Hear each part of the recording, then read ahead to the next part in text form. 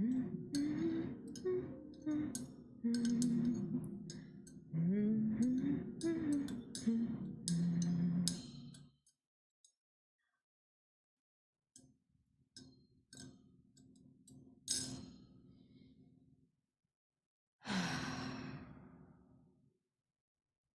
what do we have here? Eager little passengers. The play has not started yet. What are you doing here? I suppose it's not too much of a bother. Would you like a little behind the scenes, dear watcher? I can show you something pretty interesting. Not many get to witness the King in Yellow in such a state, especially not before a performance. Would you like to gaze for a moment upon something beyond comprehension?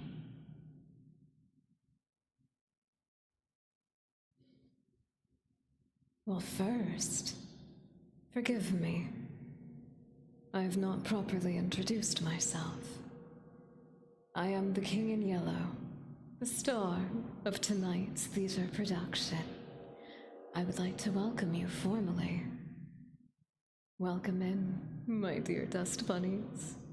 I hope you are well. I hope you are taking time to take care of yourself, as it is oh so important to do so. You're all looking quite nice today, I must say. Did you get all dressed up for the festivities? How lovely. Happy Wednesday, my dear audience members. I hope you are well. Today is a very special day. As you can tell, we have something so fun, so fun. Even in the desperate depression that I found myself in the past week, I was spurred to inspiration. I couldn't get this idea out of my head, and I've been working feverishly on it since then. So I do hope that you are just as excited as I am.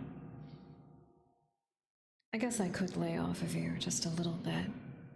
But first, allow me to say hello to Krusnik, my darling. I hope you are having a lovely, lovely Wednesday night. Hi, hello to Pig Out. I hope you're having a lovely, lovely Wednesday night.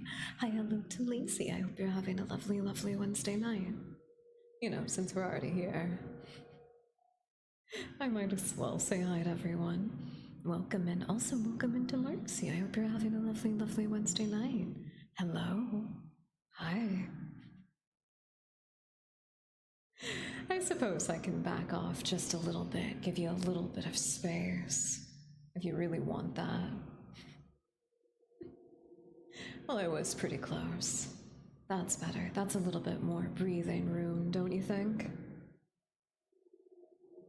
You're going to have to take those blinders off, though, if you want to perceive this incomprehensible terror.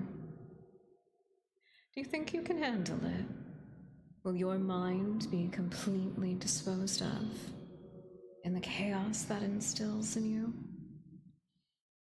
Hello, hi, and welcome into Wepper. I hope you're having a lovely, lovely Wednesday night. Hi, everyone. Hi.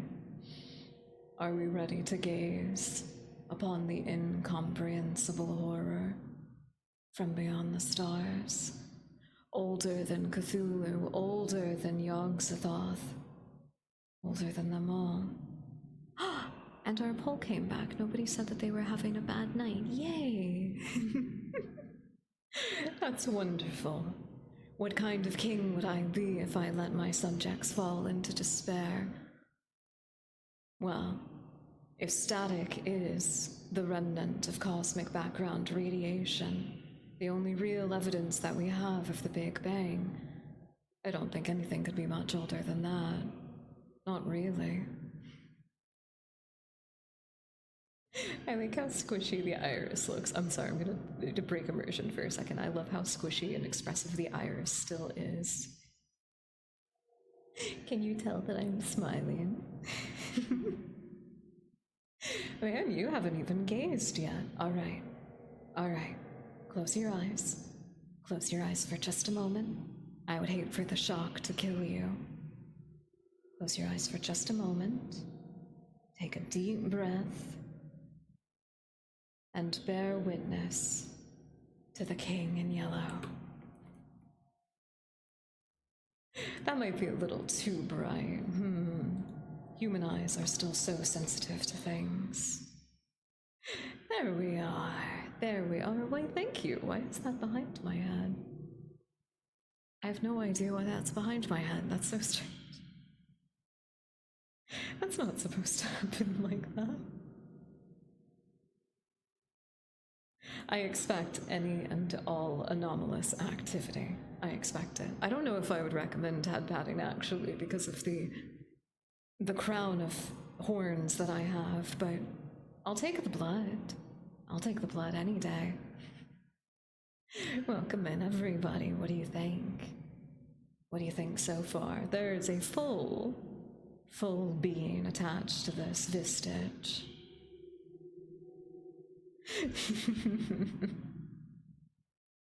Don't they look fantastic as well?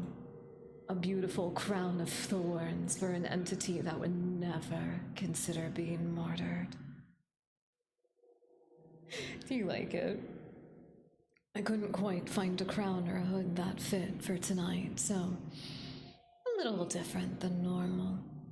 Where if I was casual, you wouldn't even be able to see my face.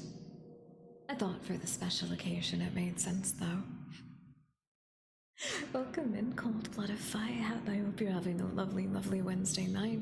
And hi, hello to Saint. I hope you're having a lovely Wednesday night, and thank you for the 5 stream streak. Thank you, thank you. I'm glad you like it. Alright. All of the emotes. Oh, I'm so sorry. I'm so sorry. Don't use the sound alerts. They're muted because it's an ASMR stream. I'm sorry, I did not disable them. 1 second. I will fix that. I could never let my subjects be stolen from in such a way. Not your precious, precious teeth. Please let me log in. No, God. It's a sort of interesting little headcanon of mine, personally. Especially with the yellow wallpaper. There's something very inherently King in Yellow or Cognito Hazard-esque about it that I just thought was so appropriate. What better place to be the dead city of Carcosa than a place where no human life can exist? I think that makes sense, right? Thank you, Cold-Blooded Fi. Why don't we take in the rest of the form? You can take an eye at the whole being. See if it drives you crazy or not. What do you think the best flavor of protein powder? Of vanilla, because you can add it to anything, but strawberry on a baseline.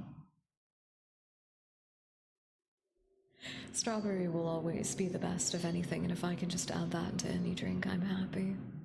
Most of the time, vanilla, though, it just makes everything easier. What do we think? Is the splendor magnificent for a king that brings only destruction? I've never quite felt as operatic as I feel in this exact moment. She does have a very specific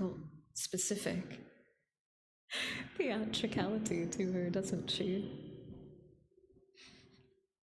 It may be the super long opera gloves or just the immense amount of cleavage. I can't decide. But with that, my dear dust bunnies, my dear members of the audience,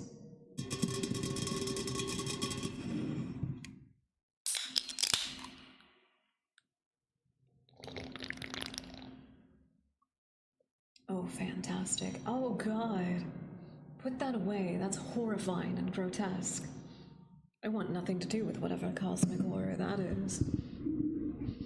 Far too big. Far too big. Thank you. Thank you. I really like that little emote, which is like the big watery eyes. It's very cute. Just great words. See, I knew it would be a cognito hazard. I knew nobody would be able to handle it. The dust bunnies are such sensitive, fragile little creatures, after all. But that's okay. That's alright. You're allowed to be. You're allowed to be. Cracking open a boy with the cold ones. Thank you. I don't know why my other headpads aren't working. This is so strange. Alright, well, let me see. Maybe this is why. Maybe that'll work. Okay. Fine. Where did the other thing go? Okay. It's also completely in canon that as a nomadic entity of destruction, I do not have actually a court of people here to help me, let alone a producer to make sure OBS doesn't crash. Of course, Suits. What would you like? What is your request? Which actually I should. Now that we're here properly, I should make that available to you, shouldn't I? Should say hamburger. I feel like it's just a perspective kind of thing, and I think it's really funny if it's just perspective. Most crazy, sinister affirmation. Well, that kind of is the funny thing. That is the funny thing about what I do. So many people have seen the yellow sign. So many people have given in to the influence of it, even without ever knowing my name, without ever speaking it, without ever seeing the remnants of Carcosa, of my work. And yet still, there is a perseverance, a hope against even the most implausible of destructive odds. Isn't that lovely? Some stories that we will be reading tonight exemplify such a powerful human characteristic. Not all of you are as successful as others in evading my grasp. But there is a force more powerful than I could ever be. It's the only thing that's ever beaten me. Unconditional love. Love for your fellow man. Love for yourself. Love for those who are precious to you in an almost obsessive fervor. Even that is a force that I can't touch. And it is proven time and time again stronger than anything else in this universe. So take solace, little human, that you do in fact have something that can even outdo me.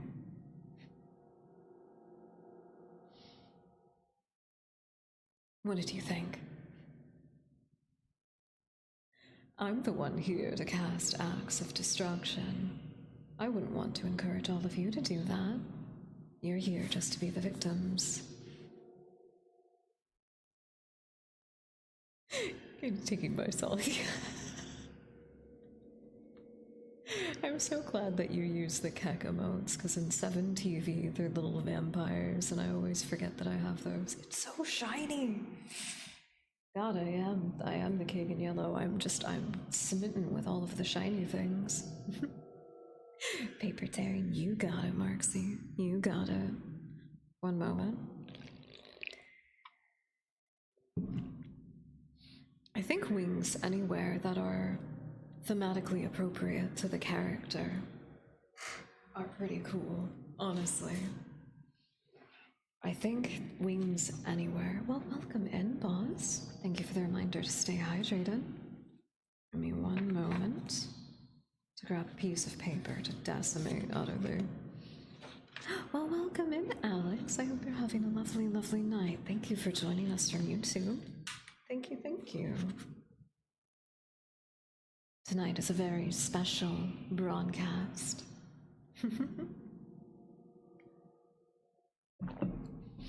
Marxia is our hype master for all of our vertical content creation. I have, actually. I gained over 30 followers on Fansly just by tangentially mentioning it.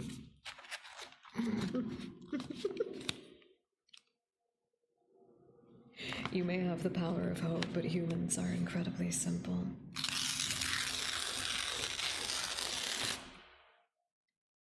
Oh, that was lovely.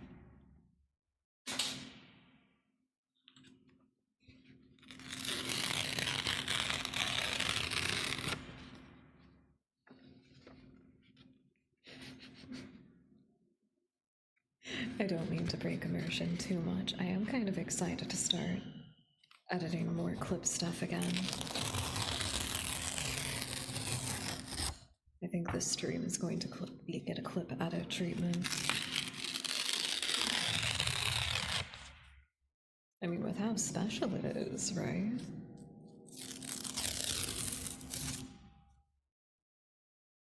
Where are my scissors?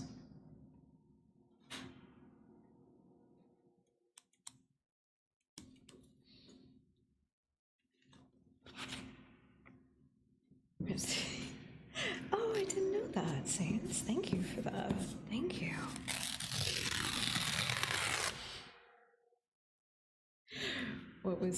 Which one was your first exposure?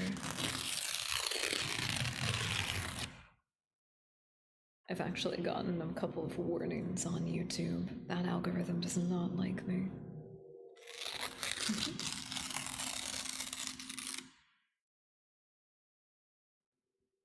Isn't that also such fun?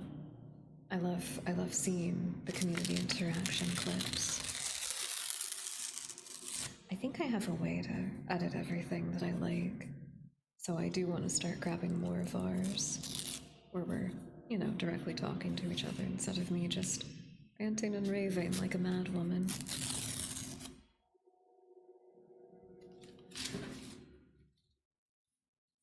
And now, I'm going to make a mess that I will have to clean up later.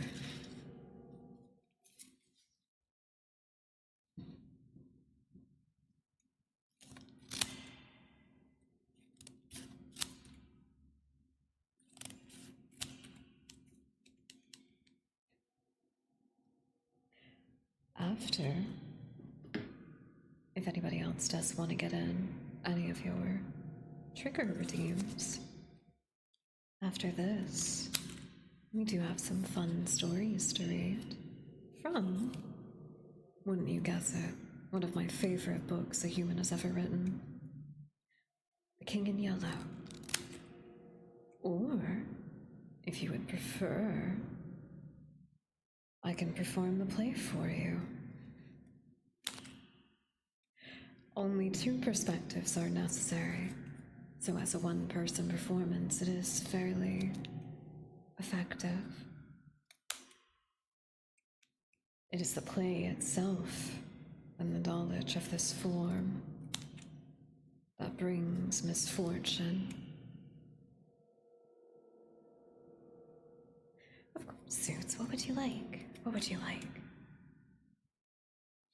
No worries, I understand.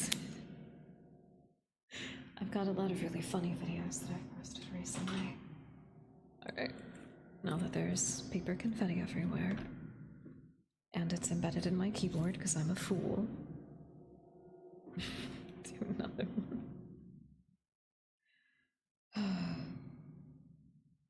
Let's see.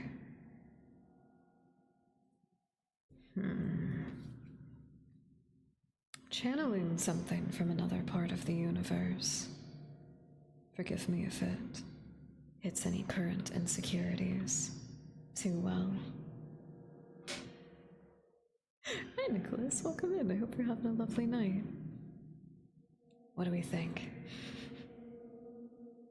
I figured for the first part of stream I would let you all see the full vistage.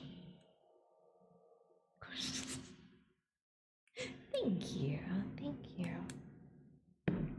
I appreciate any and all efforts of the poet laureates to try and capture any comprehensible description. Let's see.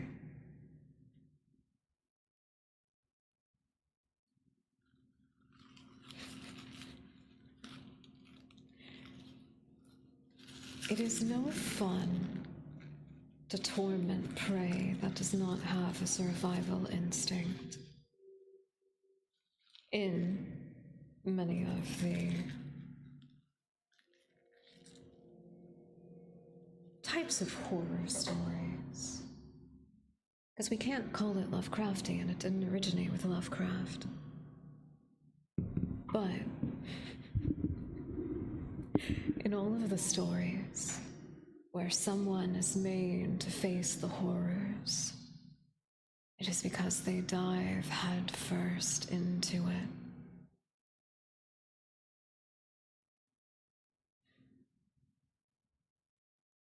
Fear of the unknown is not the greatest fear of mankind.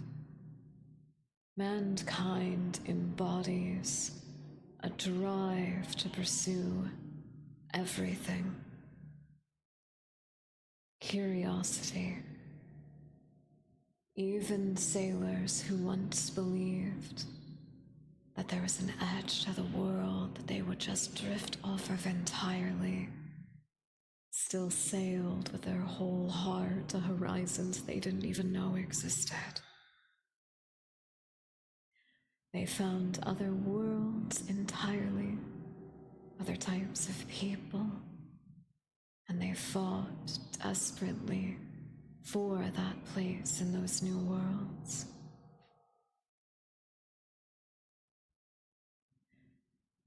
Humans have an incredibly powerful curiosity, and I believe it is truly one of the greatest mistakes to say that they fear the unknown. Truly, I would say for the most part, some of you are quite a bit of freaks about it, honestly. But I do suppose that that's fine. Tormenting prey that does not have a survival instinct is no fun at all. Oh, thank you. Thank you for the headbats, Marksy. And thank you for the 3-stream streak, TFM. I appreciate it. It is so small. How did you reach up here? How did you reach up here so far?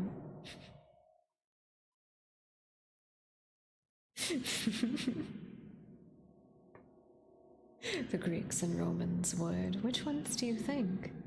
Perhaps there have already been god statues built in my vistage. They have just taken different forms as to not corrupt your minds. Not too quickly, at least.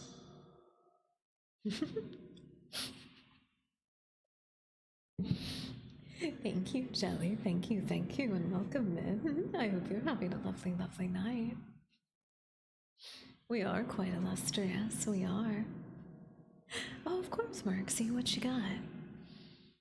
Something about divine woman and all that. Just put a beautiful, something beautiful in front of a human and they are caught up in the absolute majestic awe of it. Oh, if I increased the reverb, you say, well, I can do that in a different way. What do we think? Does this one tickle your synapses in just the right way?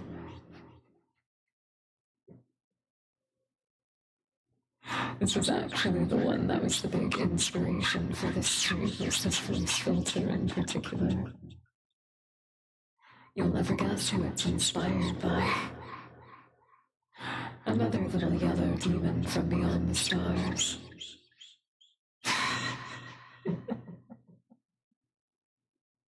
I wonder what that sounds like, actually. I have a little gummy bear fidget. Oh.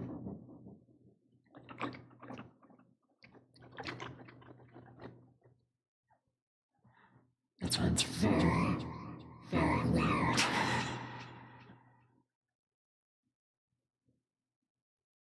It's so quiet, but it sounds so strange.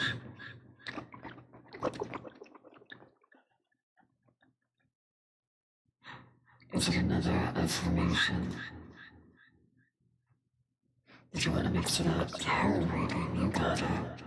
What do you think of that, though?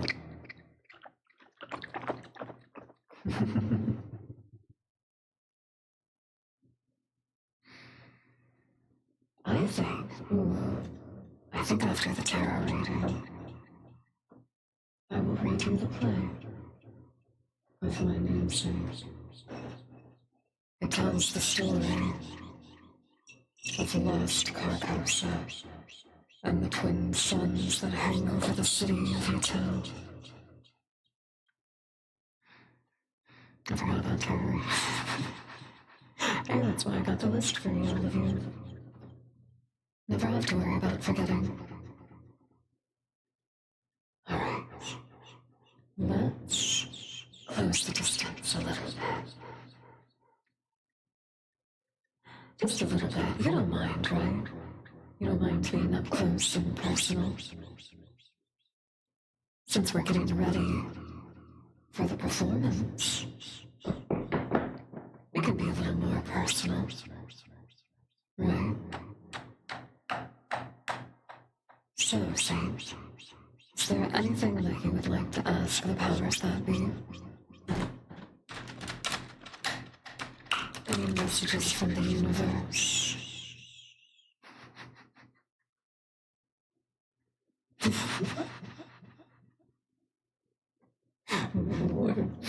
Oh, sorry, not. I can't call that creature dog. I can't call that creature homie. I can't call that entity. I can't call that entity brother. Forgive me, my lord. Yes, it does. Yes, it does. I couldn't decide which I like more. I'll show you real quick. So this is pretty cool to me. I can't decide if I like it more. As if it's just like the stage lights shining on, or if it's conquered with the illustriousness, the bloom. I can't decide. I think both look really cool, honestly. What jobs of the human race are you most interested in if they're for our life? Oh. Anything where somebody is in a service position. I would be a fool of a king if I did not admit how beneficial it is to have a full core. And did I miss it? Since? Did you have anything in particular you want to pass the cards? You can make it as vague or particular as you would like.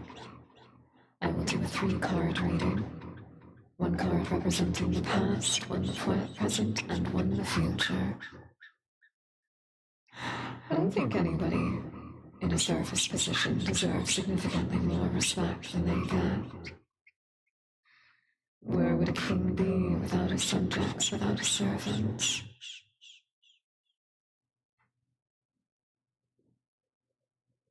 Past, present, and future, just in general.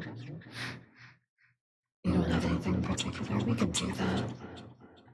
May the cards lend themselves to whatever is present in your life currently. Oh, I answered, Saint.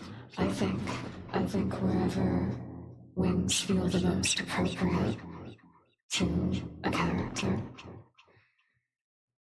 For this in particular, the reason why I chose both sets of wings is that inscribed on the front cover of the King in Yellow, I do have these very beautiful big red wings. But considering how much adornment a king is supposed to have, the wings on that just felt very thematic, don't you think? Alright, for our dear suit, our card representing the past is the Queen of Pentagrams, inversed. In the position of the present, the Devil, our first arcana. And in the position of the future, the Seven of Pentacles. Well, why don't we start where it makes the most sense? Our past. It is a card inverted. Inscribed on it is the spirit of an old saintly woman who carries nothing but love in her heart for her children. Symbolically, this card may herald a time of personal healthy growth, whether a new business tactic or a new personal health regimen. The Queen of Pentacles may also symbolize a person in the reader's life who is down to earth. They may own a business or run their household with a steady hand. They may be interested in the outdoors or cultivating a community. If inversed, this card may point toward stubbornness on the part of this queen, an unwillingness to change. If you see this card as a representation of yourself, there may be a point in your past where the stubbornness that recedes now, it's just coming back around, as things sometimes do.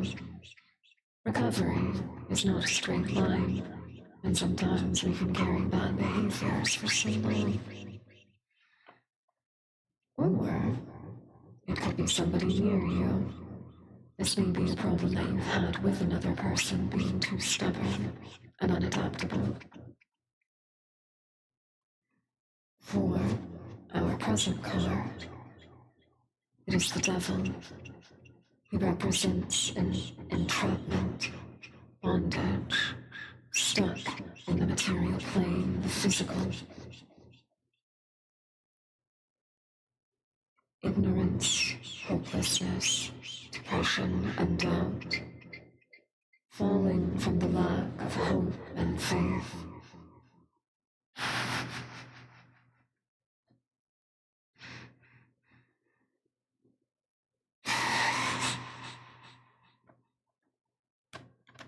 Some people probably could come out of their depression if they got their devil triggered, right?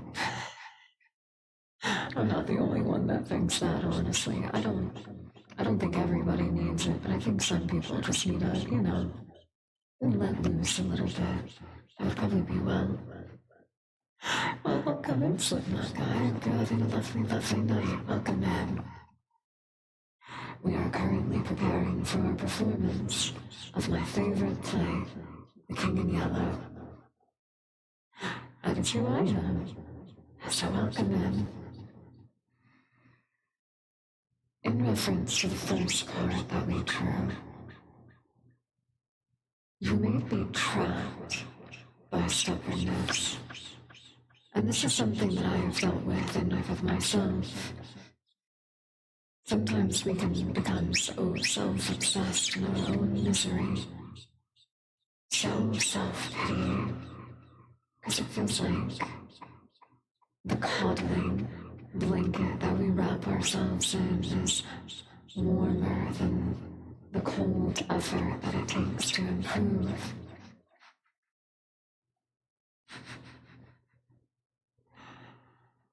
I think looking at it in that kind of metaphysical way would be better.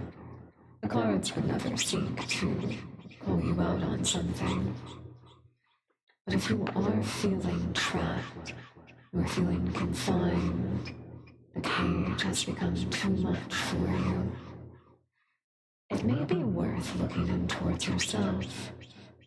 Self-sabotage is a hell of a drug, and sometimes we can get used to doing it to ourselves without meaning to. And now for our card representing the future, with all of that in mind, is the inverted Seven of Pentacles. Two men dance around each other. One at his feet casts torrents of fire, and the other seeks to extinguish. What's up, Nicholas? What's up? Man, you really didn't want to wait a even put spaces in there. That's just the one word.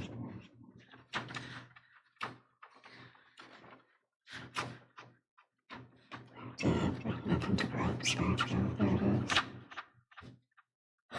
Ooh, interesting. A warning against the dangers of impatience. There it is. Everything comes together in the final act. Upright, this card acts as a reminder to the subject to bide their time. Reversed, the subject may be at risk of throwing all pretense of patience aside and killing their own projects.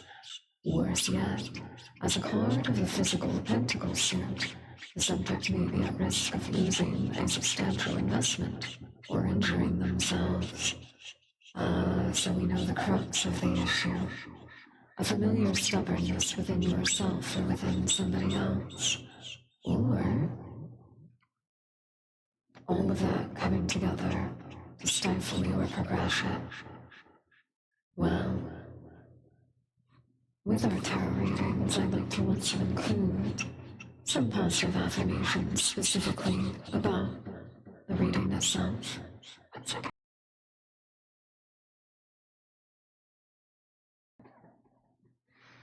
I forgot to make tea for a minute here.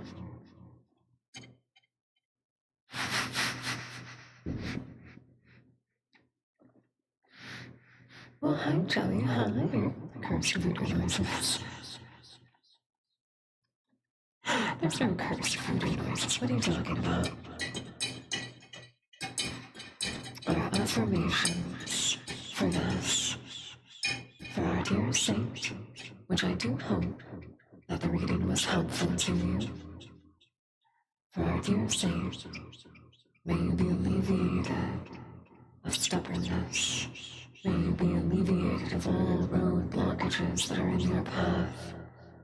May you become so steadfast, impassioned by the things that you enjoy and that make you happy, for your goals, your future itself, your perseverance, that nothing can stand in your way.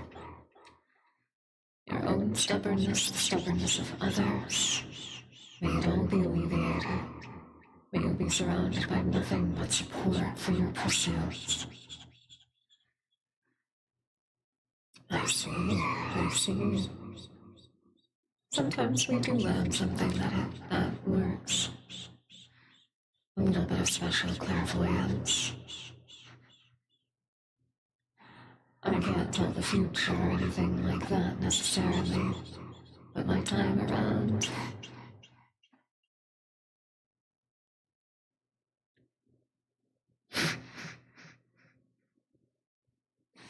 I hate that you can never hear. I hate that you could never hear it on the ASMR streams, because that was lovely. I loved that. Thank you, Bruce. Thank you for the resubscription with Prime for 7 months. God, I love our emote denoter. I love our emote denoter. It's so good. Well, soon, I hope that your past experience with any kind of stubbornness is able to guide you in how best to tackle this. And with that, my dear bunnies, I would like to perform the play for you. Oh, thank you for that, pets. And the inevitable blood that comes from you stabbing yourself on my horns. Let's see, I think I would like to do a different voice. Can I turn up the reverb? I can.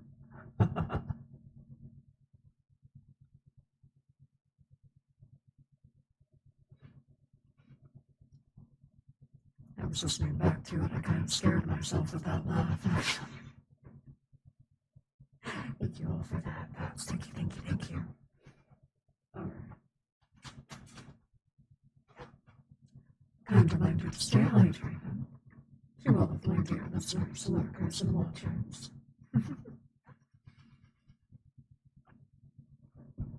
Welcome welcome in. Good man, I hope you're having a lovely, lovely night. Welcome in. Thank you, I'm glad you liked it.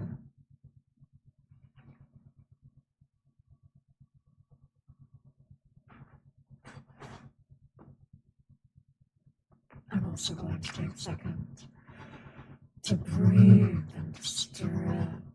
I do. And I will keep trying. I will keep trying.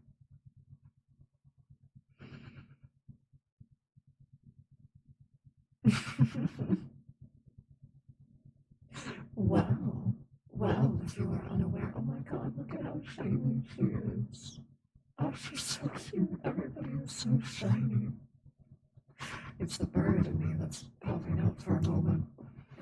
God, I love these shiny things. Alright. If we can, we'll put a pause on the trigger redeems for now, and we will redeem all of them once we are done performing the play. So for now, unless you want them to stack up and you know that you will be here afterwards, excuse me, save them for a moment.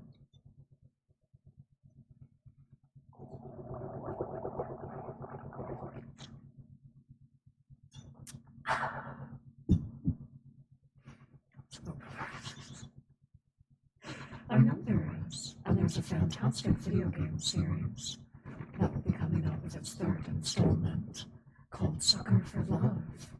It's really, really good, and I think everybody here would like it. Do you guys want to play that on Friday, actually? I have the first and second game, and then I also have the demo for the third game. The first one has waifu versions of myself, obviously, Esther, Lynetta, who is our Cthulhu character, and Neon Leathertop. The second game has Roxanne, who is a goat fertility goddess with 4 eyes. And the third game is all inspired by Color Out of Space.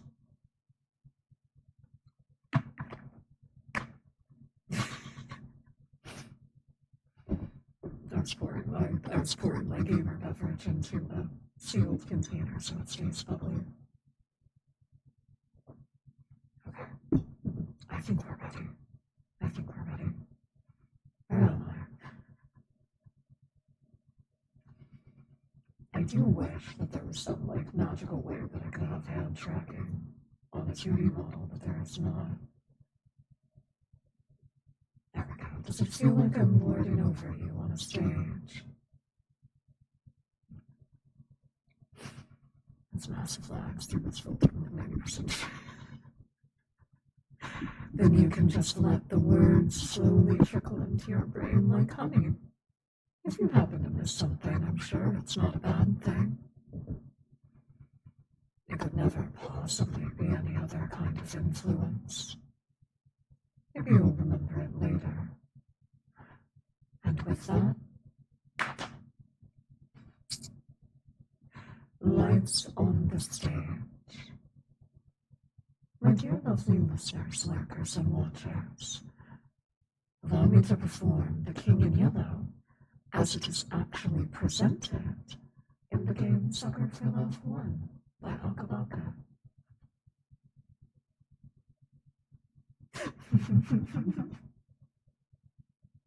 Exactly, that's what I am.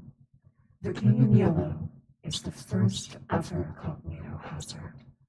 The simple knowledge of my existence can bring you nothing but misery.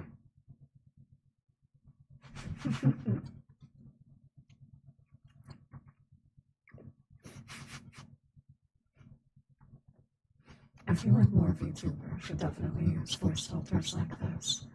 Somebody that we rated the other night, Symbol, she's very cool. She does it as if she's on an old camera and everything. It's very cool. I like it a lot. Let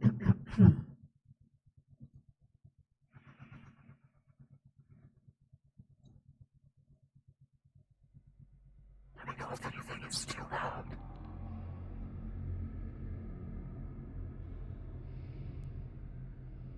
may Nowhere Productions bring you The King in Yellow. Act 1. Setting. Exterior. View of a golden gilded city. Greetings, stranger, fortune fellow. 'Tis a party for which I bellow. I invite the King in Yellow, some call, come all ye in your tell. Wear thy masks upon you, to my masquerade, until he may come to lost ye tell. Hope for us there may be still.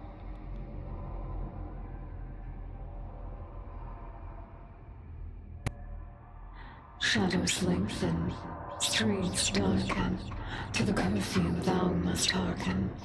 Why so loudly dost thou bark in the dim city of Yatil?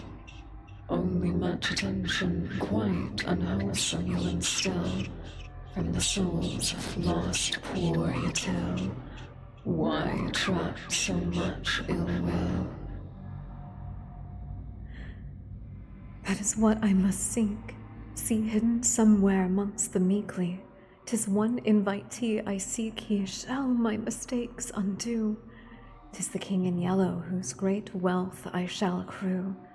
When his shadow passes through, wealth will come to you and I.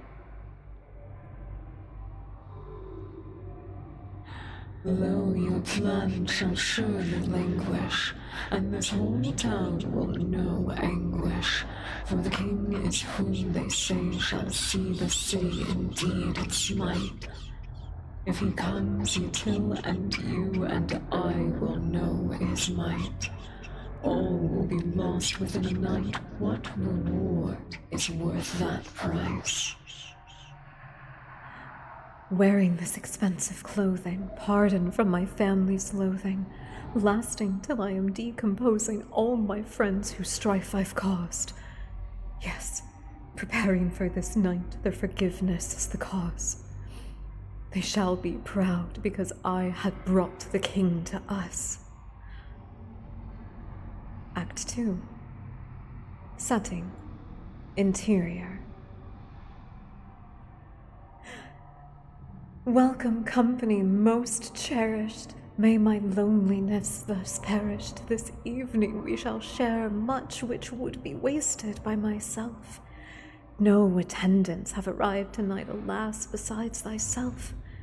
But I'll be beside myself when the king reveals himself. Lay thine hands upon my bodice, for before you stands a goddess. Known this guest of goldenrod is merely the first of the night. Let us drink to your great wealth and family and life lasting till your afterlife. All will be yours once he arrives. Yes, until my schemes may flourish, we shall haunt my empty fortress. Let us dance the whirling dervish while we feed our appetites. By the morrow we shall know if the king came tonight. Midnight marks the final chime. Until that comes, there is still time. Be thee gracious of sense, demonstrate a courtly patience. He declines no invitation he receives upon his court. All who live in Doom will know without report. The king arrived by your escort, a prophecy of grim import.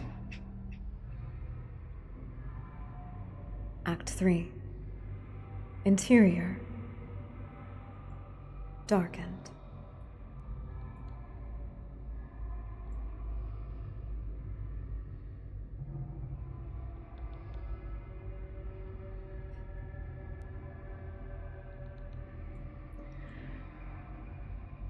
Damn the night and sorrow scornful, wicked mourning unremorseful. Why tonight must I be mournful for ambitions unfulfilled? After all my preparations, all the daylights I have killed, why is it us only still? Why are my wishes unfulfilled?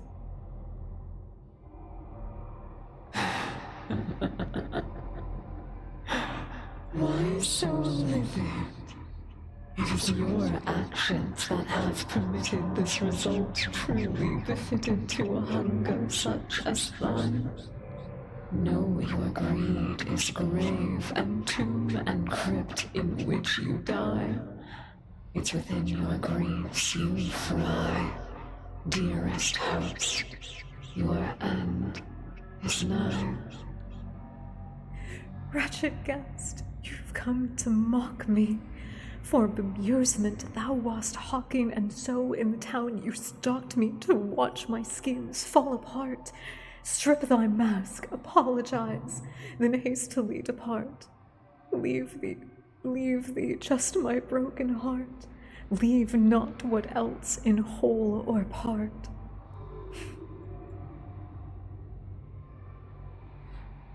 Oh, dear host, I wear no mask, no witness.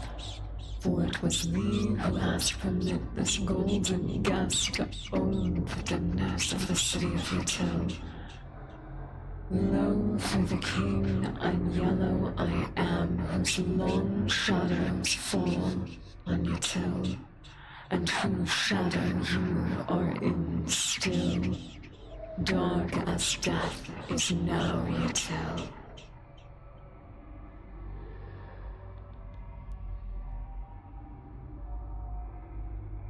I thought I had a sound effect queued up that was supposed to be the sound of somebody getting stabbed. Now I can't find it.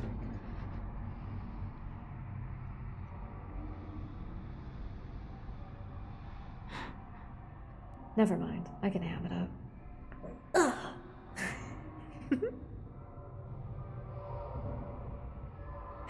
Foe, draw thy blade from mine contusion. My life reaches its conclusion. Cruelty matched by your delusion that you are truly the king. Yes, you would have granted all my wishes, not forsaken me. If indeed you were the king, why would you have murdered me? But I've granted all your wishes. I'm afraid I disagree.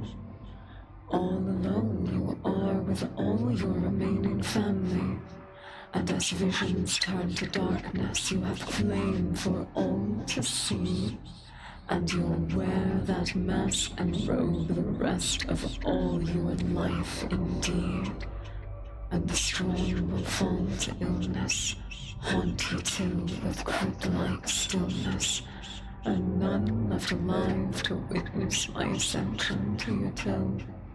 And from the catacombs shall cries of innocent slaves stilly, heard from lady and from smithy, and from throne to peasant mill, cries unprecedented in the city of Yatil, wails unlike there will ever be again in dark Yatil, that your invitations quill brought the king to black Yatil.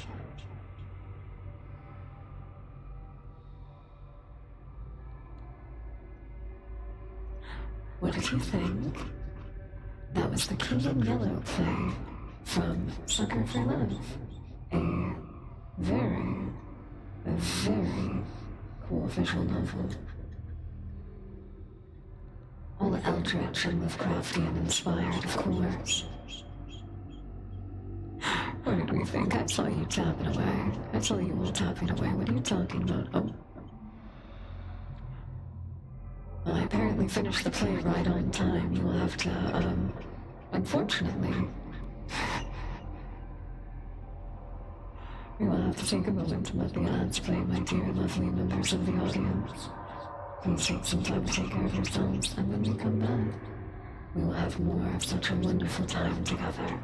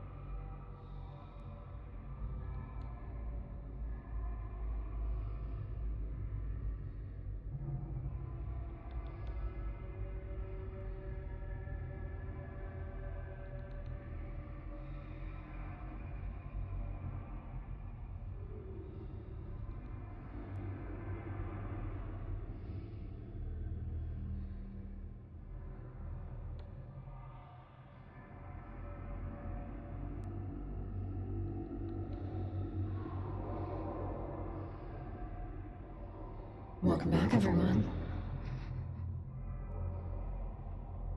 I hope you're having a lovely, lovely night with us.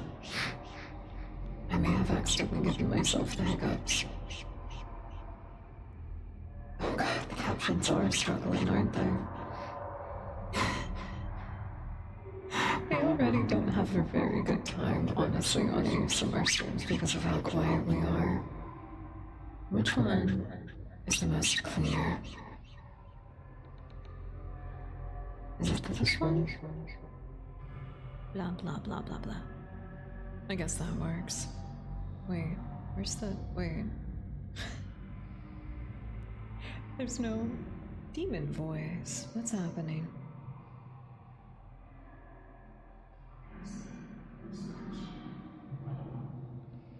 Is that what it does? That's so weird. That's not what it sounded like earlier.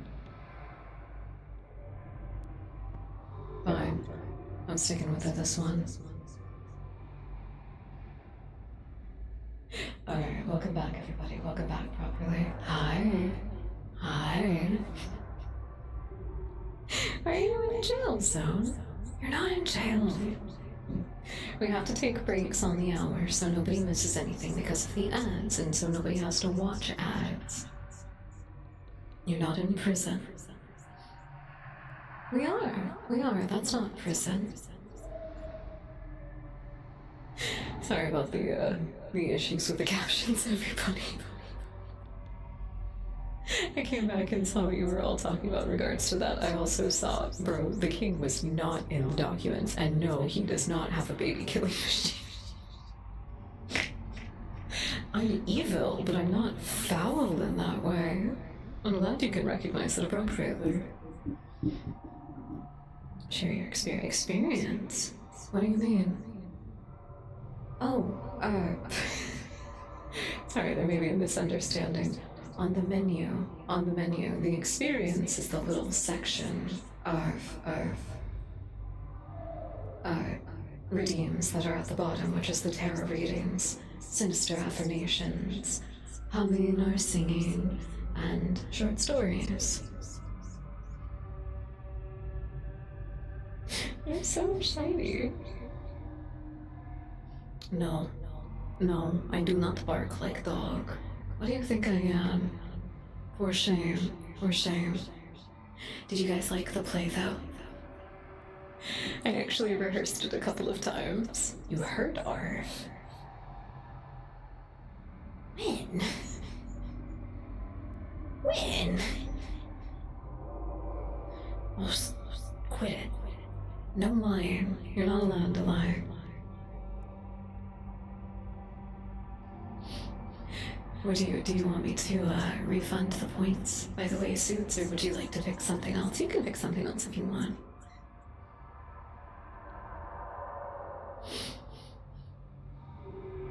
Hell yeah. Hell yeah, I'm glad you guys liked it. I got up and I got a little discombobulated from the character. Hold on, I gotta log back in.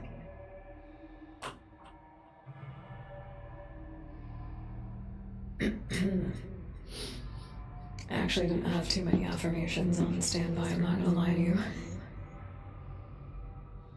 I didn't have too many, honestly. Oh wow, that looks cool. See, even I'm kind of taken by how cool I look. It's that much of a cognito hazard.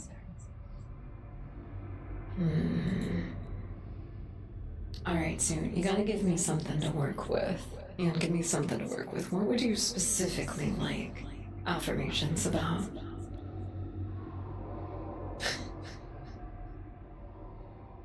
That's always what we do. That's always what we do is the 3 cards. Thank you. I appreciate that.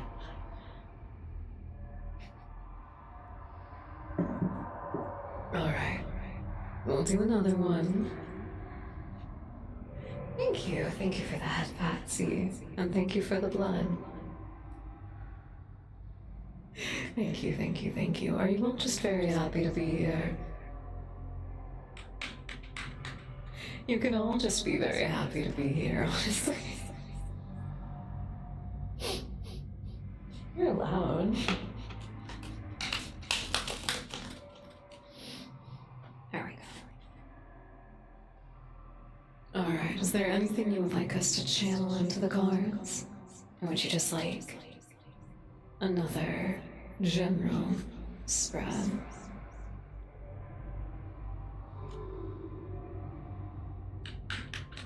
I'm giving it a double shuffle just in case. Okay.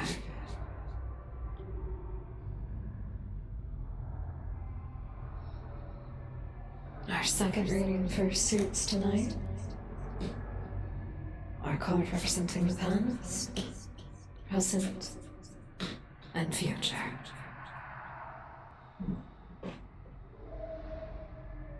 The card that is in the position of the past is the world, right side up. The present is the Nine of Wands, right side up. And the future is the Six of Cups, inversed. The world, another one of the Arcana.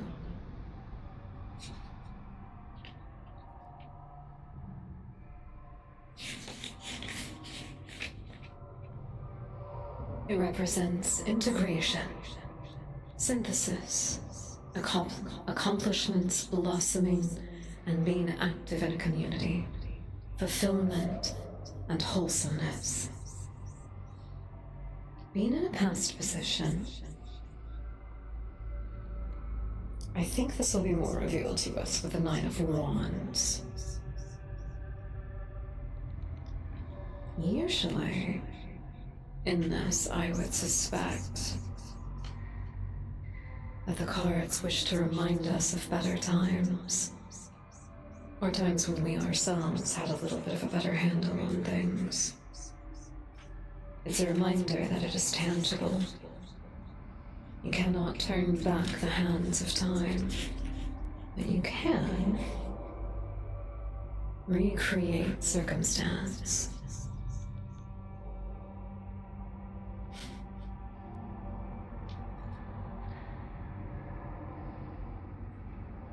Why is it 2 a.m. for you?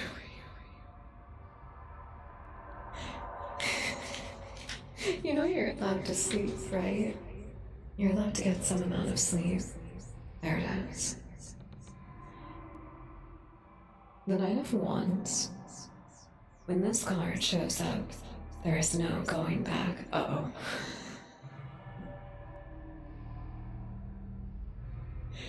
The end is in sight, but there is still work left to do. Dig in to find the energy to finish the job right. Upright, this card ensures the subject that making this final push will pay off. Reverse, the subject may have come all this way just for the project to be cancelled or altered. Oh dear. Oh dear, well where does the future put us then? Because one failure means little in the grand scheme of things.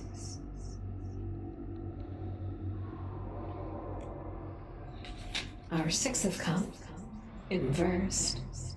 Oh wait, the Wands is right side up, so it does say that it's positive dividends. That's right.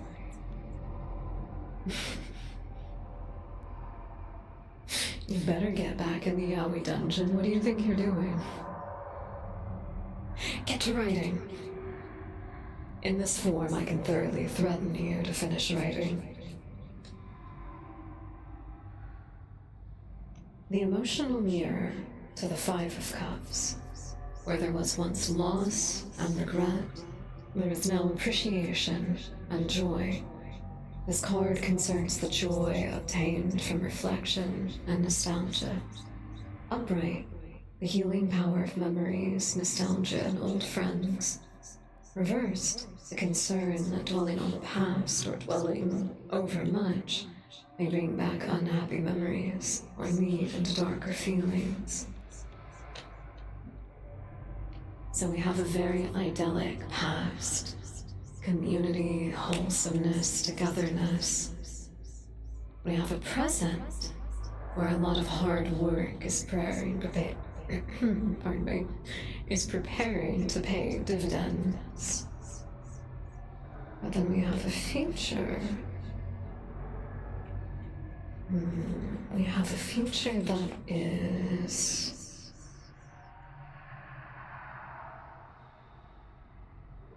The future itself feels like it's warning us away from this far too idyllic memory of the past. Trying to pursue something in an unrealistic way cannot possibly pay off. If we can only do so, if we allow for things to exist in their natural state. I think along with the previous reading, we may be able to surmise you may be taking too tightly of a grip over the things in your life. You may need to let go a little bit and let things just kind of flow, especially if it's other people. We can never control other people in the ways that we, well, humans can. Humans can never control people in the ways that you want to. Sometimes you have to let people just be. Sometimes it's not your responsibility to manage and mitigate them. Other times they have to be the ones to find out what is worth fighting for them. You know? I do hope that these readings have helped shed a light on any issues that you may be dealing with, though. And thank you for redeeming those. Currently thinking about how I'm trying to use the king for...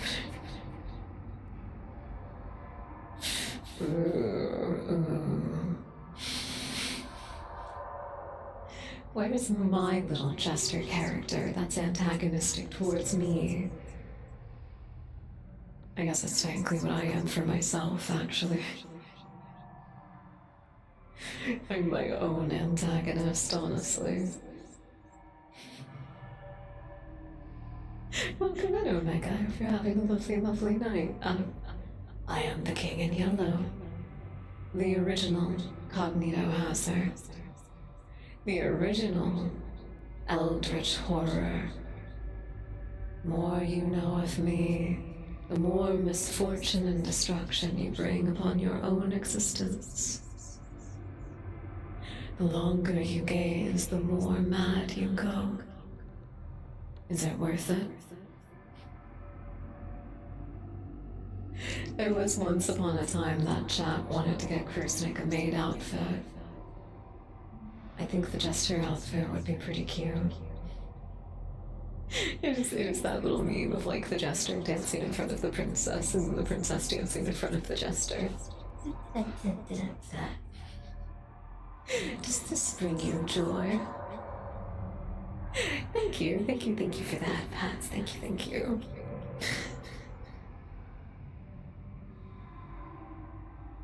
We would have to make a special fund for it, and I would have to see if he agrees to it. He's a bashful little guy. He barely wants to be perceived by other people, let alone in silly little outfits. For me, it's different, but other people... Well, of course, Omega, what would you like to request?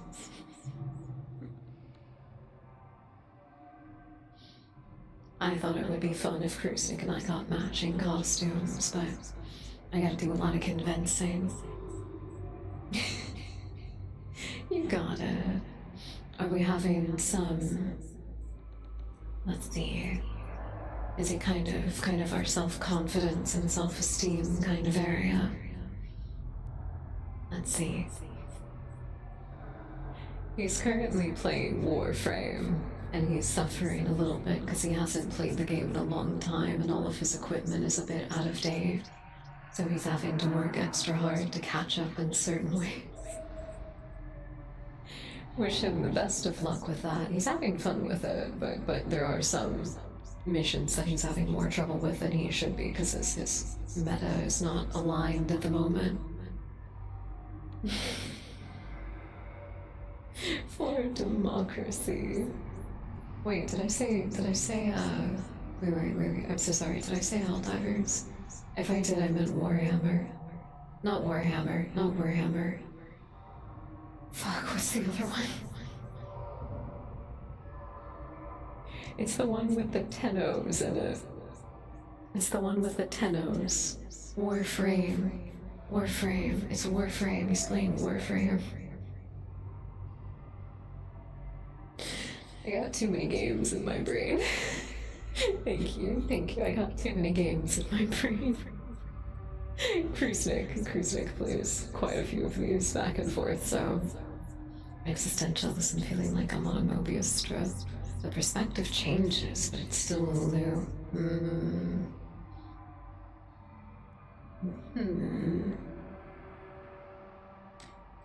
That is a tough cycle to break. The Mobius strip itself is incredibly complex, yet deceptively simple. It really does feel like you're just a little hamster on a wheel. You're walking, but you're never making any progress. Perhaps a little recontextualization is in order then. You feel like you're never moving forward, you're never moving towards something, you're never moving towards an end goal. Because there is no goal. We can create them for ourselves, metaphysically.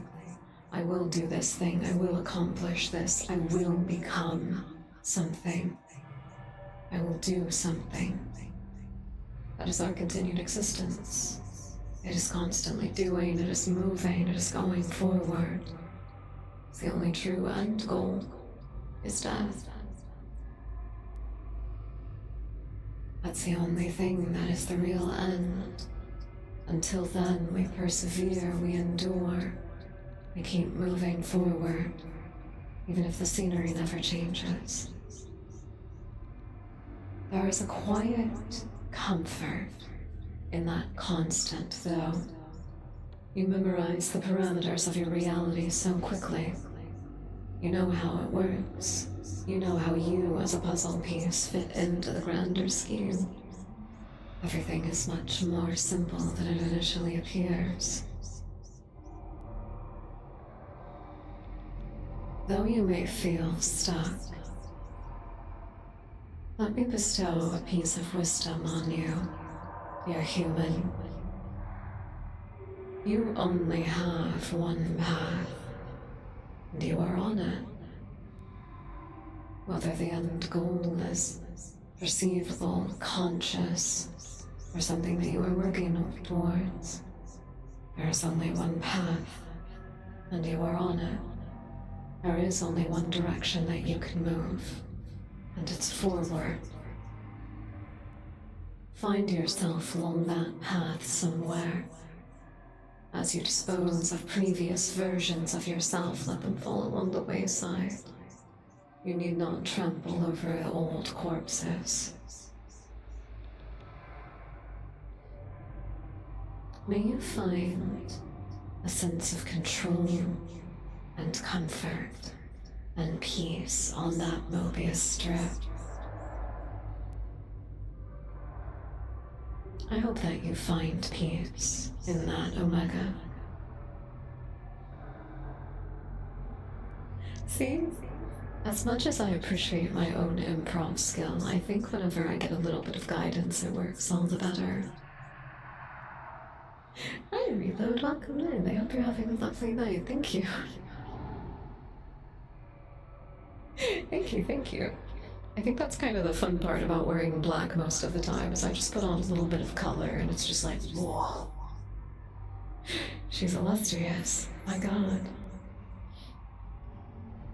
Alright, I gotta scroll up for a quick second. I definitely missed some of you. Look at community post. What did you do in there? What did you do in there? What are you doing? Oh, hey, what's this? Oh, right, I have seen these. Those have gotten recommended to me on TikTok quite a few times. I can't tell if it's real or not, and it's really fucking with me. How do you feel about dressing like a jester? I feel like it should be pretty obvious. I know that I'm a clown. I have no problem dressing like a clown, a jester, a Piero. A Harlequin I could do without, but that's okay. A group of crypto companies with Dutch roots focusing on cruise ships. Wait, hold on. Is it actually a cruise ship company? Well, I'll be damned. Well, I'll be damned. Okay. Man, I'm so sad that you didn't get the Trinity Blood reference instead. That sucks. Google has failed us yet again. I am here. I know you're here, my love. I see you. Cruise knowledge has been delivered. Thank you for the 7th straight streak, Omega. Thank you, thank you. I'm glad you guys like it here. I am. I like doing silly stuff like this. This is where it's at for me. Hope your night is great. Well, thank you, Reload. I hope yours does get better. Old radio host vibes. You think so? You think so? That was kind of the idea a little bit. That was a little bit of the idea. I was having fun with that as a concept. Oh no, it's a real artist. Shh. Oh, that's what you meant. It is. Okay. Original video got almost suddenly like, God damn. Hell yeah. They just, I guess the way that they render their stuff just does have that real particular soft feeling that a lot of like AI generated drawings do. I hate it. I hate that it's because you can tell whenever something is generated because of the way that it looks.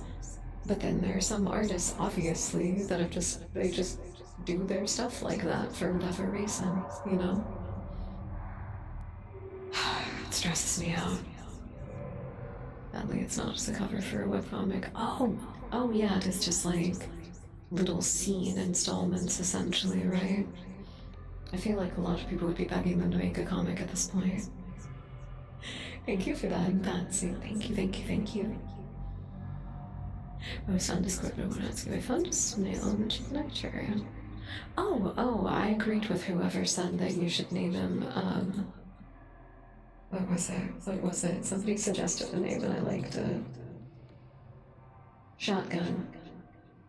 I like shotgun or pipe bomb. Either one I think would be very effective. I thought it was good. I couldn't come up with a better one because I just thought that was it, you know? Very primo, honestly.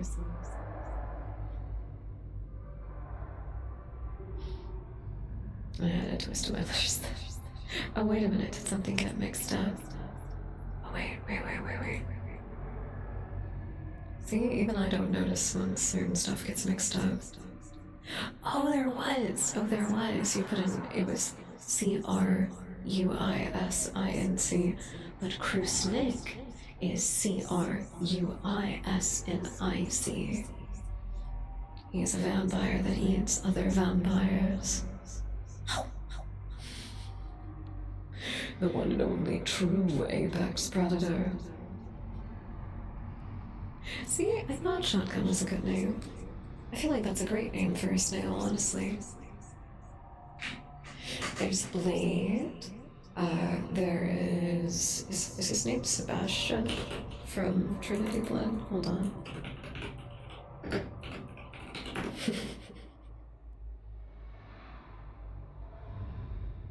What is his name again? He's such a silly little guy, but I always forget his name for some reason. Abel. Fucking doy, it's Abel. Alucard from Hellsing is also a vampire that eats other vampires.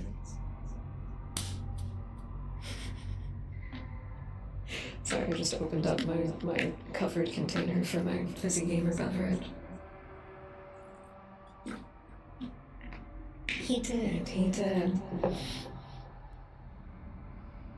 He found he was not quite as much of a chatterbox as I am. I think it'd be fun if Krusnik streamed, though. I would love to get him his own model and everything. I was considering it for a minute, but I haven't found any masculine models that I think would really allow him to express himself.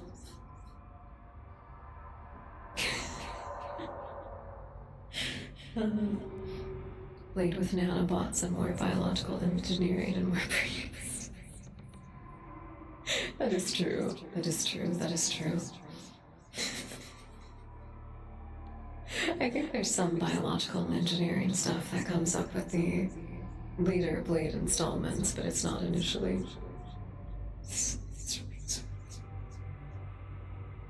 Because Google is terrible about that kind of thing. Google is terrible about that kind of thing. There are some things that it should just let people delete, but it tries not to. I've never understood it personally.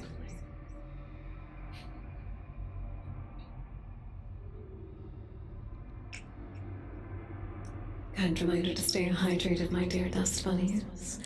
And if you are about ready, I think I would like to read one of the stories from The King in Yellow. Let me run the titles by you all real quick, and I will let you decide which one. Or... Ooh, actually, wait, I might not let you decide.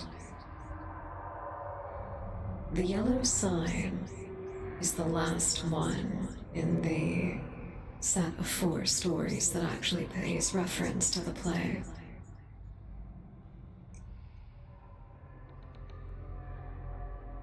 Oh, that may be why. If they're just privated, sometimes they can still pop up on Google, which is really weird.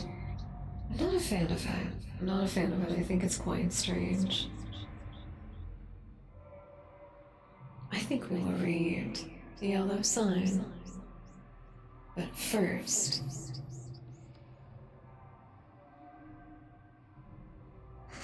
let's take a moment to stretch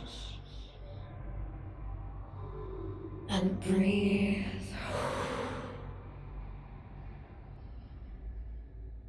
I'm stretching by opening up my shoulders and my chest. I'm interlocking my fingers together and putting my hands behind my head.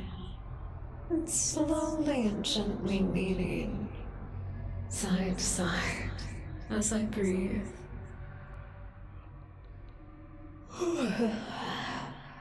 If you yawn, that's completely natural. I hate Google. I hate Google. I hate them. I hate them. I hate them. I hate them. So much.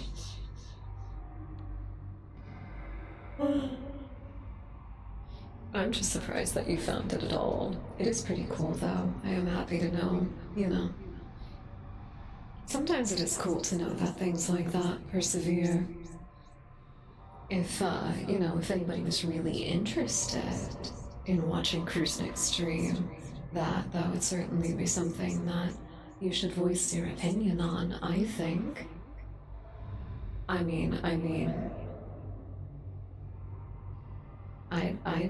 like my husband quite a lot. I think he has a lovely reading voice, too. I think it'd be cool if he just did reading streams. I think he gets stressed out at the prospect of playing games in front of people, which is valid. It is quite stressful. No judgment there. But, hypothetically, if he came in here with his smooth, dulcet radio tones that he has, I don't think anybody would mind or complain, Do you mind if I tell them a little bit about your character, darling?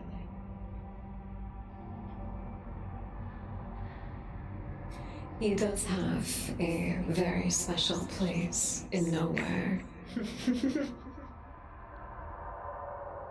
He does have a very special place in nowhere. He is host, which I am not host, I am the King in Yellow, but your normal host. Your lore, your character. Krusnik is house, very cute, very sweet, very shy, but very sweet scientist boyfriend. That's what he is in that context. And he spends a lot of his time doing research around nowhere to learn about the anomalies that are present. I could be a king, if I want to be. If it's the proper title befitting my stature, I can be a king. But before Krusnik and I met, he was a scientist in a very different place, in a city that floated above the clouds. He worked right beside royalty as a scientist. That was many lifetimes ago now, though. That is not to say, though, that he is some kind of sane scientist. He is quite mad, in fact, and has made his own alterations to his physical form. He made them before he and I met, and before we both became denizens of nowhere. I think we're quite complementary in that way.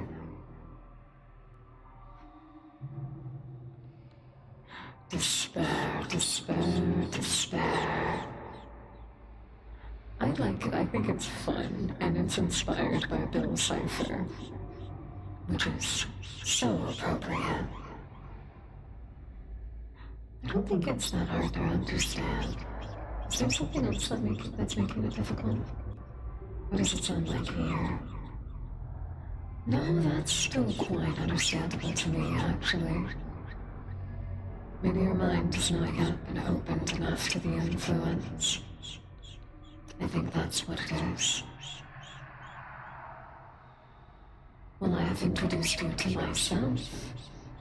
I have introduced you to the play that tells the story of the fallen city of Carcosa. Why don't I tell you the final piece of all of this? The other side. This will be it. This will be the last line of defense that you mentally have against my influence. Are you prepared? You may give up some part of yourself. Your sanity, to say the least, but there may be other things that trickle out of you with it. Or your brain is a little too limited. That's okay.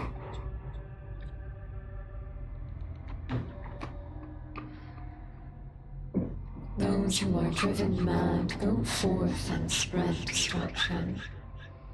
Those who are strong enough to withstand the influence can stand amongst the pantheon of survivors. But those who completely surrender themselves to the influence become one of my attendants. If that's what you want, who am I to complain? No such thing as too many cooks in the kitchen, right?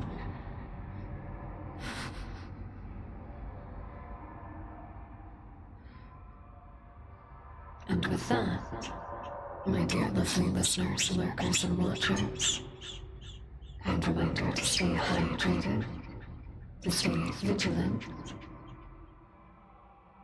This is The Yellow Sign, the fourth story in The King in Yellow, as written by Robert W. Chambers. The story opens with a quote from the play. Let the red dawn surmise what we shall do, and when this blue starlight dies, and all is through.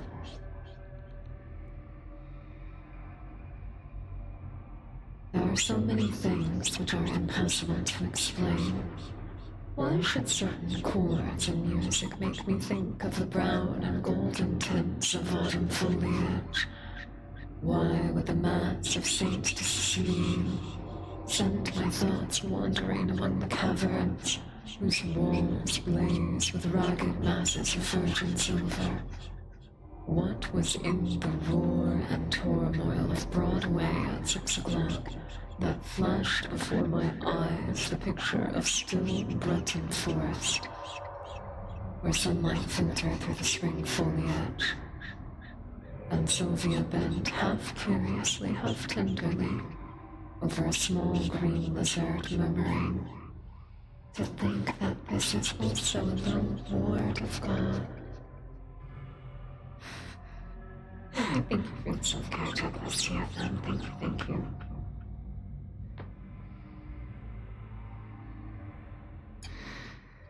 The King in Yellow does require an attendant that is very good at giving neck rubs, and is tall enough to reach.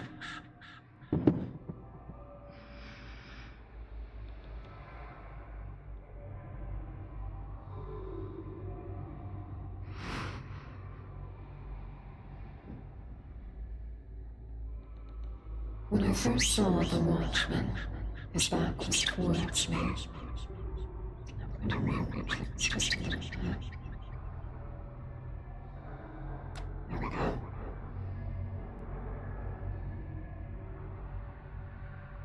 Okay, that's better. I should be able to see everything now.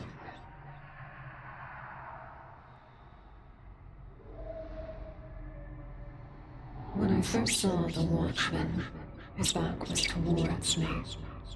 I paid no more attention to him than I had to any other man who lounged through Washington Square that morning. And when I shut my window and turned back into my studio, I had forgotten him.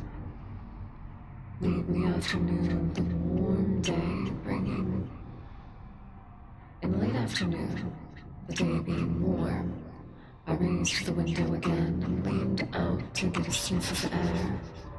The man was standing in the courtyard of the church, and I noticed him again with as little interest as I had that morning. I looked through the square to where the fountain was playing, and then with my mind filled with vague impressions of trees, asphalt drives, and the moving groups of nursemaids and holiday makers, I started to walk back to my easel. As I turned, my listless glance included the man below in the churchyard. His face was toward me now, and with a perfect voluntary movement, I bent to see it again. At the same moment, he raised his head and looked at me. Instantly, I thought of a coffin worm. Whatever it was about the man that repelled me, I did not know. But the impression of a plump white grave worm was so intense and nauseating that I must have shown it in my expression, for he turned his puffy face away with a movement with which made me think of a disturbed grab at a chestnut.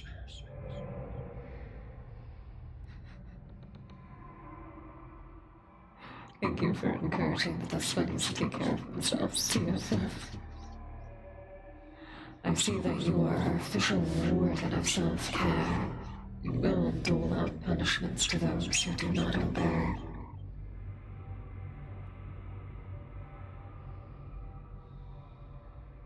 I looked at Tessie. She had not changed, and the clear flush of health dyed her neck and cheeks as I frowned. "Is it something that I've done?" she said. "No, I've made a mess of this arm, and for the life of me, I can't see how I came to paint such mud as that into the canvas." I replied. "Don't I pose well?" she insisted. "Of course. Perfectly." "Then it's not my fault?" "No, it is my own." "I'm very sorry," she said. I told her she could rest while I applied rag and turpentine to the plague spot on the canvas, and she went off to smoke a cigarette and look over the illustrations in the Courrier Français.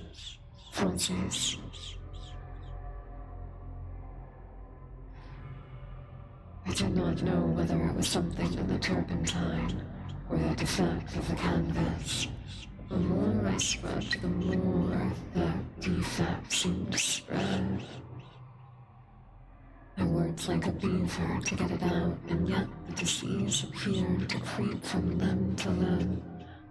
Of the study before me. Alarmed, I strove to arrest it, but now the color of the breast changed. The whole figure seemed to absorb the infection as a sponge soaks up water. Vigorously I applied palette knife, turpentine, and scraper, thinking all the time was what a seance I should hold with Duval, who had sold me this canvas. But soon I noticed that it was not the canvas which was defective, nor yet the colors of Edward. It must be the turpentine, I thought angrily. Or else my eyes have been so blurred and confused by the afternoon light, I just can't see straight. I called this out to Tessie. She came and leaned over the chair, blowing rings of smoke into the air. "What have you been doing to it?" she exclaimed. "Nothing. It must be the turpentine. What a horrible color it is now. Do you think my flesh resembles green cheese?" "No, I don't," I replied angrily. "Did you ever know me to paint like that before?" "No, indeed." "Well then, it must be something in the turpentine, or something else," she admitted. She slipped on a robe and walked to the window. I scraped and rubbed until I was tired and finally picked up the brushes and hurled them through the canvas with a forceful expression, the tone alone of which reached Tessie's ears. Nevertheless, she promptly began. "That's it. Swear and act silly and ruin your brushes. You have been 3 weeks on that study, and now look. What's the good of ripping the canvas? What creatures artists are." I felt about as much ashamed as I usually did after such an outbreak, and I turned the ruined canvas to the wall.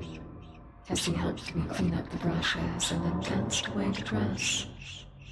From the screens, she regaled me with bits of advice concerning the whole or partial loss of temper, until thinking, perhaps, I had been tormented sufficiently.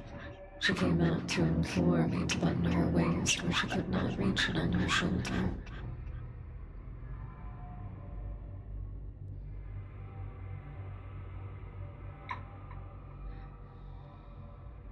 Everything went wrong from the time you came back from the window and talked about that horrid-looking man that you saw in the churchyard, she announced.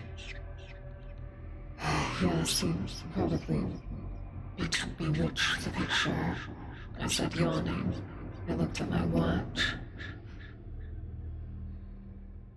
"Is that your sign that you're heading off to bed? Good night, TFM. Good night. Rest well. I do hope that you get the rest that you need."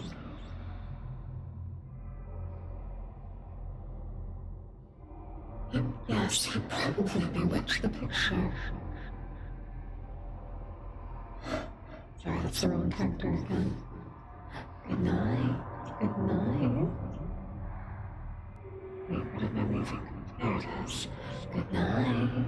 Good night. I forgot to do that again when we were saying hello at the start of stream.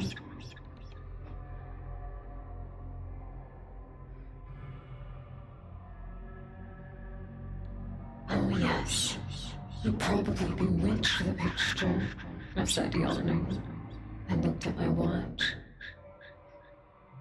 "Good night, saints. Good night. Good night." I'm glad you all have been enjoying your time with us tonight. I've been having a lot of fun.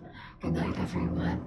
Good night to those who are silently slinking off to your little corners, your little dark hovels.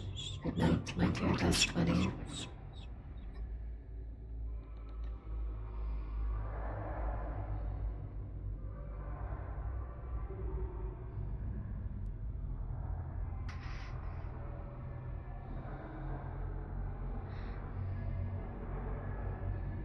It's after 6, you know, said Tessie, adjusting her hat before the mirror.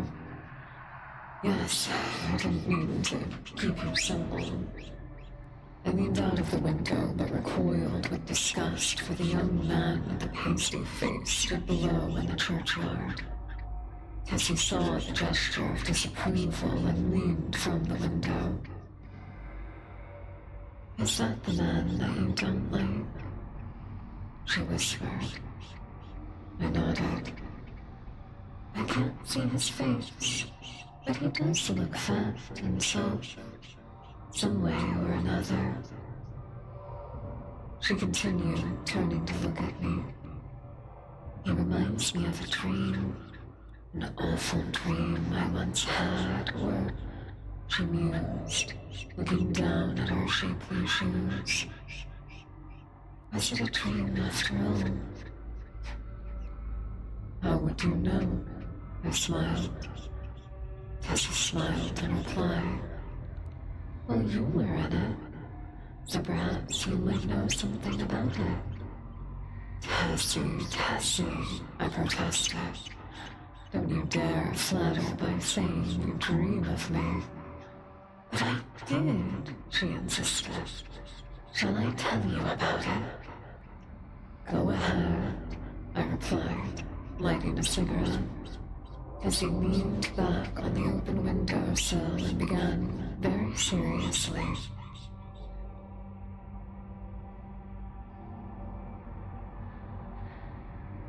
One night, last winter, I was lying in bed thinking about nothing at all in particular.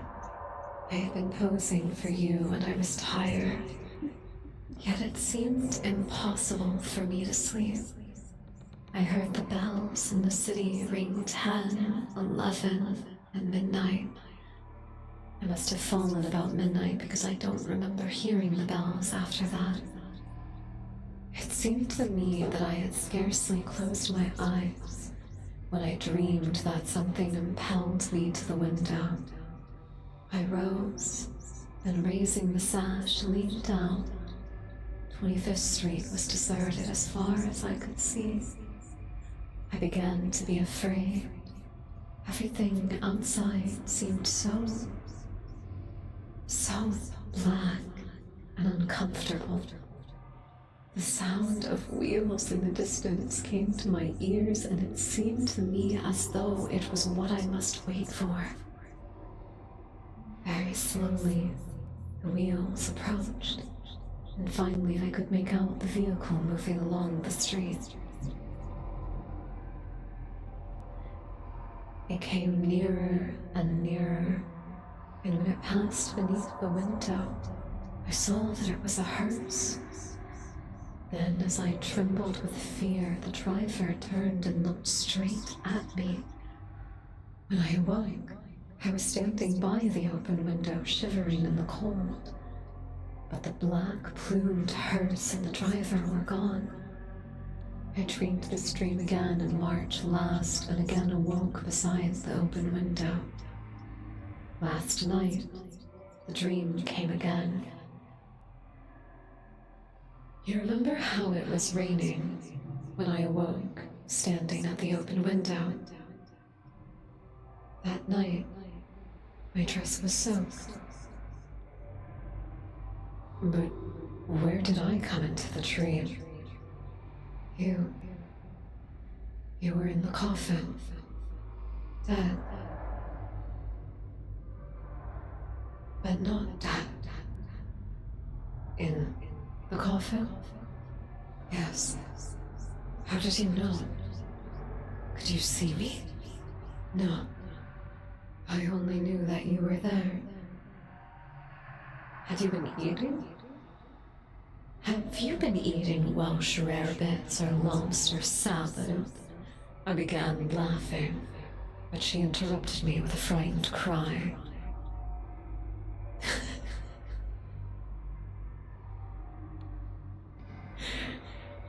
I'm so sorry. I love early 19th century writers because sometimes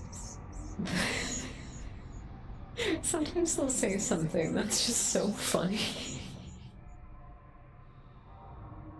The line is, and I'll give you a proper read of it, I promise, but the line is, hello, exclamation point, what's up, question mark.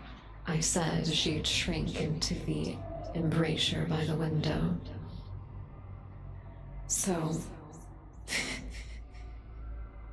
she screams for a moment. She goes like, ah! And our protagonist responds with, hello? What's up? I said as she shrank into the embrasure by the window.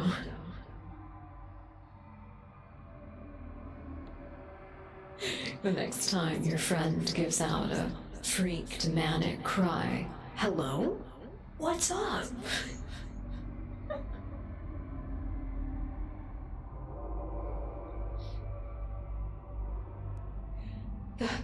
The man below in the courtyard. He was the one who drove the hearse. Nonsense, I said. But Tessie's eyes were wide with terror. I went to the window and looked out. Man was gone. Oh, come now, Tessie, I urged. Don't be foolish. You have posed for too long. You have become restless and nervous. Do you think I could forget that face? 3 times I saw the hearse pass below my window, and every time the driver turned and looked up at me. Oh, his face was so white and soft. It looked dead. It looked as if it had been dead so long. I induced the girl to sit down and swallow a glass of marsala. Then I sat down beside her and tried to give her some advice.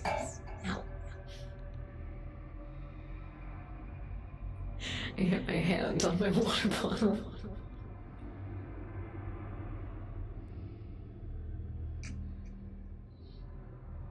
It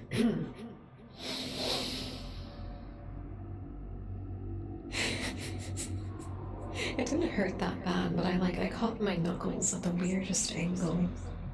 It felt so weird.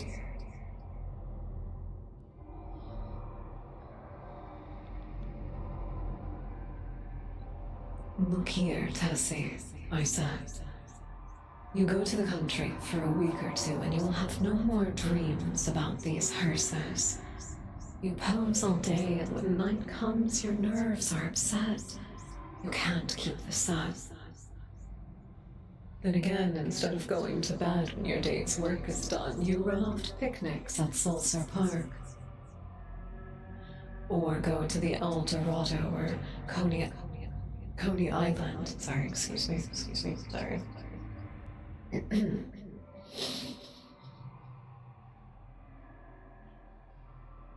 Then again, instead of going to bed when your day's work is done, you run off to picnics at Sulcer's Park or go to El Dorado or Coney Island. And when you come down the next morning, you are...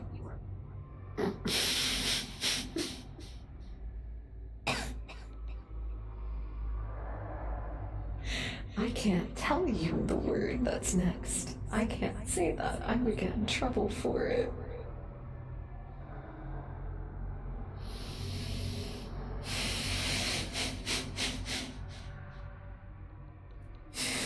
You guys know that word? You guys know that word that in some contexts means a bundle of sticks that's used for kindling?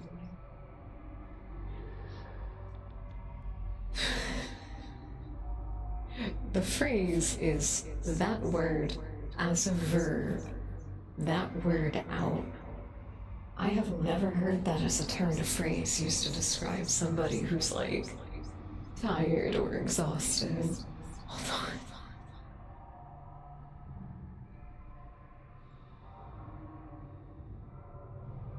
Yeah, it just means tired. It just means tired.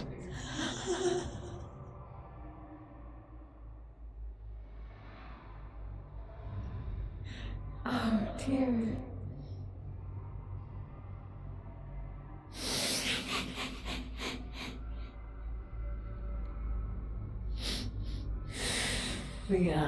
The dictionary page for that particular word is Quite interesting, quite interesting. Forgive me. Well, welcome in, Trickster. I just thought it would be fun to visit all of you from something that makes me think of the lost city of Carcosa, for I am the King in Yellow. I am an ancient, timeless thing from far beyond the stars, the first cognito hazard. Simply your seeing, your bearing witness, can bring nothing but destruction upon your existence. If you are brave enough to continue facing the horror, we're very happy to have you, though. Welcome in, welcome in. We're just having a little bit of extra fun tonight.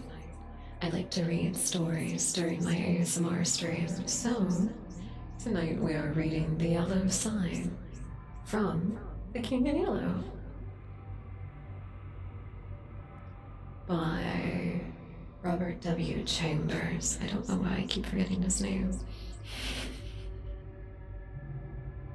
I have a horrible memory, horrible memory, but it's okay.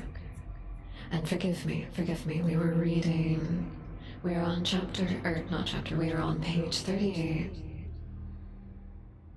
And there was just a very interesting old English turn of phrase that had caught me off guard. It's lovely to meet you as well. Lovely. Oh, well, thank you for the follow. Thank you. I appreciate that. Thank you. This is a special stream. Normally I appear in a very different form to everybody, but I like books. And I like dressing up as fun characters. So if you want to think of it this way, you can think of it as like a cosplay stream, essentially, where we get to put on a lovely performance for everyone. I'm going to treat myself to a small piece of candy before we continue. And a little bit of tea.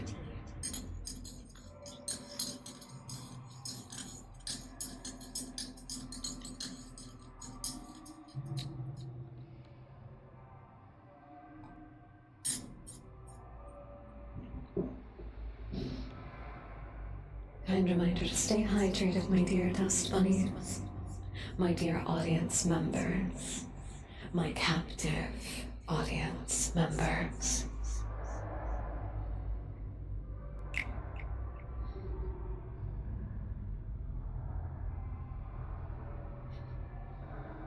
Thank you. I appreciate that. What? You know what? I can show off the whole thing. We can do that. As a nice little treat for the next few paragraphs, I think.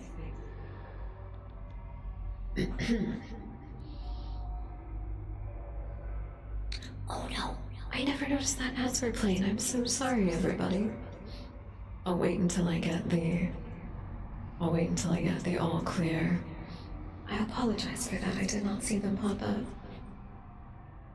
Thank you for the follow. Burger Ham, thank you for the follow. I appreciate that. Welcome in. I hope everybody is having a lovely night with us. Sorry about the ads, everyone. I'll wait until I get the full all clear that they're done playing, and then we'll continue reading.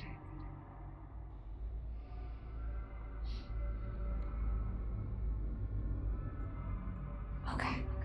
There we go. I think it should be all good. Sorry about that, everybody. I usually like to take a break whenever the ads play so nobody misses anything. Thank goodness I was just mad yapping to myself. Thank goodness.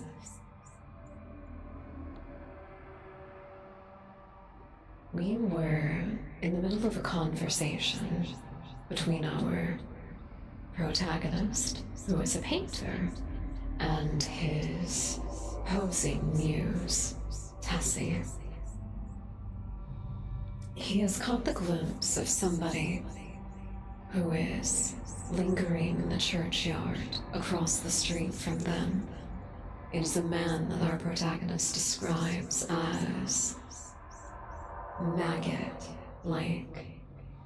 He looks like that of a worm that has eaten through a corpse and has become plump and full with the decaying matter. Dear Tessie has caught a glimpse of the man, but she recognizes him from somewhere, specifically a dream that she has had. A dream where the painter lies in a coffin unseen, and the man in the courtyard is the one who drives the hearse. Our protagonist has just remarked that Tessie does tend to be a little bit of a party girl, and so perhaps it is just her exhaustion that is causing her to have such strange dreams. She smiled faintly. What about the man in the churchyard? Oh, he's only an ordinary, unhealthy, everyday creature. As true as my name is Tessie, I swear to you, Mr. Scott, that the face of the man below in the churchyard is the face of the man who drove the hearse. And of it, it's an honest trade. Then you think I did see the hearse? Oh, I said diplomatically. If you really did, it might not be unlikely that the man below drove it. There is nothing in it. Tessie rose and unrolled her scented handkerchief and, taking a bit of gum from a knot in the hem, placed it in her mouth.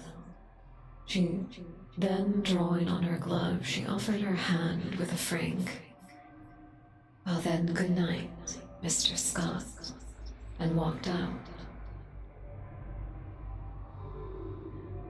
The next morning, Thomas, the bellboy, brought me the Herald and a bit of news. The church next door had been sold, and thank heaven for it.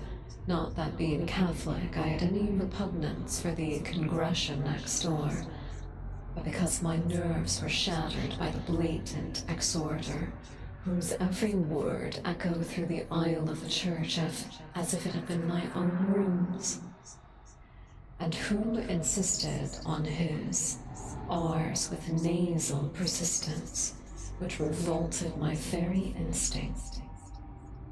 Then there was a fiend in human shape, an organist, who reeled off some of the old grand hymns with an interpretation of his own, and I longed for the blood of the creature who could play the dioxyle with an amendment of minor chords, which one hears only a quarter of very young undergraduates. I believe the minister was a good man, but when he bellowed, "And the Lord said unto Moses, and the Lord is a man of war, and the Lord is his name, my wrath shall wax hot, and I will kill you with the sword." I wondered how many centuries of purgatory it would take to atone for such a sin.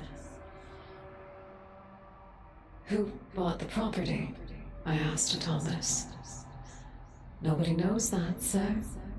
They do say that Oh wait, this is taking place in New York. Random New York Thomas should probably sound like he's from New York, huh?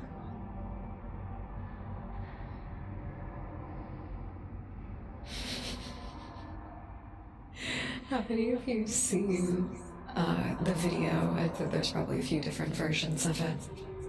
Of what I believe to be air traffic controllers in New York remarking about the two people that were on top of the Empire State Building. It opens up with one of them asking the guy who's actually seen it, the guy that's in the helicopter, the air traffic controller saying, "I know what's all the hoopla." I love that word, hoopla. Are you kidding me? Some two geniuses decided to climb up to the top of the Empire State Building. Oh, you think they're fixing a light bulb or something up there?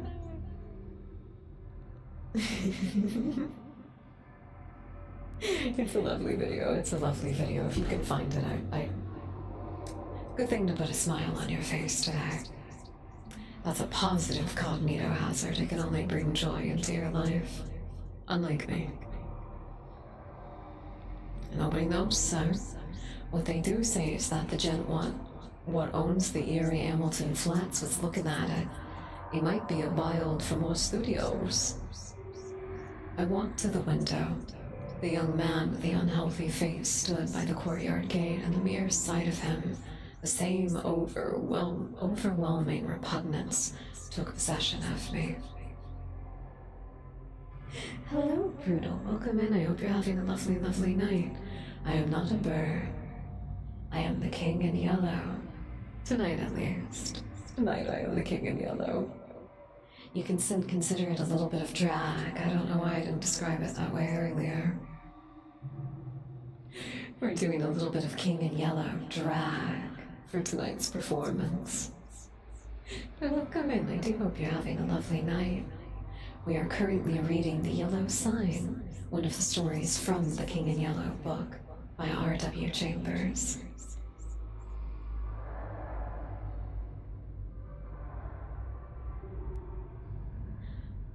By the way, Thomas, I said, who is that fellow down there? Thomas sniffed. At their warm, sir? He's a night watchman at the church, sir. It makes me tired. It makes me tired. Makes me tired of sitting out all night on them steps and looking at you insulting like. I punched beg your pardon, sir. Go on, Thomas. One night, a man coming home with Harry, the other English boy. I sees him sitting there on the steps. We had Molly and Jen with us, two girls on the tray service, and he looked so insulting at us that I end up, I says, "What are you looking at, you fat, ugly slug?" Beg your pardon, sir, but that's how I says, sir. Then I don't say nothing. And he don't say nothing, and just looks up. I says, "Come out and I'll punch that pudding out of you." And then I opens the gate and goes in, and he still don't say nothing, sir. Only looks insulting, like. And then I says to him,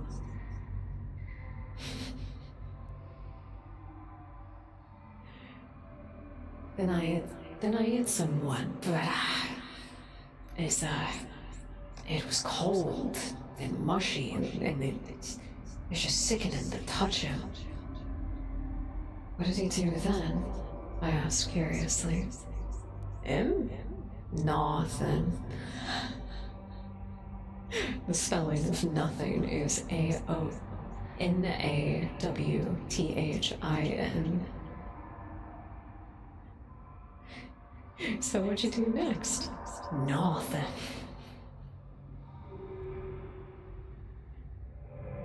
And you, Thomas? Other fellow. The young fellow was flushed with embarrassment and smiled uneasily.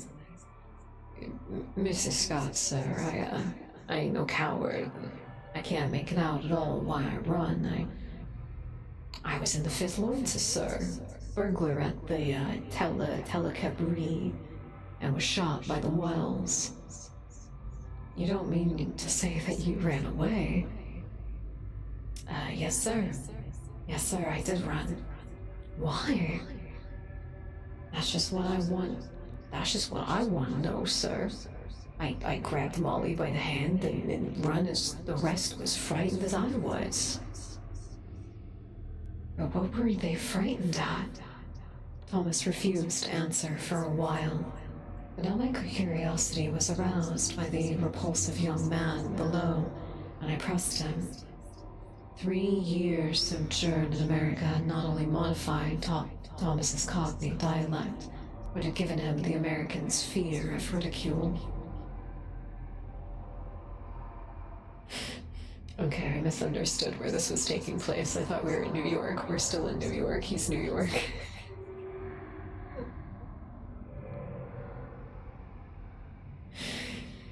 You won't believe me, Mr. Scott, so yes, I will. You're gonna laugh at me, sir. Nonsense. He hesitated.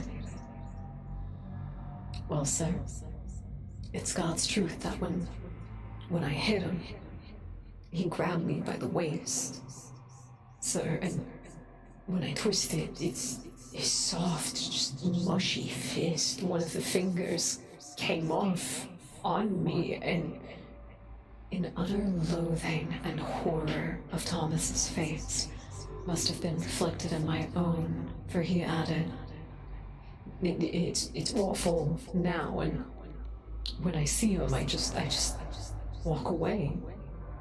He just makes me so ill to even think of. When Thomas had gone, I went out to the window.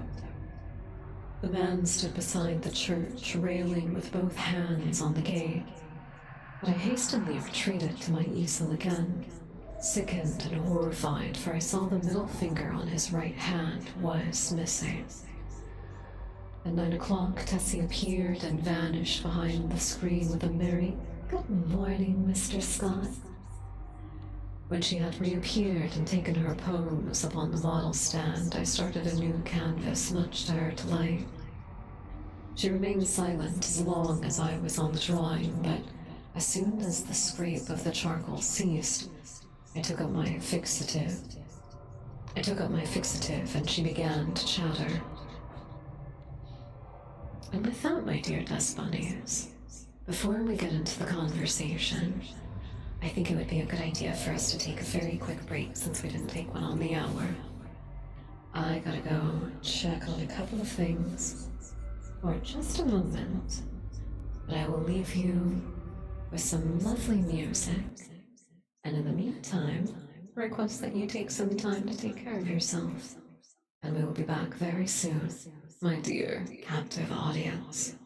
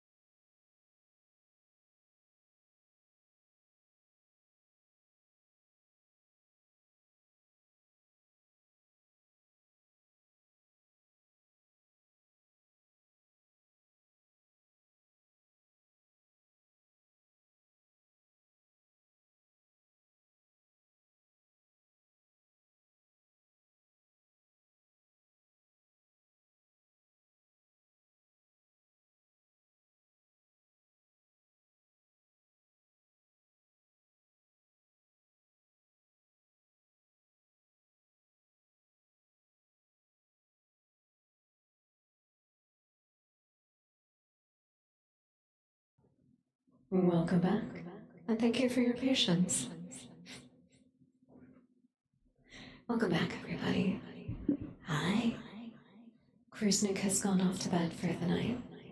So if you would like to wish him well, you can say good night, Krusnik. Good night. Welcome back, everybody. Hello. Hi, Hexen. I hope you're having a lovely, lovely Wednesday night. It's phone in bedtime. It's phone in bedtime. For us, it is story time.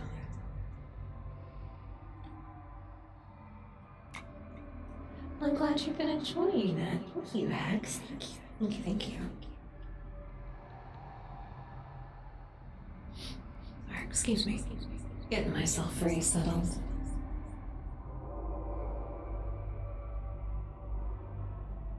Okay. I think we're good. Are we still sounding eldritch? Oh yeah, definitely. Alright. We were at a party story. Oh, sorry. I'm gonna crack my knuckles in my wrist real quick. Because I feel like it. Oh my god.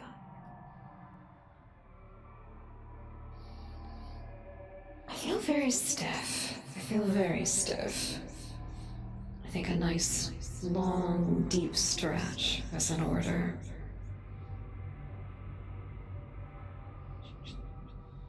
And they changed the acronym to reflect the endosign system.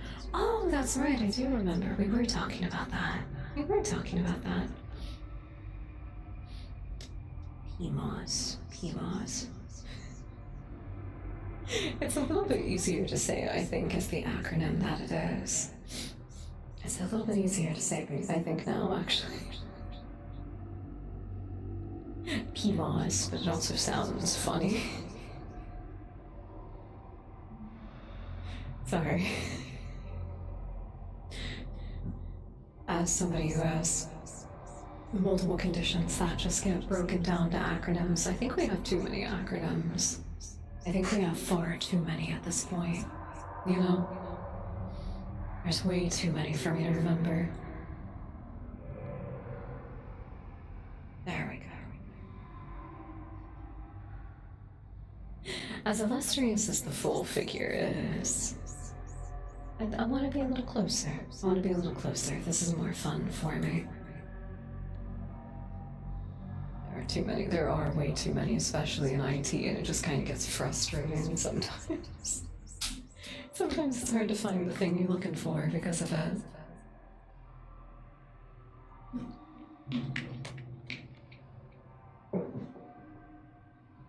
So where we left off, our protagonist, the painter, Mr. Scott, had just welcomed his muse and posing model, Tessie, back to the apartment. Let's see. He had just finished speaking to another character, one of the men that works in the building, about the... Shoot. Sorry, I think I figured out what was negatively contributing. I've had my hair tied up all day.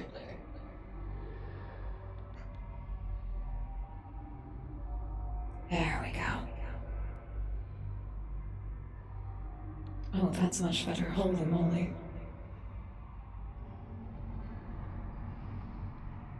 Kind reminder to stretch.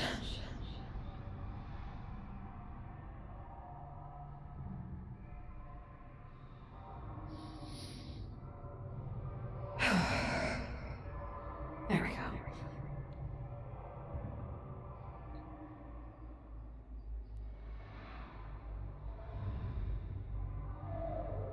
Let's see, where was... Here we go. Okay. So our protagonist, Mr. Scott, is welcoming Tessie back to the studio that they're working with each other in. And more than likely he will talk about what we've learned so far, that the church across the way has been sold. He didn't very much care for the pastor, since he had like such a distinctive way of speaking and putting on the sermons. And that the man that they have been seeing, that Tassie said was the hearse driver in a dream that she had, that man is the night watch guard, and when the building attendant got into a physical altercation with him, one of the night guard's fingers just fell off. No injury, nothing. No blood, nothing. So our night watchman is quite the anomalous entity. He seems to be able to lose parts completely naturally, with no fuss.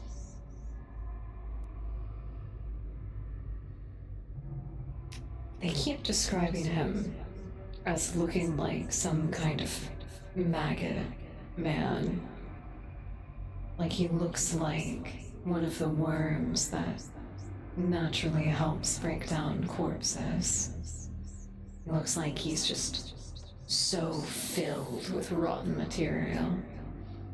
Whenever people look at him, they get uncomfortable.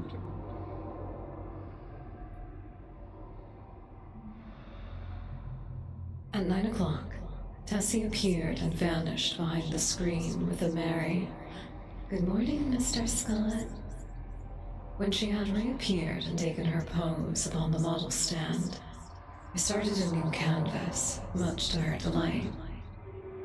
She remained silent as long as I was drawing, but as soon as the scrape of the charcoal ceased and I took up my fixative, she began to chatter.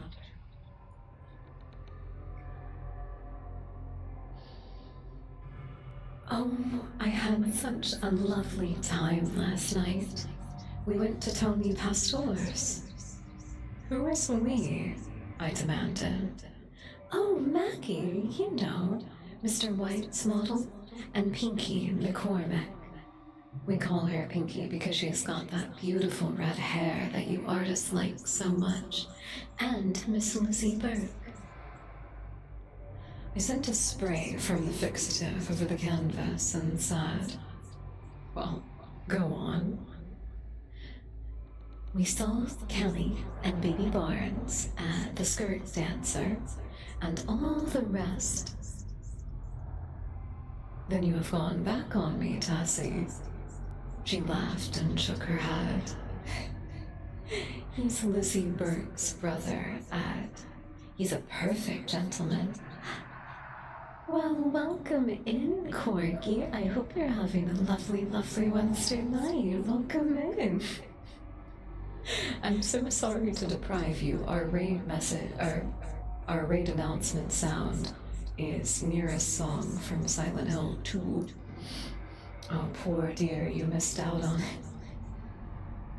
But welcome in. Thank you so much for the raid. I greatly, greatly appreciate it.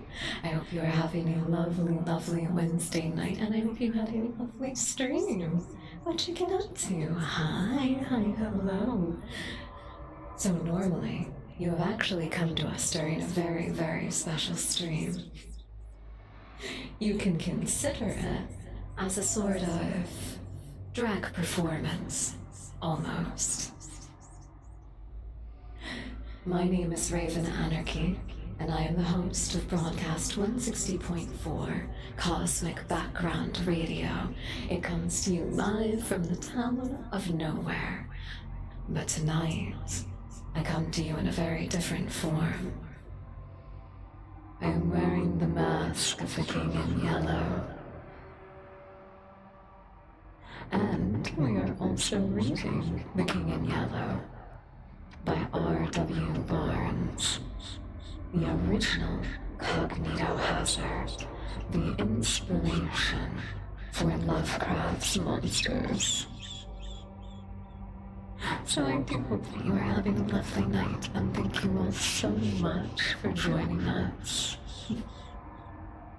Thank you for the hand bats. Thank you, thank you, thank you. But welcome in, Phil Swift. I hope you're having a lovely night, and welcome into yourself, Corky.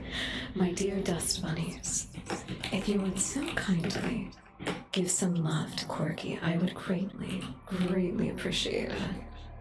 Thank you for trusting us with your community. It does mean a lot, especially on such a special night. Did you all have a lovely stream? What did you get up to? Oh my god. Oh my god. Your bottle is so cute. Wait a second. Wait a second, I have to see. Forgive me for the cognito hazard that I am. The longer you stare, the more you learn. The more crazy that you go. But I myself am a cute girl enjoyer, so I tend to go kind of crazy whenever little cuties pop up here. I think you're adorable. Oh, and you have the whole... You have the whole retro kind of aesthetic. I love that, I love that. Ours is very similar most of the time. Ours is very similar most of the time. I love your model, she's so cute. Very, very cute. Thank you so much for sharing your community with us. I do greatly appreciate it. I think so. I think you're quite adorable. Can't help it. Look, can't help it. Can't help it. It's just because I'm sad and old. Well, amen, sister. Amen. I think there's no truer reason why anybody would pick the retro aesthetic as a VTuber. Well, I do hope that you had a lovely stream. Thank you so much for coming by. I appreciate it greatly. Okay. Question for a second, though. If I'm happily a hag and a girl failure, do I need like a new title for that? It's kind of like the dichotomy of e-girls and I-ladies. Do I just need a new title now that I'm older? Or can I just be a hag girl failure, just all on its own? Honestly, I'm alright with that. I feel like we should have a title just for ourselves, though, you know? A kind reminder to my raiders to stay hydrated, and if you have to raid and run for any reason at all, any reason, don't completely understand. Self-care is the most important, and I would rather make sure that everybody that came in is taking time to take care of themselves, as it is oh so important to do so.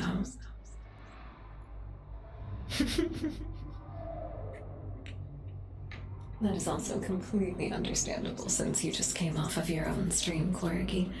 If you gotta raid and run so you can go take care of yourself so you can rest, completely understandable. Thank you for sharing your community with us. It does mean a lot to me. Just go with the proper hag. I am a proper hag. And thank you for the follow, Corgi. I appreciate it. Thank you so much. Thank you. So I'm scared, it's purely a joke.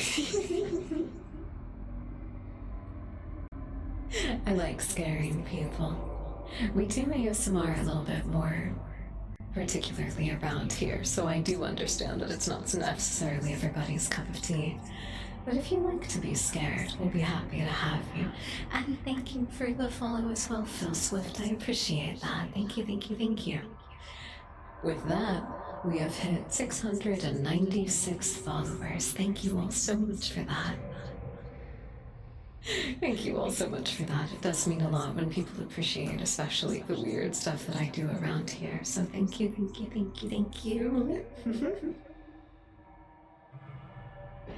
That does mean I owe all of you a couple of songs tonight. Oh wait, 697.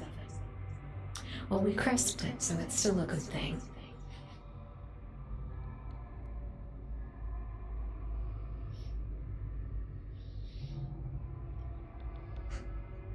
Oof. Sorry, I stretched my shoulders and it felt really good. Kind of a reminder to stretch so you don't mess up your posture too much. I like that we're finding our audience and there's so many people that like to be scared. It feels like I just have a little collection of anomalies that find comfort around other anomalies, honestly.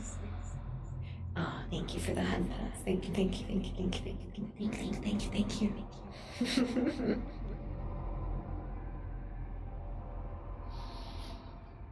Alright. Deep breaths, everybody. As a nice little treat to myself, I'm gonna have another piece of candy.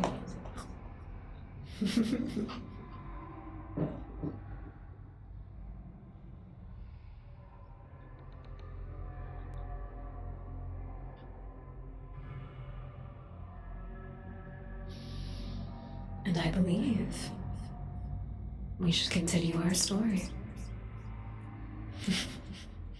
I think so. I think people that are drawn in, especially to what I do, are quite anomalous. Sometimes some of you are little freaks who like to perverse the anomalous. Which that's fine. No judgment. No judgment. I do the same thing.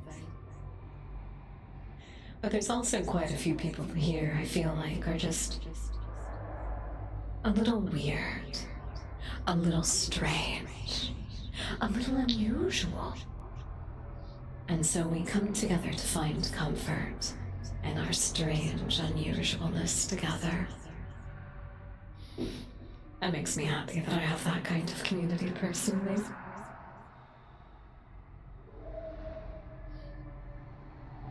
Okay, let me get my proper reading set up back real quick. We are currently reading The Yellow Sign. It is a story from the book The King in Yellow. So far in this story, we have been introduced to an artist, a painter, Mr. Scott, who is currently being plagued by a deathly vestige of the church night watchman across the street. He is investigating every lead that he can to find out what makes this man so strange and unusual that simply gazing upon his vestige drives people to such utter disgust.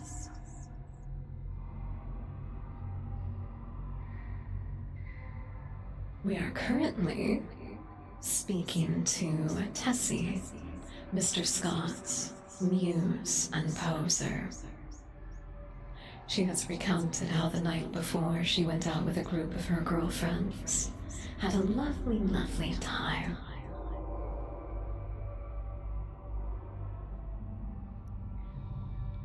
I felt constrained to give her some parental advice concerning the mashing, which she took with a bright smile. Well, thank you for the reminder to stay hydrated, darling. Thank you.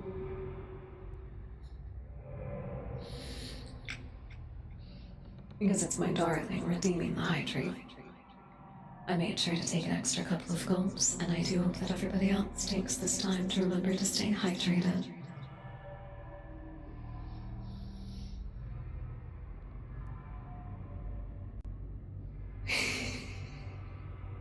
Welcome in, Coasty Toasty. Thank you for the follow. I appreciate it. I hope you're having a lovely, lovely Wednesday night. Welcome in, welcome in. It's an AU. What kind of AU is it? Do not have water with me at the moment. As best you can, then.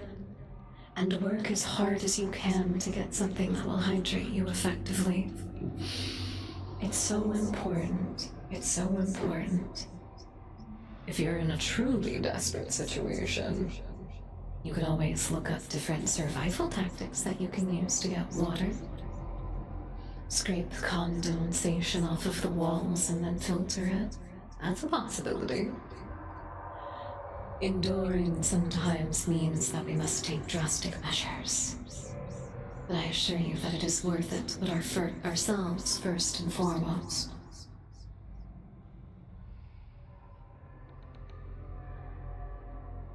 EU for Australia? Ah, gotcha. That makes a lot more sense than it standing for some kind of alternate universe fig. That makes a lot more sense. But thank you for being here. We appreciate it. I am having a lovely time. I always like doing these special performance streams for everybody. Excuse me, 1 second. Sorry.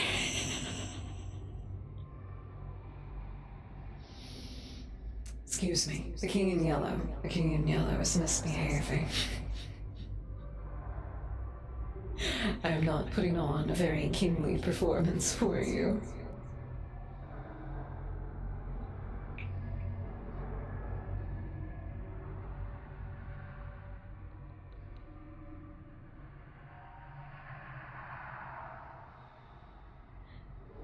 Then she related how Ed had come back from the stocking mill in Low, Massachusetts, to find her and Lizzie grown up, and what an accomplished young man he was, and how he thought nothing of the squandering $50 for ice cream and oysters to celebrate his entry as clerk into the woolen department of Macy's.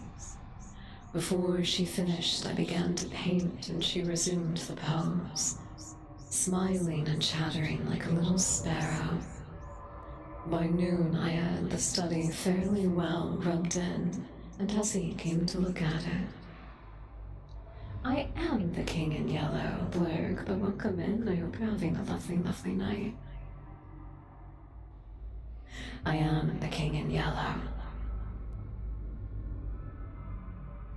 That's better, she said. I thought so too, and ate my lunch with a satisfied feeling that all was beginning to go well again.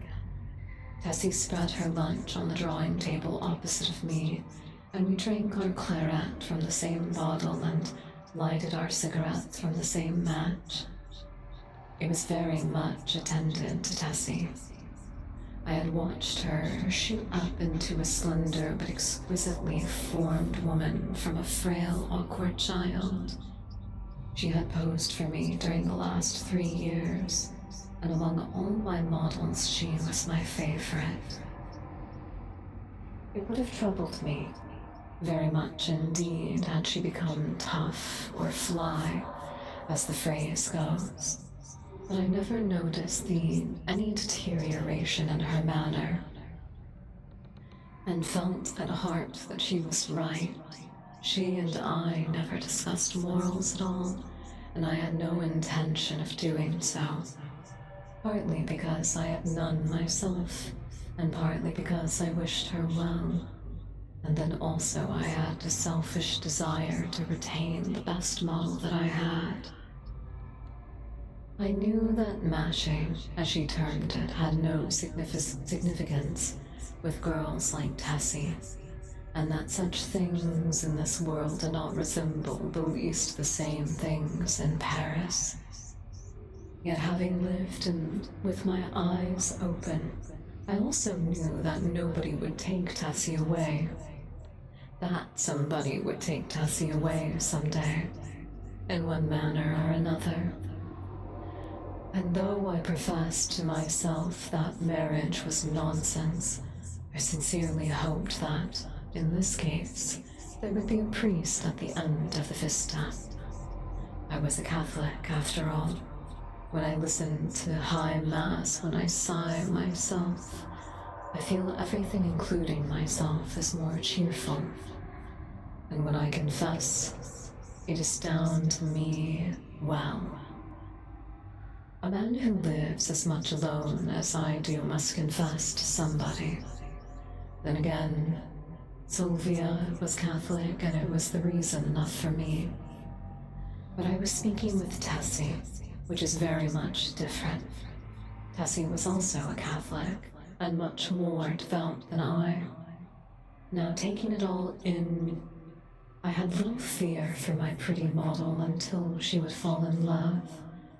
But then I knew the fate alone would decide her future for her. And I prayed inwardly that fate would keep her away from men like me and throw into her path nothing but Aunt Burke's and Jimmy Cormack's. Bless her sweet heart.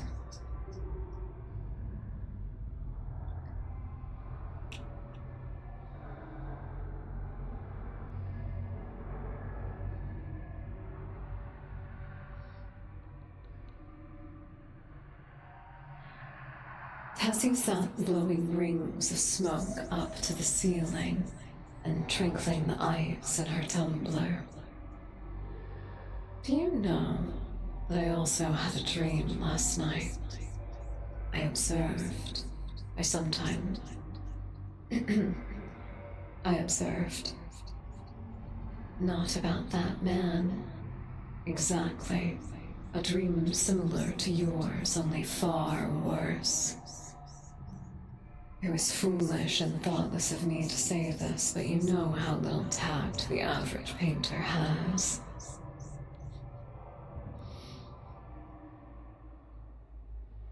I must have fallen asleep about 10 o'clock, I continued. And after a while, I dreamt that I had awoken. So plainly did I hear the midnight bells, the wind in the tree branches, the whistle of steamers from the bay, and even now I can scarcely believe I was not awake. I seemed to be lying in a box which had a glass cover.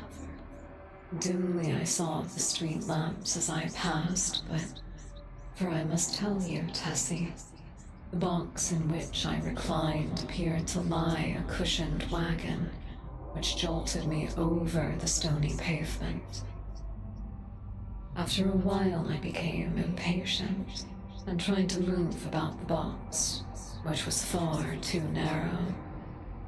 My hands were crossed on my chest so that I could not raise them to help myself. I listened and then tried to call. My voice was gone. I could hear the trample of the horses attached to the wagon, and even the breathing of the driver. Then another sound broke my ears like a raising of a window sash. I managed to turn my head a little, and found that I could look not only through the glass cover of the box, but also through the glass panes in the sides of the covered vehicle. I saw houses, empty and silent, with neither light nor any life about them, except for one. In that house, a window was open on the first floor, and a figure in all white stood looking down onto the street. It was you. Tessie turned her face away from me and leaned on the table with her elbow. I could see your face, I resumed, and it seemed to me to be so very sorrowful. When we passed on and turned into the narrow black lane, presently the horses stopped. I waited and waited, closing my eyes with fear and impatience, but all silence as the grave. After what seemed to me hours, I began to feel uncomfortable. A sense that somebody was close to me made me unclose my eyes. Then I saw the white face of the hearse driver looking through the coffin lid. A sob from Tessie interrupted me. She trembled like a leaf. I saw I had made an ass of myself and attempted to repair the damage. Why, Tess, I sighed. I only told you this to show you what influence your story might have had on another person's dreams. You don't suppose I really lay in a coffin, do you? What are you trembling for? Don't you see that your dream and my unreasonable dislike for that offensive watchman of the church simply yet set my brain working as soon as I fell asleep? She laid her hands between her arms and sobbed as if her heart would break. What a precious little thing I had made of What a precious little thing I had made here. But I was about to break my record. I went over and put my arm around her. Tessie, dear, please forgive me. I had no business to frighten you with such nonsense. You are too sensible a girl to be a good Catholic to believe in such dreams. Her hand tightened on mine and her head fell upon my shoulder, but she still trembled as I petted her and comforted her. Oh, come now, Tess, open your eyes and smile. Her eyes opened with a slow, languid movement and met mine, but her expression was so clear that I hastened to reassure her. Thank you, Jelly. Thank you. I appreciate that. I like giving a little spin to ASMR, because I think more people actually like it than they think, but there's a lot of stuff out there that just isn't for everybody. And I think this is a lovely place to experiment with that kind of thing.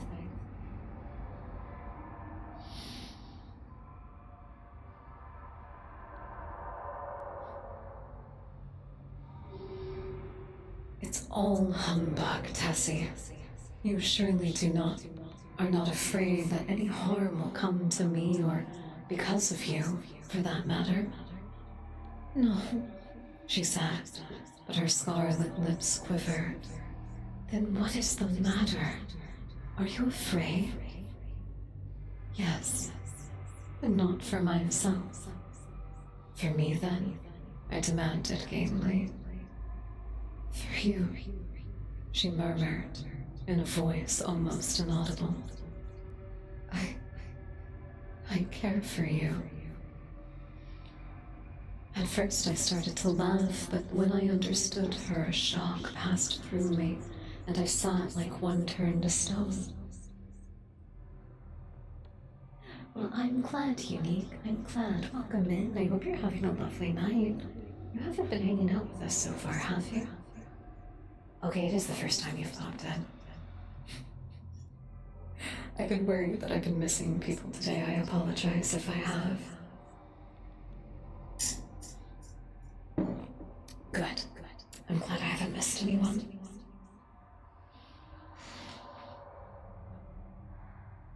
Man, I keep getting really into this, actually. Okay, hold on.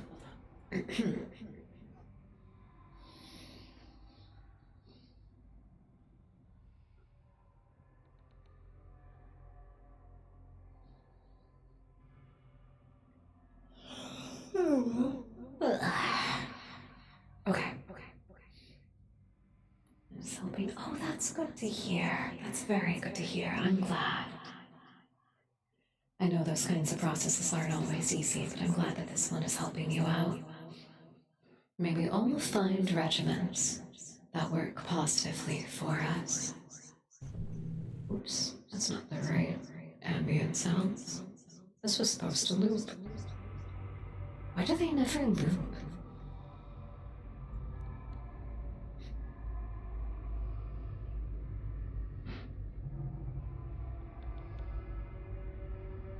At first I started to laugh, but when I understood, her shock passed through me, and I sat like one turned stone. This was the crowning bit of idiocy I had committed. During the moment which elapsed between her reply and the answer, I thought of 1,000 responses to that innocent confession. I could pass it by with a laugh, I could misunderstand her and reassure her as to my health. I could simply point out that it was impossible that she could love me.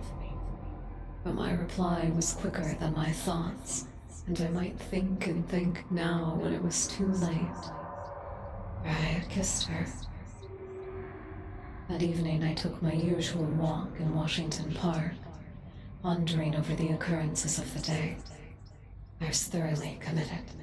There was no back out now, and I stared the future straight in the face. I was not good, not even scrupulous, but I had no idea of deceiving either myself or Tessie. The one passion of my life lay buried in the sunlit forests of Brittany. Was it buried forever? Hope cried no. For 3 years I had been listening to the voice of hope, and for 3 years I had waited for a footstep on my threshold. Had Sylvia forgotten? No, cried the hope. I said that I was not good. That is true. But still I was not exactly a comic opera villain. Unlike me, of course. I had led an easygoing, reckless life, taking what invited me of pleasure, deploring and sometimes bitterly regretting consequences. In one thing alone, except my painting, was I serious. And that was something which lay hidden, if not lost, in the Brenton forests. It was too late for me now to regret what had occurred during the day. Whatever it had been, pity, a sudden tenderness for sorrow, or the more brutal instinct of gratified vanity. It was all the same now, and unless I wished to bruise an innocent heart, my path lay marked for me. The fire and strength of all my imagined experience in the world left me no alternative but to respond or send her away. Whether because I am so cowardly about giving pain to others, or whether it was I have so little of the gloomy Puritan in me, I do not know. But I shrank from this declaiming responsibility, for that thoughtless kiss, in fact, had no time to do so, before the gate of her heart opened and the flood poured forth.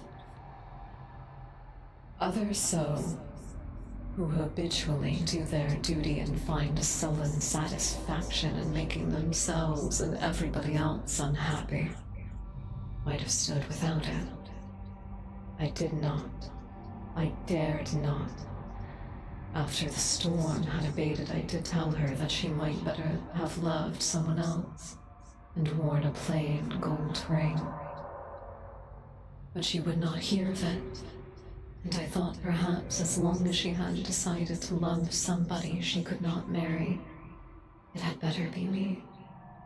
I at least could treat her with an intelligent affection, and whenever she became tired of her infatuation, she could go none the worse for it. For I was decided on the point, although I knew how hard it would be.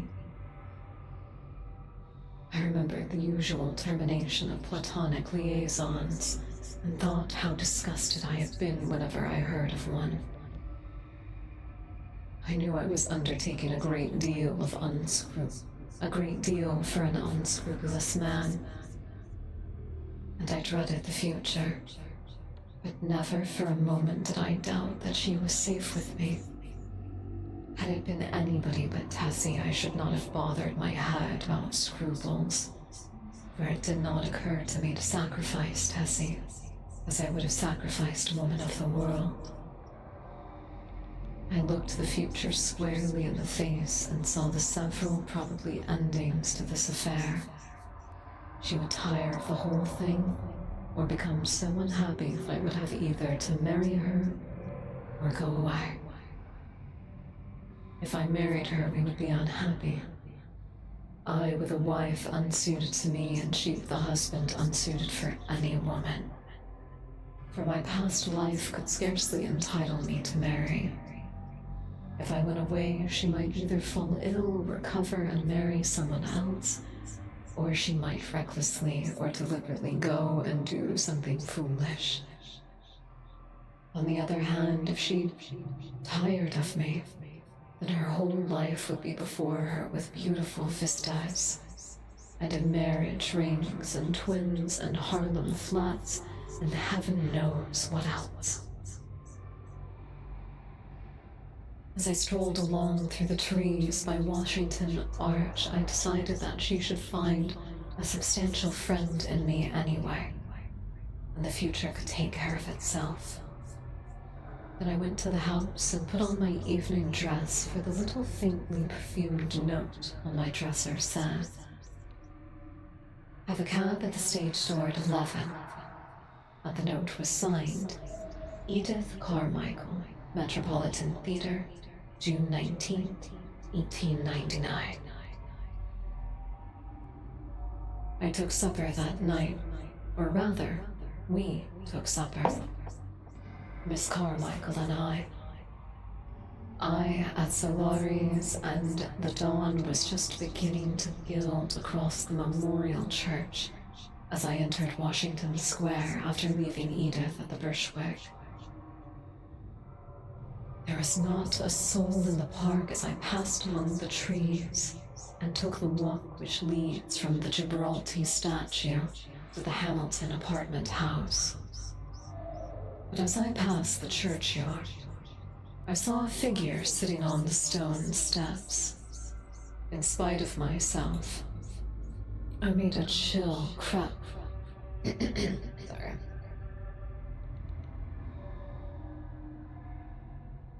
In spite of myself, a chill crept over me at the sight of the white, puffy face, and I hastened to pass.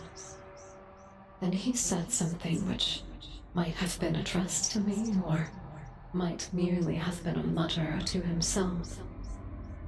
But a sudden, furious anger flamed up within me.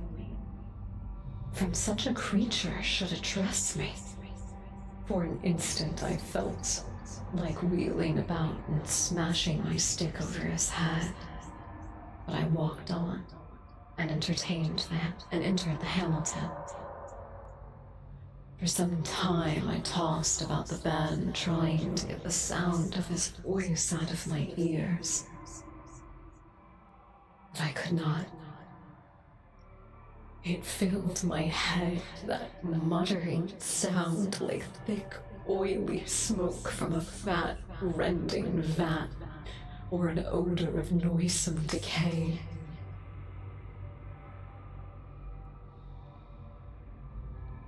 And as I lay and tossed about, the voice in my ear seemed more distinct, and I began to understand the words that he muttered, the same to me slowly. They came to me slowly, as if I had forgotten them. And at last I could make some sense out of the sounds. And it was this. Have you found the yellow sign? Have you found the yellow sign? Have you found the yellow sign?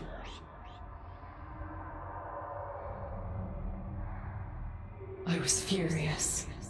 What did he mean by that? And with a curse upon him and his, I rolled over and went to sleep. When I awoke later, I was pale and haggard, for I had dreamed the dream of the night before, and it troubled me more than I cared to think. I dressed and went down into my studio. Tessie sat by the window, but I came in and she rose and put both arms around my neck for an innocent kiss. She looked so sweet and dainty that I kissed her again, and then sat down before my easel. Hello.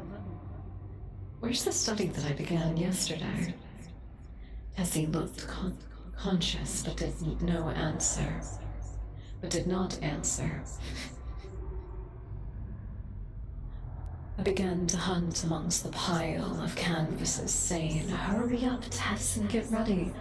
We must take advantage of the morning light."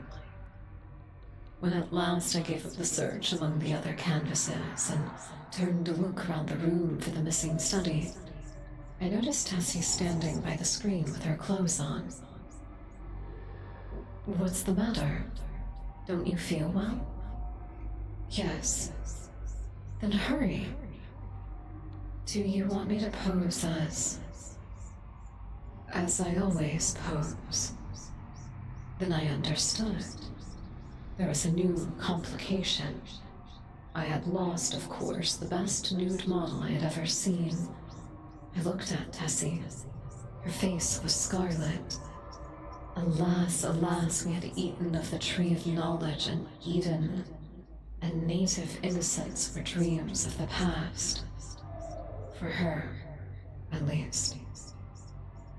I suppose she noticed the disappointment on my face, for she said, I will pose if you wish. The study is behind the screen, where I put it." "No.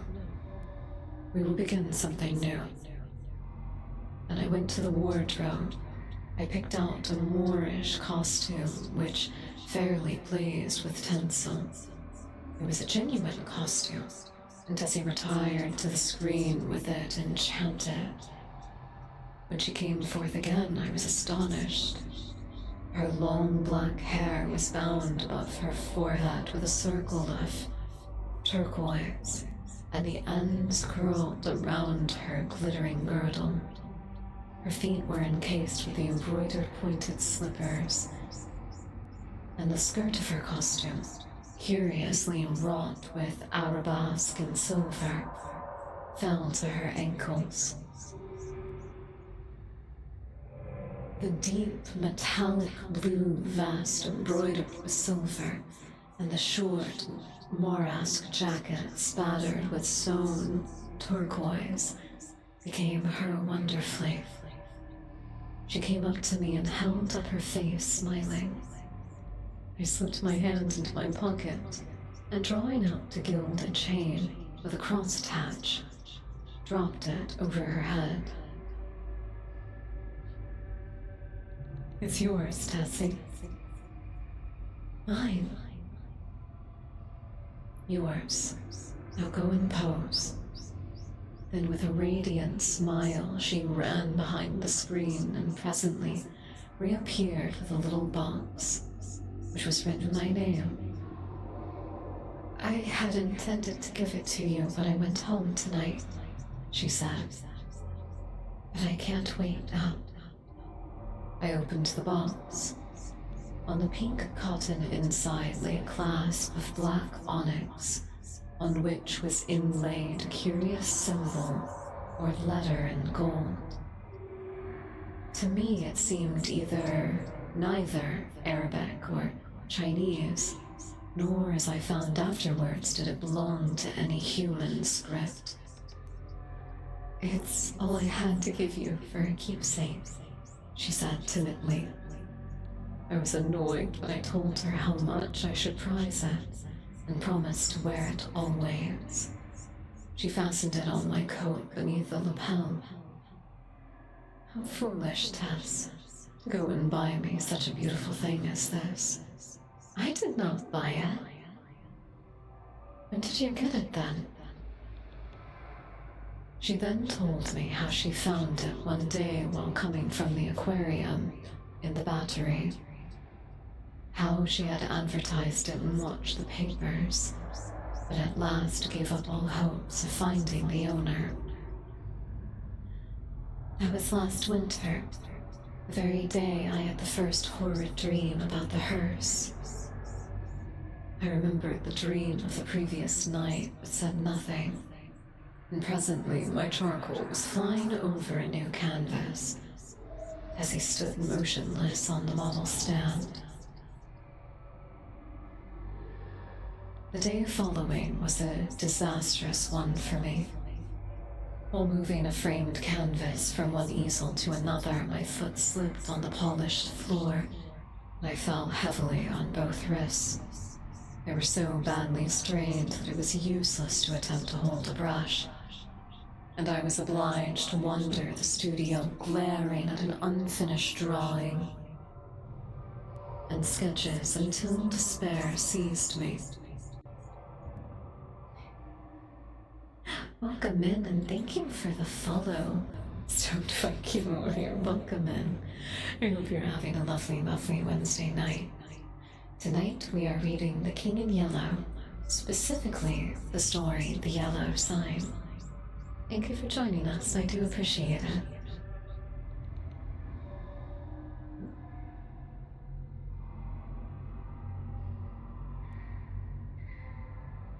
I was obliged to wander about the studio, glaring at unfinished drawings and sketches until despair seized me, and I sat down to smoke and twiddle my thumbs with rage.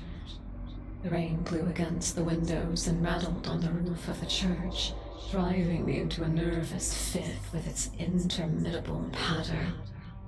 Tessie sat down sewing by the window, and every now and again raised her head and looked at me with such an innocent compassion that I began to feel ashamed of my irritation and looked about for something to occupy me. I had read all the papers and all the books in the library, but for the sake of something to do, I went to the bookcase and shoved them open with my elbow.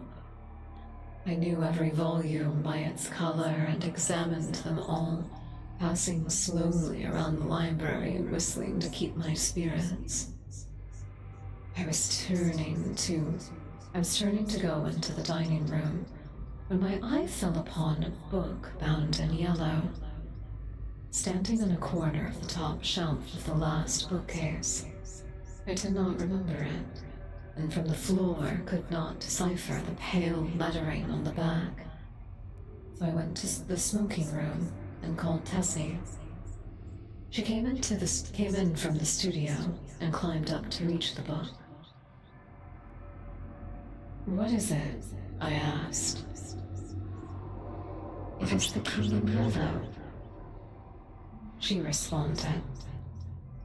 I was dumbfounded. Who had placed it there? How came it into my rooms? I had long ago decided that I should never open that book, and nothing on earth could have persuaded me to buy it, fearful lest curiosity might tempt me to open it. I had never even looked at it in bookstores. If I never had any curiosity to read it, the awful strategy of young Castian, who I knew, prevented me from exploring its wicked pages. I had refused to listen to any description of it, and indeed nobody ever ventured to discuss the second part aloud, so I had absolutely no knowledge of what those leaves might reveal. I stared at the poisonous yellow binding as I would at a snake. "Don't touch it, Tessie. Come down."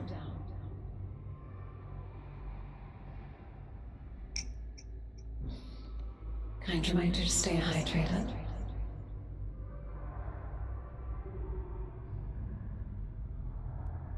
Of course, my admonition was enough to arouse her curiosity, and before I could prevent it, she took the book in hand, laughing and dancing away into the studio with it.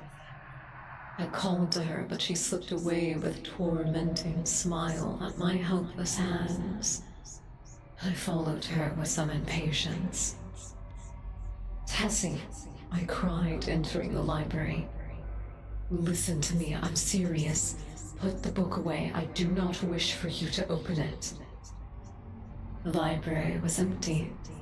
I went into the drawing rooms, then into the bedrooms, the laundry, the kitchen, and finally returned to the library and began a systematic search. She had hidden herself so well that it was half an hour later when I discovered her crouching and silent by the lattice window in the storeroom above. At first glance, I saw that she had been punished for her foolishness. The king in yellow lay at her feet, but the book was open at the second part. I looked at Tessie and saw that it was too late.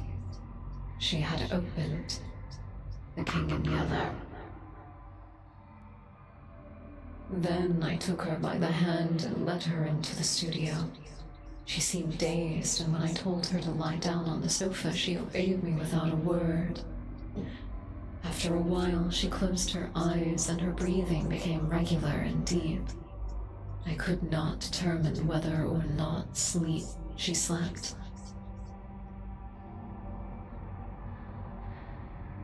For a long while, I sat silently beside her, but she neither stirred nor spoke, and at last I rose, and entering the unused storeroom, took the yellow book in my least inquired hand. Welcome in, McDonald's. Thank you so much for the follow. I appreciate it. I hope you're having a lovely, lovely night. I feel like it's been a moment since we've seen each other. I hope you have been well. Oh, of course, Phil Swift. Thank you for coming by. I do greatly, greatly appreciate it. You have a lovely rest of your night. Welcome in, everyone. Welcome in. My name is TheRavenAnarchy, and I'm the host of Broadcast 160.4, Cosmic Background Radio. I am the voice of static, but tonight I come to you in a completely different form. Oh, that's so good to hear. That's so good to hear. My dear lovely listeners, lurkers, and watchers, if you could give some love to McDonald's, I would greatly, greatly appreciate it, especially for the generous raid. Oh, look at them, look at them. Normally, I would appear to you as that of an anomalous radio host, but tonight, we have a very special performance for you. Tonight, I am the King in Yellow, the original Cognito Hazard, the original eldritch being from beyond the stars, who the mere knowledge of can drive you mad. I do hope that you're having a lovely, lovely night, and welcome in, my dear raiders. McDonald's, if you or anyone else that you have brought in has to raid and run for any reason, please know that that is perfectly fine. We encourage self-care everywhere that we can, and if you need to get water, to get food, to take care of yourself in any way, shape, or form, please take some time to do that. And if you would like to hang out with us afterwards, we'll be very happy to have you. But welcome in, everyone. Welcome in. We are currently reading a story from the King in Yellow called The Yellow Sign. Thank you. I hope you enjoy your lurk. The Yellow Sign, thus far, which I think we only have a couple more pages of. The Yellow Sign is a story of a painter that is tormented by the presence of the King in Yellow. The play itself that exists within context. We did a performance of the play at the start of stream, so you have all 3 points of madness. You have myself, you have the play, and finally you have my sign. Exposure to all 3 will surely leave you vexed with madness and misery. But if you like that kind of thing, we're happy to have you. A kind reminder to stay hydrated, and I hope you enjoy the rest of the story.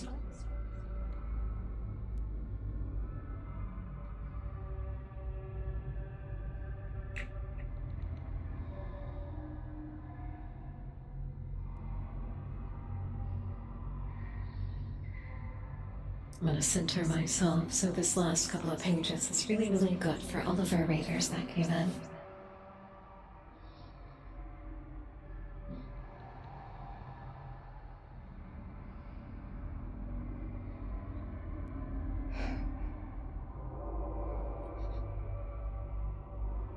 come feel madness upon you. There are cookies and there are refreshments, actually.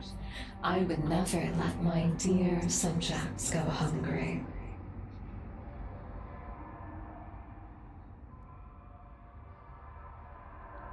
For a long while I sat silently beside her, but she neither stirred nor spoke.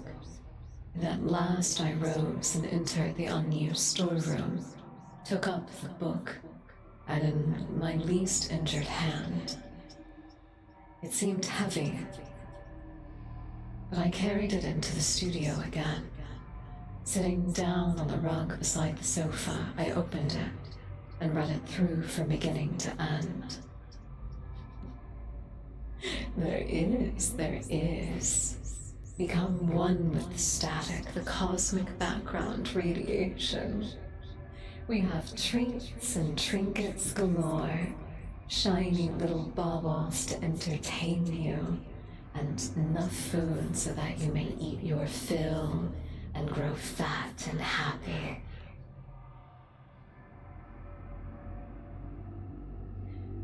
When faint with excess of emotion, I dropped the volume and leaned wearily back against the sofa. Tessie opened her eyes and looked at me. We had been speaking for some time in a dull, monotonous strain before I realized that we were discussing the King in Yellow. Oh, the sin of writing such words, words which are clear as crystal, implicit and musical, as bubbling springs, words which sparkle and glow like the poisonous diamonds of the Messides. Oh, the wickedness, the hopelessness, damnation of a soul who could fixate and paralyze human creatures with such words. Words understood by the ignorant and wise alike. Words which are more precious than jewels, more soothing than heavenly music, and more awful than death itself. We talked on mindfully of the gathering shadows. She was begging me to throw away the clasp of black onyx quaintly inlaid with what we now knew to be the yellow sign. I never shall know why I refused, though even at this hour here in the bedroom as I write this confession, I should be glad to know what it was that prevented me from tearing the yellow sign from my breast and casting it into the fire. I am sure that I wished to do so, but Tessie pleaded with me in vain. Night fell and the hours dragged on, but still we murmured to each other of the king and the pallid mask, and midnight sounded from the misty spires in the fog, warped city. We spoke of Hester and of Casilda, while outside the fog rolled against the blank window panes, as the cloud waves roll and break on the shores of Halley. The house was so very silent, and not a sound from the misty streets broke that silence. Tessie lay among the cushions, her face a gray blot in the gloom, but her hands were clasped in mine, and I knew that she knew and read my thoughts as they were hers, for she had understood the mystery of the Hyades, and the phantom of the truth was laid. And as we answered each other swiftly, silently, thought on thought, the shadows stirred in the gloom about us, and far in the distant streets we heard a sound. Nearer and nearer, and nearer it came. The dull crunching of wheels. Nearer and yet nearer, and now outside before the door it ceased. And I dragged myself to the window, and I saw the black-plumed hearse. The gate below opened and shut, and I crept shaking to my door and bolted it. But I knew no bolts, no locks could keep that creature out who was coming for the yellow sign. And now I heard him moving very softly along the hall.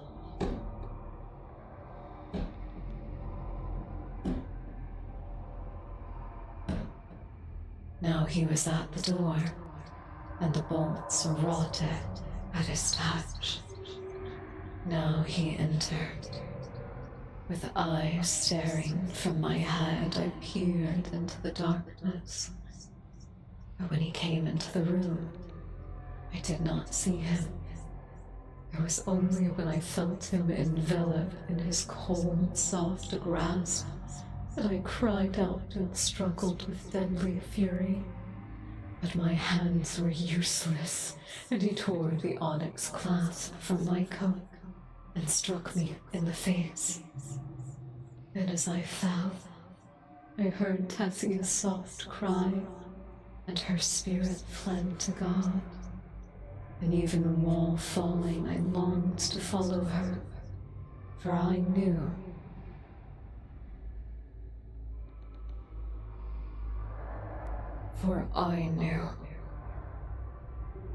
that the king in yellow had opened his tattered mantle, and there was only Christ to cry to now. I could tell more, but I cannot see what help it would be to this world. As for me, I am past human help or hope. As I lie here writing careless, even whether or not I die before I finish. I can see the doctor gathering up his powders and the files with a vague gesture to the good priest beside me, which I understand. They will be very curious to know the tragedy of the outside world, who write books and print millions of newspapers. But I shall write no more, and the Father Confessor will seal my last words with the seal of sanctity when his holy office is done. They, for the outside world, may send their preachers into wrecked homes and death-smitten fireplaces, and their newspapers will batten on blood and tears. But with me, their spies must halt before the confessional. They know that Tessie is dead, and that I am dying. But with me, their spies must halt. They know how the people of the house, aroused by an infernal scream, rushed into my rooms and found one living and two dead. But they do not know what I shall tell them now.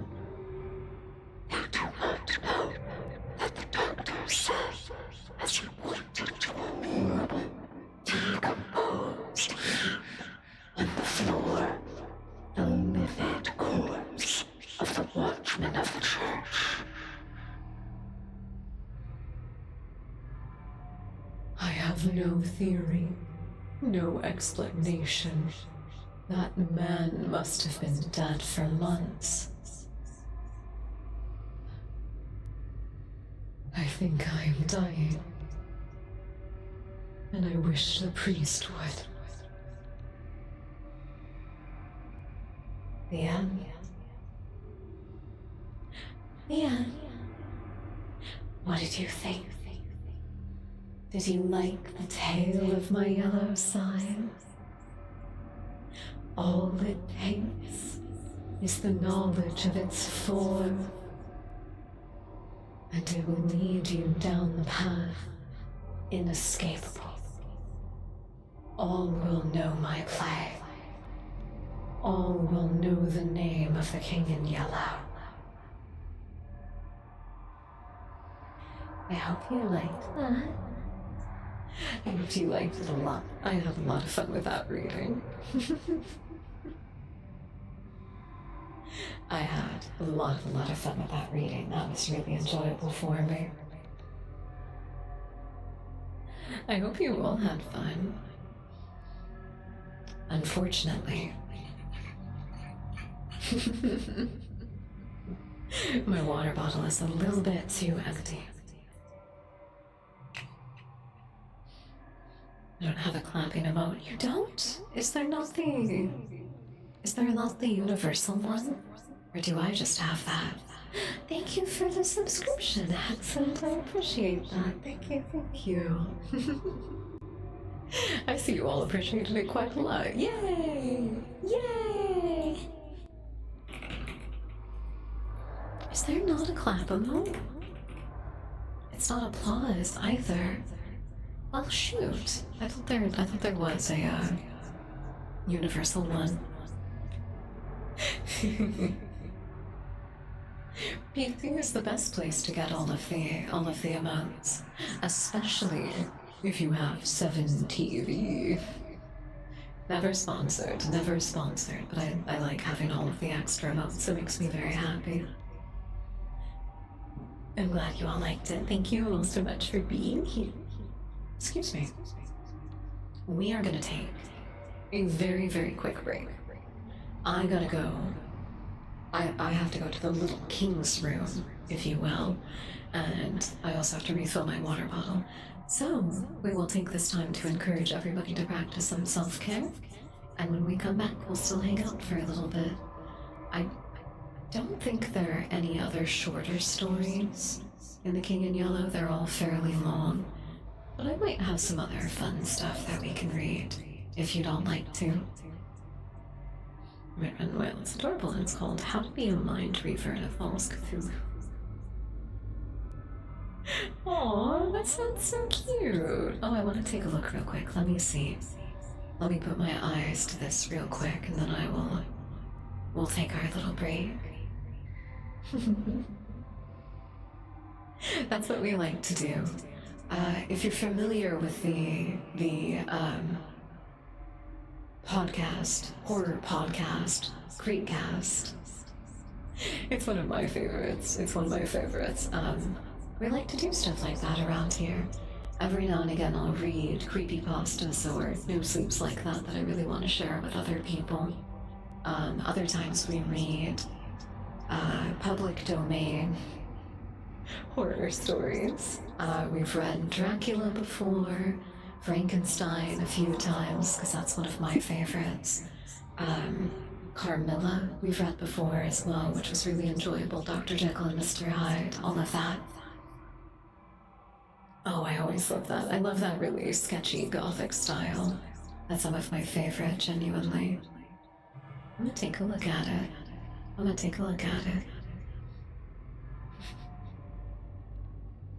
Oh, it is really cute. This does look really cute. Oh, and I love their interpretation of me. They got all the important details. I think I'll save that. I'll have to read that whenever I'm having a particularly sad day. But, my dear, lovely, captive audience members, we should take a little break and take some time to take care of yourselves, as it is oh so important to do so. Grab some water, grab some food, do whatever you need to do. You're not captive, I'm telling you to leave. Don't lie. I'd narrowed it down to stuff by heart, not so much cyberpunk. Oh, that sounds lovely. That sounds super lovely, hell yeah. I hope you have fun on your trip, whatever you end up getting up to. Alright, take some time to take care of yourselves, everybody, and we'll be back in a little bit. See you soon, and enjoy the music.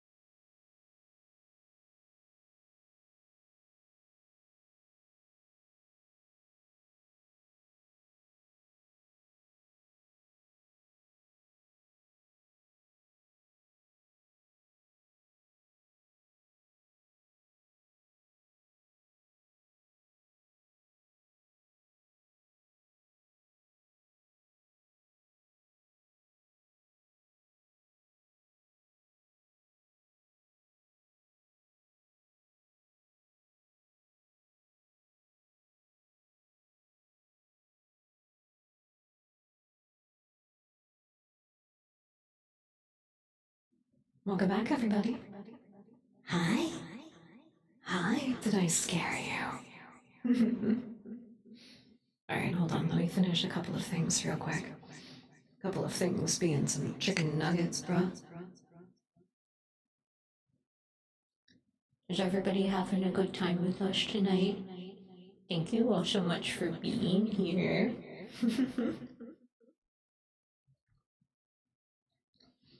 I hope you can tell that I've been having a lot of fun. I really like doing these special performance or kind of like drag streams for everybody. Or the Nuggies of Madness? No. No. The Nuggies don't have to contain any madness. They don't have to contain any madness. They can just be really good chicken nuggets, which they are, honestly. I did forget to get honey mustard with my groceries today. I'm so sad about it.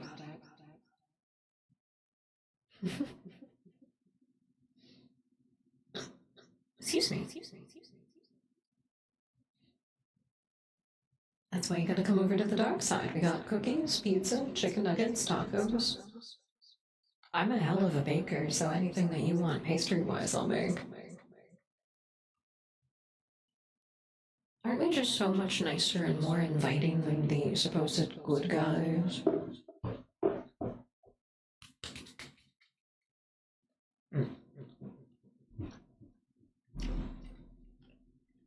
Alright, kind of reminder to stay hydrated, everybody.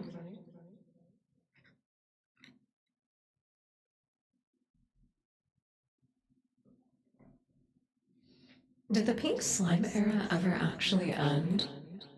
As far as I'm aware, they still use that, right? Because basically all it is just like the preserving, like salty preserving stuff that they put into meat that gets emulsified. From the images that pop up, it's all of what you would expect, like meat getting like processed and everything. But there's also a pink slime from Slime Rancher. Oh, that's really cute. I remember it was one of those really weird health scares with like it was never actually as bad as a lot of people made it out to be. It was just kind of uncomfortable because I think it was the first time in modern history that people really understood that their processed food is processed. It goes through things, you know? Okay. According to Wikipedia, pink slime is a lean, finely textured beef, also just called finely textured beef, and quality known as pink slime is a meat byproduct used as a food additive to ground beef and beef-based processed meats, as a filler or to reduce the overall fat content of the beef. As a part of the production process, heat and centrifuges remove the fat from the meat and beef trimmings, and the resulting paste, without the fat, is exposed to ammonium hydroxide or citric acid to kill bacteria.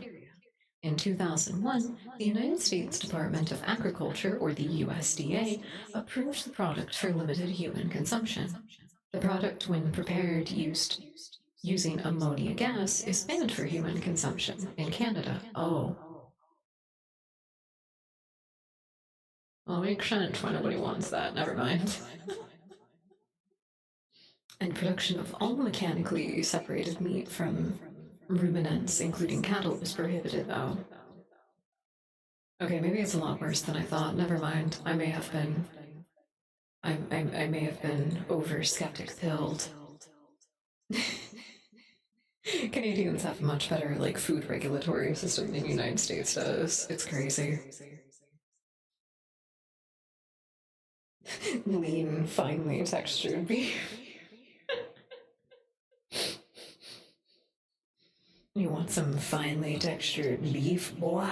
You want that finely textured beef, boy? Somebody probably does. Oh, come in first. I hope you're having a lovely night. All of the pink slime? You want to drink all of it?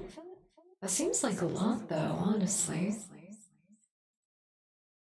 If it's anything that we produce here, there's a lot of it. I'm kind of jealous of Canada a little bit. It's kind of pissing me off. You guys have a way better healthcare system, and just fucking bullshit, and it's unfair. 2 negatives equal positive. That is no. You just get double negative. You just get no double negative. That's what happens. Nothing cancels itself out. Oh no, I know. You guys have to deal with a lot more bureaucratic stuff, but like, just the fact that people can get treatment a lot easier. Okay. Let me drop some forbidden knowledge on you. More than 70% of Americans have not gotten treatment for genuinely life-threatening issues because they are afraid to go to the doctor. People are afraid to go to hospitals because sometimes hospitals turn away patients that are dying. Anything is better than what we've got.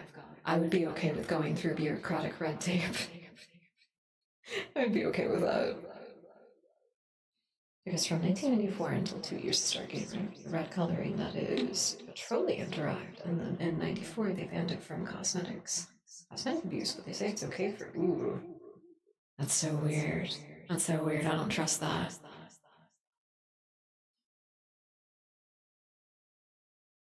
Cosmetic use. Oh, that's what you meant. Okay. Alright, absolutely. No, we must do what they did on the Oregon Trail. We must persevere. Just rub some dirt into the wound. Get a little bit of dysentery. You'll be okay.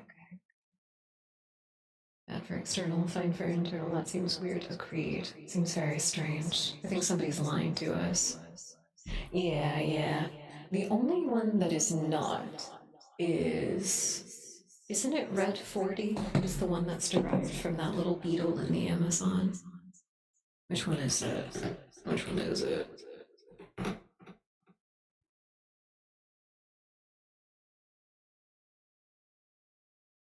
Because that was another big thing. I remember when people started learning about that. 40 sounds right.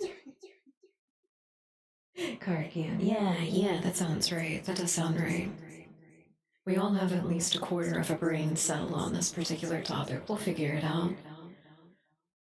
It is a red dye commonly used in food, is usually supplied as its red sodium salt, but can also be used as the calcium and potassium salts. These salts are soluble in water. Solution is maximum.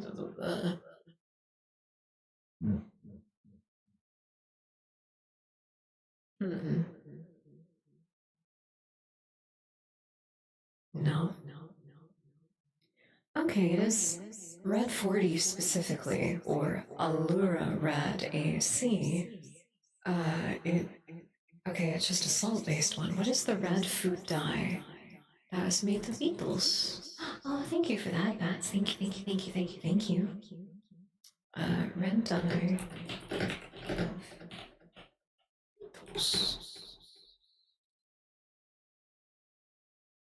Cochineal is derived from the Latin word cocchinus, meaning scarlet-colored, a reference to carmaic acid, the red-hued chemical produced by female cochineals and their eggs, which is used to make vibrant red dye. Do we still do that? Oh, don't show me fucking red velvet cake. They kind of look like teeny tiny little berries, actually. If you've ever seen them walking around on plants, they look like those little white beetles that will like latch onto the vines of different plants and feed off of the liquid nutrients. But they're just really bright red. There's a lot of pictures of people squishing them, and now it's making me sad. There's a lot of pictures of people squishing them and just being like, ew, it looks like blood. Leave the beetles alone, good god. Almost cosmetics from Shine Cover. Yes, because it's a skin safe. It's essentially a skin safe, something that's glittery. Otherwise, you're just using plastic glitter. And I feel like I would rather use, like, the ground up carapace of beetles than plastic getting in my eye, but I'm also I'm not a glittery eyeshadow or glittery makeup kind of person. Well, okay, no, that's a lie. I like my big highlighter stick that's basically just white glitter. I would prefer if it was like seaweed glitter then. That would make me happy. I love beetles. I like all bugs, honestly. I think people are like way too mean to bugs. Even when they're invasive. I think people take like way too much joy in killing bugs and it makes me upset. I'm not happy that I have to get rid of gnats right now. Or ants. I'm not happy that I have to like remove any kind of insect from my home. Welcome in, Lacey. I hope you're having a lovely, lovely night. Thank you for the self-care checklist. Oh, that's a cute emote. Oh, that's a cute emote. I like that one. I want it. Give it. Give it. We'll take some time to check our posture. To stretch. And I'll take a nice big sip of water here in just a second, I promise. Well, you know what, actually? Since we're, winding down, I think. We've completed everything that was intended for the broadcast. Don't worry, Reload. You gotta do what you gotta do. Thank you for coming back, though.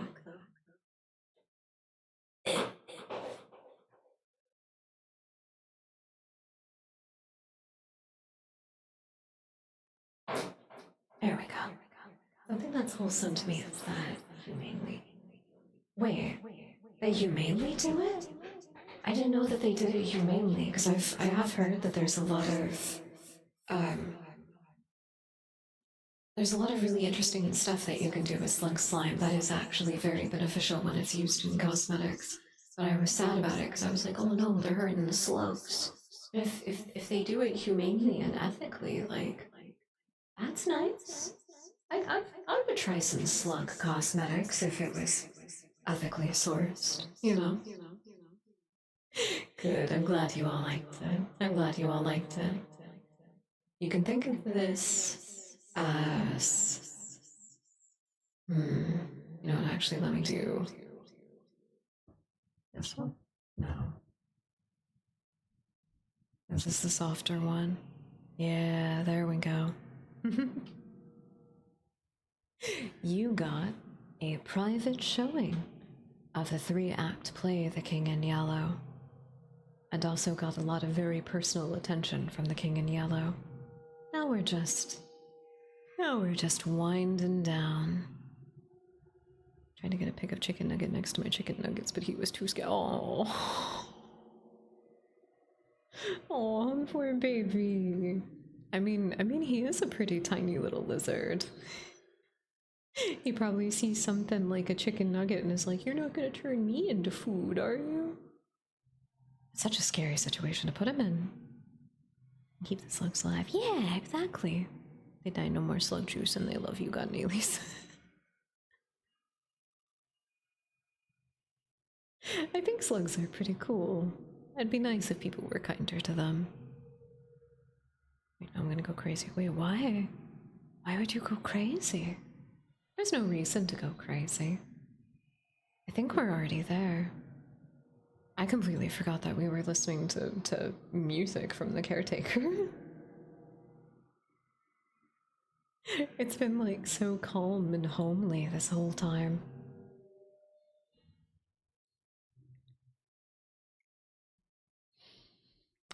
I love the idea of having like a giant pet slug. That would be so cool. Crazy. I was crazy once. They showed me the yellow sign. It was the yellow sign that made me crazy. I'm sure I won't drive you too mad. I'm sure everyone here will be fine. Actually, you know what? Let me adjust a couple of things real quick.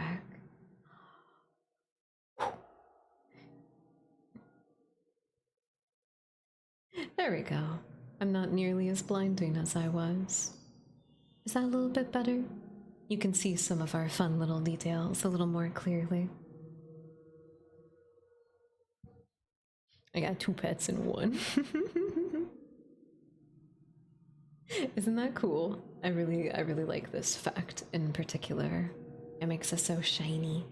But I can.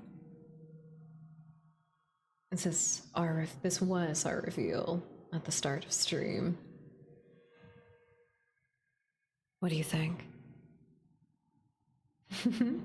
Sometimes you can see my second eye peek out from behind the bangs, which I think looks really cool. I was so determined to get her silhouette, right? I'm so sorry, everybody. We have some ads playing. Thank you all so much for being here. I do greatly appreciate it. Blink, blonk, blink, blink. Blink, blink. And then if I get like really close,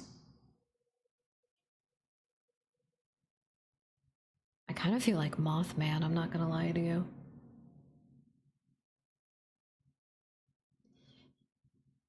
I like how you can still see my eyes emote.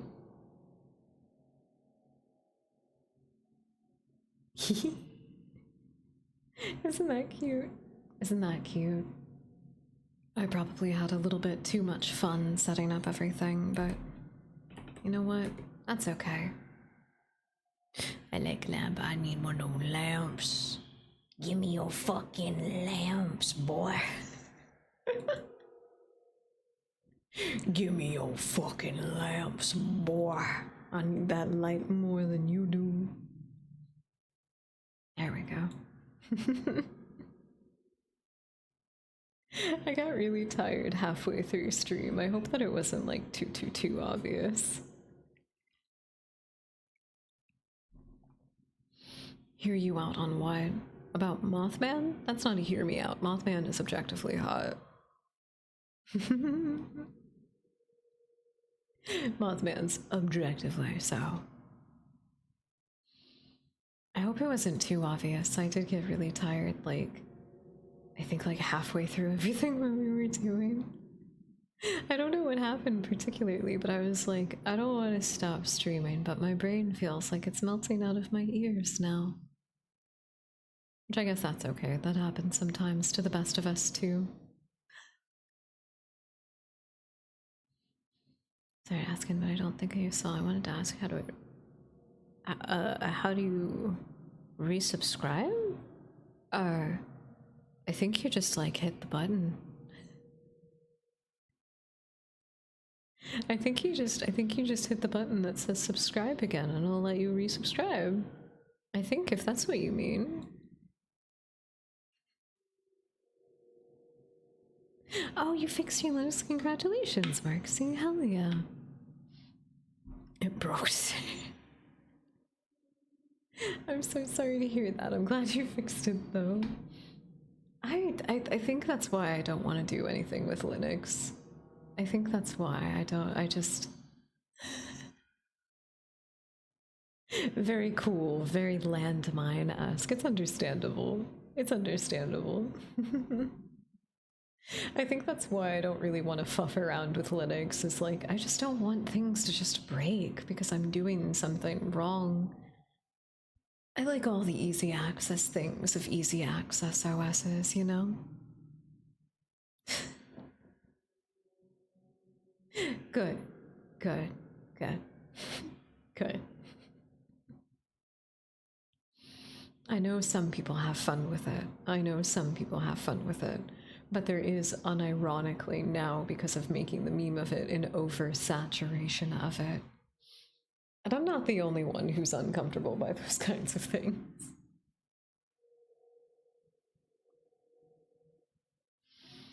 If you try to resubscribe on PC after submitting from the app, it doesn't seem to like it, and you have to wait for the sub to end before redoing it. Oh, I didn't know that. The practice of using it is annoying. I think that's, yeah. Because that's kind of the annoying thing about it. Whenever you're ultimately given a tool that is an expert level tool, you know, you can make things that are a lot more easy access. But kind of the point is that the vast majority of people who use computers are not going to be expert level computer users. And so Linux just really is not pragmatic for most people. It's just not. I want an OS that is set up to just function. It should just work. It should just be a full product that just works and does the things that I want it and need it to do. If you have fun with Linux, that's an entirely different thing. But every now and again I come across somebody that's like, oh, you casual computer user, you should install Linux. And it's like, no, they shouldn't. Why would they do that? There's no reason to. There's genuinely no reason to. They should not. They should not. They really shouldn't.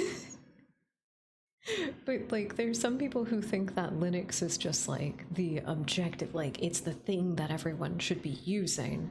And it's like, no, no, no. You can all be about, like, freedom from the corpos and everything. But like the long and short of it is that people just need an OS that just already works. I don't need to customize every little thing about the way that my computer functions and runs stuff. Things should just be designed to run together cohesively. It really should just be that simple. Install Linux, sir. This is my fucking work computer.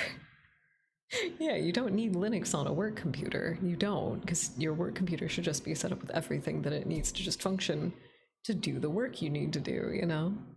I think people are just, maybe it's more of a Reddit pilled brain kind of thing, but like, I do see it a lot, and I'm just like, you're fucking stupid.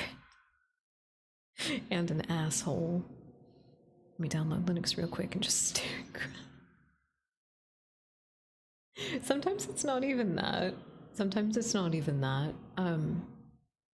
It can be like the little things. It can be the little things of just making sure your computer is running effectively, you know? It asks you to do all of the legwork because Linux is set up in a way that it's like, oh, if I'm being used, it's because this person knows what they're doing. If you don't know what you're doing, you don't need to use Linux. It's okay. It's okay. It is not the end all and be all. Is Windows still evil? Yes. Is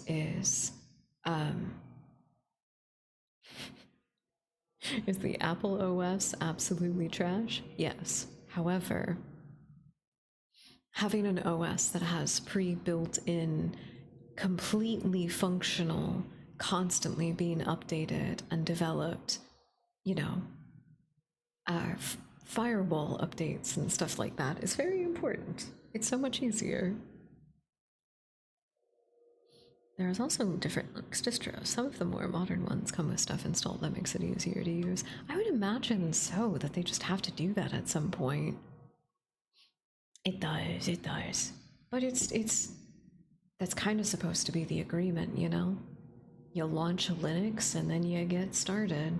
Whereas for everybody else, it's like, all right, I gotta answer 50 questions from Microsoft and then I can get started.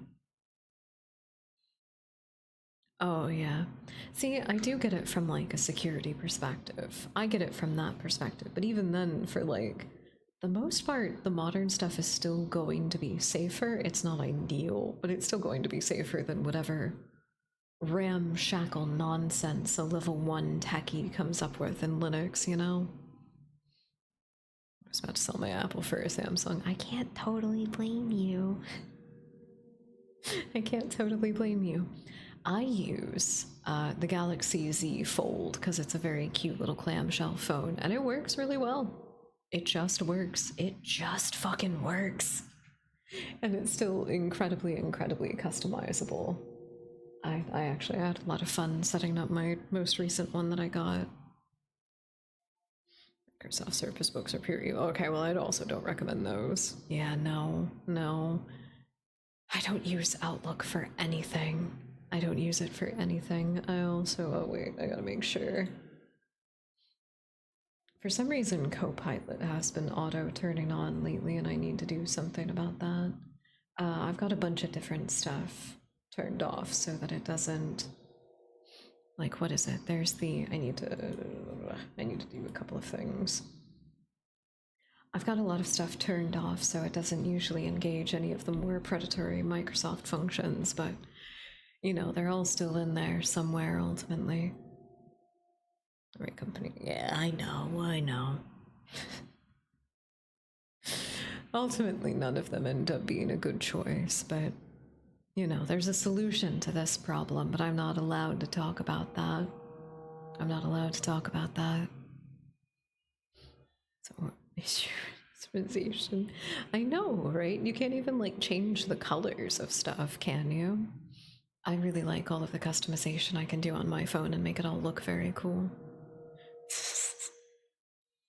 Return to Luddite. Deletes your cookies every time you exit. I think because I don't like Opera with it having all of these like built-in AI features. I'm not a fan of that. Opera as a browser is incredibly safe because there are settings like that you can just clear everything. Just basically every time you open up a new window, it's like its own individual instance that keeps it safe. I'm really not too worried about it, honestly. If somebody wants my data, it's out there. There's nothing I can do about that. And just if they show up to my house, I get to stab them. I have to recheck everything every fucking time. Every time you gotta recheck everything. Kind of annoying because you need to log back in every time. Yeah. If you just keep the same tab open or the same window open indefinitely, then you don't need to. You can change everything. Button looks, the apps. Yep, you can change everything. I think mine turned out really cute. I would like to decorate the case, I think, and make it look like extra, extra adorable. I just need to get some cute little paper craft scraps, I think.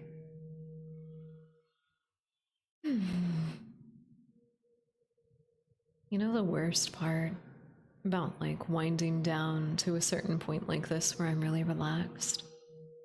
I have a feeling that I'm not going to be able to sleep tonight because I wasn't able to sleep yesterday. I have a feeling I'm going to get a sudden burst of energy for like the stupidest reason, and that I'm not going to be able to sleep. It's fine, it's fine.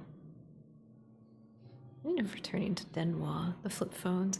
Oh, well, technically that's what I have. Technically. I do like the clamshells. I think they're very cute, and everybody else seems to get very excited whenever I pull out my phone. They're like, whoa, it does the thing. I'm like, yeah, it does the thing. It's pretty cool. No, that's understandable. That's understandable. I think everybody should have customizable pieces of tech. I think it just makes you more happy, honestly, when everything is customizable.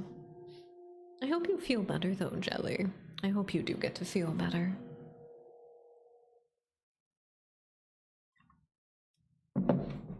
I'm also drinking the last of my monster now. So I probably will not be able to sleep very well, but that's okay. That's okay. What is sleep? Who needs it?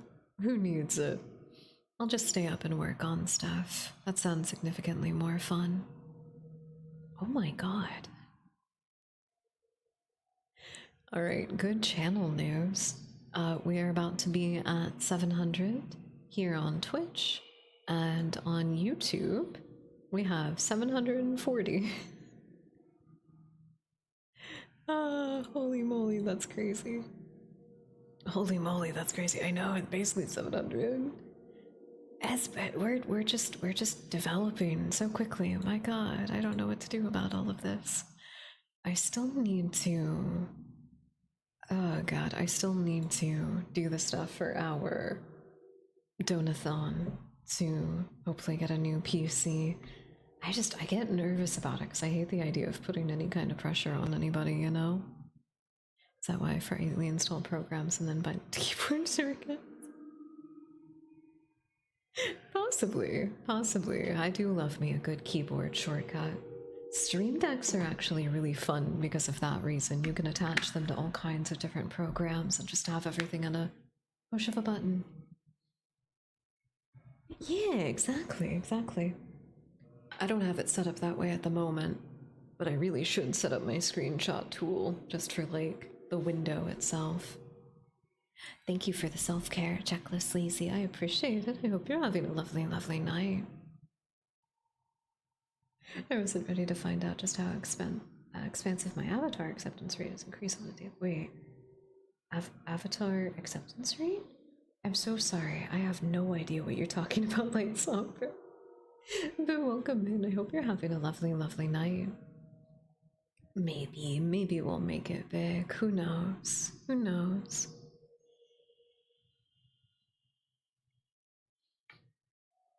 I know people will freely give if they so desire to do so. I just,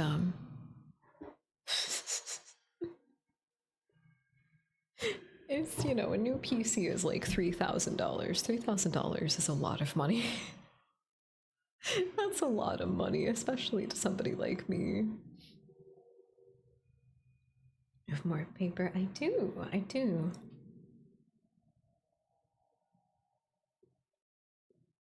You can do that. Got it, Marksy.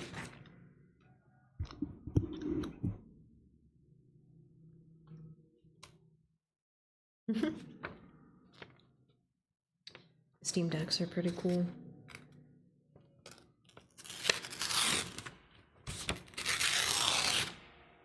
My stream deck is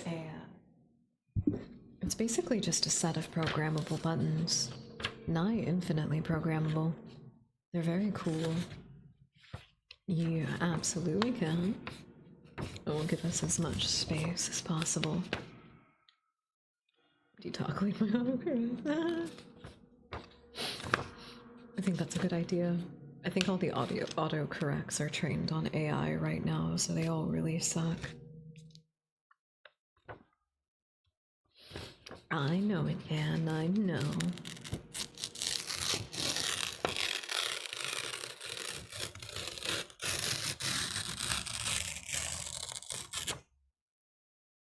I know people can be insane and generous. I know they can.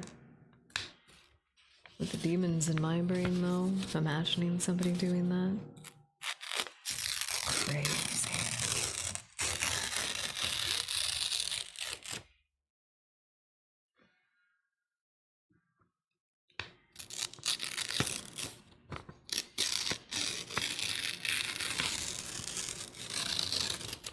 I can barely comprehend that people want to watch my streams, let alone give me money.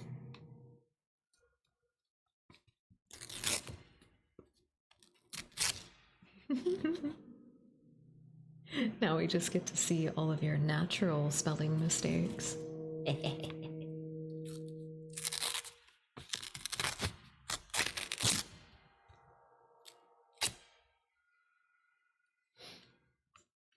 made the pieces way too big. I wanted a couple of more really long tears, damn it.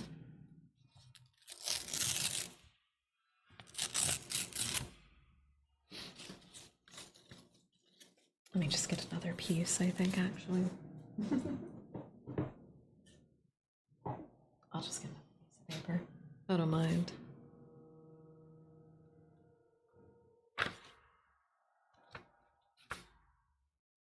You get 2 whole pages.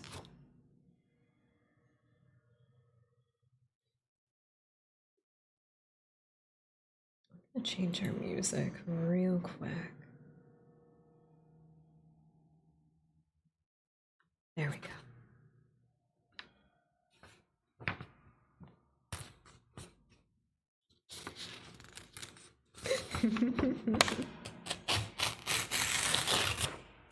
I will be looking forward to some nice treat. Let me see. Wait a second. Where was it? What was it?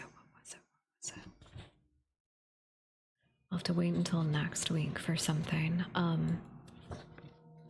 Krusnik said that we should be able to get the new skincare set that I want to try out. It's from this brand called The Cream Shop. It's very cute. It's all like Hello Kitty themed and everything, but I really, really like their skincare. It's super effective.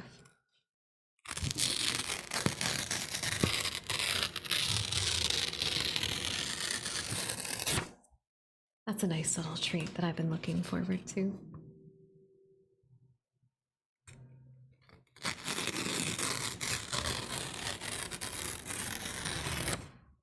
And then next week, I will hopefully be able to start a new hormone treatment and see if that helps out with some of my stuff that I've been dealing with.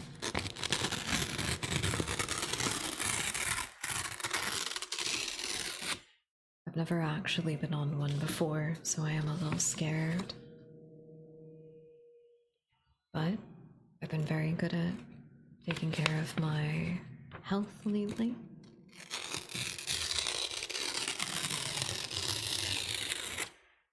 If there was ever a time to try it out and see if it helps, now is the time.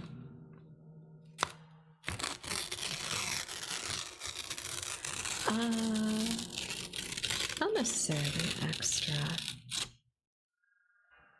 It is... What is it? What is it exactly? It is a...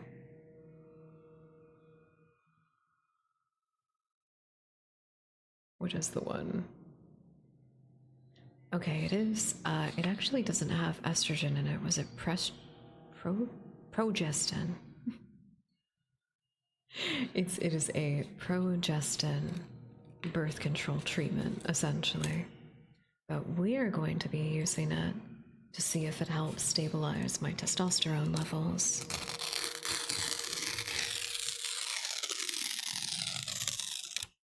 Because that's more of the problem that I have, unfortunately. Estrogen level should be fine, but there's a distinctive overproduction of testosterone that does affect a lot of things negatively. Oh, I fucked that one up. Thank you. I hope it works too.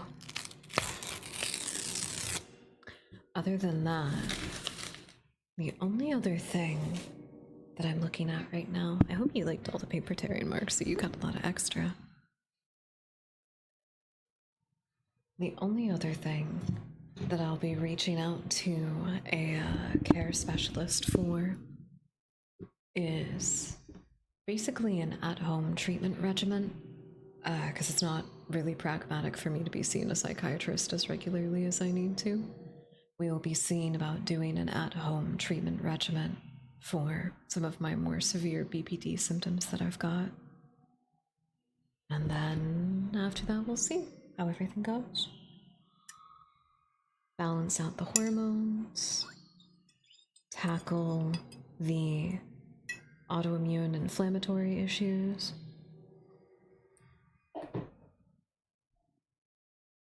and then see what we can do for the brain demons.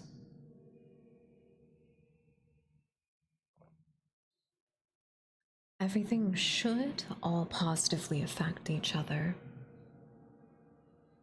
because ultimately it's the stress from the BPD that led me to developing the inflammatory condition. So as I reduce a lot of the extra stress that puts on me, then that should help with the inflammation, stabilizing the testosterone levels and balancing out some of the other physical issues that I have should help also regulate the stress even further. Do you know how antioxidants help inflammation? I do.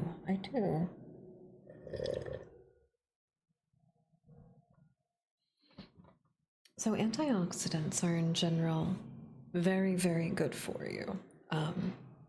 There's a lot of different ones. If I look up all of them,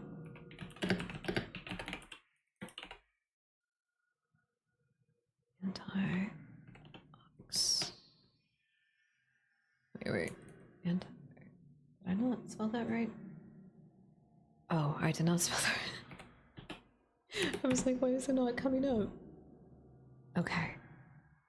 So there's a lot of different antioxidants that come from different sources, and do, in fact, cause different positive benefits throughout the body. But the key thing that an antioxidant does, via its name, is it helps curb the effects of excess oxidation in the body, because that's the thing that kills us.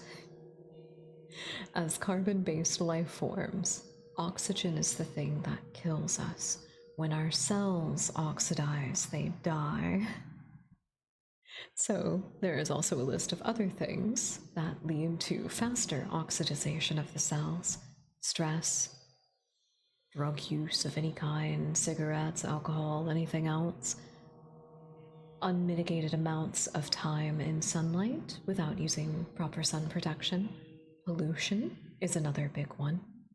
And so usually you will hear pollution described as free radicals. Antioxidants very specifically target free radicals and prevent the damage from the oxidation that they cause. As I went to the Better Health website for it because they have the best breakdown of everything. But here's their description for antioxidants versus free radicals. Antioxidants are found in certain foods and may prevent some of the damage caused by free radicals by neutralizing them. These include the nutrient antioxidants vitamin A, C, and E, and the minerals copper, zinc, and selenium. Other dietary food compounds, such as the phytochemical in plants, are believed to have greater antioxidant effects than vitamins or minerals. These are called the non-nutrient antioxidants and include phytochemicals such as lycopenes in tomatoes and anthocyanins, which is in cranberries. Man, there's a lot of stuff that free radicals can also feed into. At the end of it, it's when you have an overabundance of free radicals or are not getting enough antioxidants. Overall, it's just premature aging, essentially. The damage that is done to the body is that the body is dying faster than it should be. So here are some fun antioxidants that you can get from a variety of sources. Allium sulfur compounds are the ones that come from leeks, onions, and garlic, and what give things in that plant family their distinctive bitter flavor. Anthocyanins come from eggplant, grapes, and other berries that tend to have a purple pigmentation, because as far as I'm aware, the anthocyanins is the purple pigmentation ultimately. The one that a lot of us are very well aware of, beta carotene.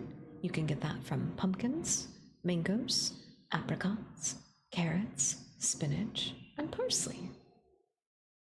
Copper, which is one that a lot of people don't think of as very important, you can get from seafood, lean meats, milk, and certain nuts.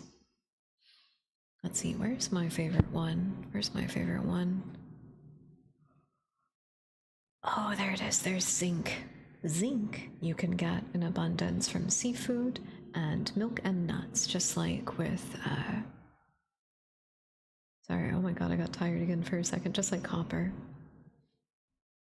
All of these are very important, but if you're ever stressed out about this kind of thing, the best thing that you can do is get as much plant-based nutrition as possible.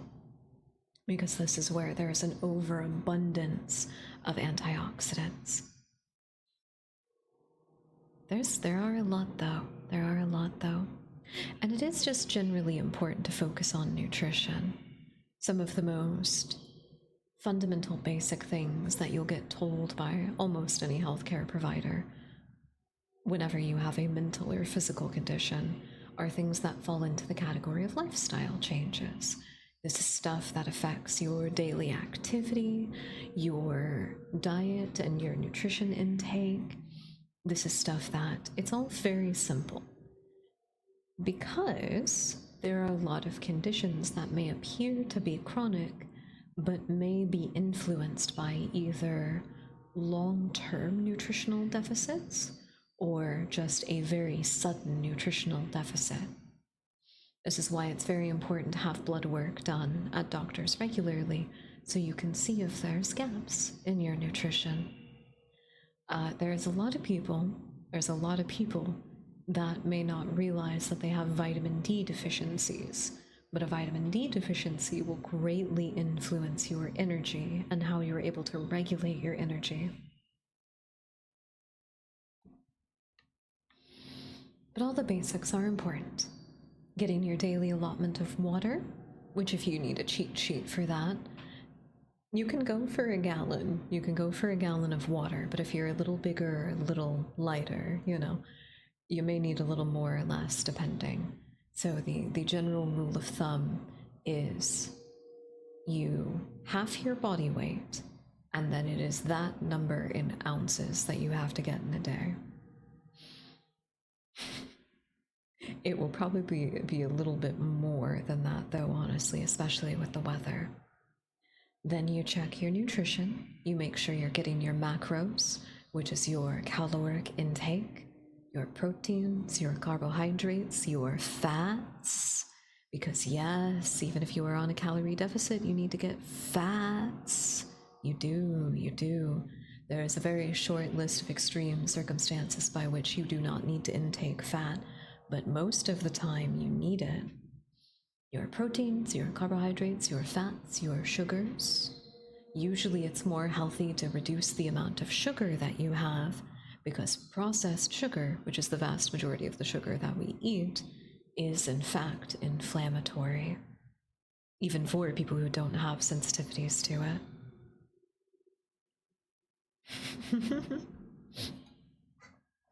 Exactly, Unique. You got it. You got it. That's some good math you got there. Oxidization is bad for the body, but... So we do fuel ourselves off of oxygen.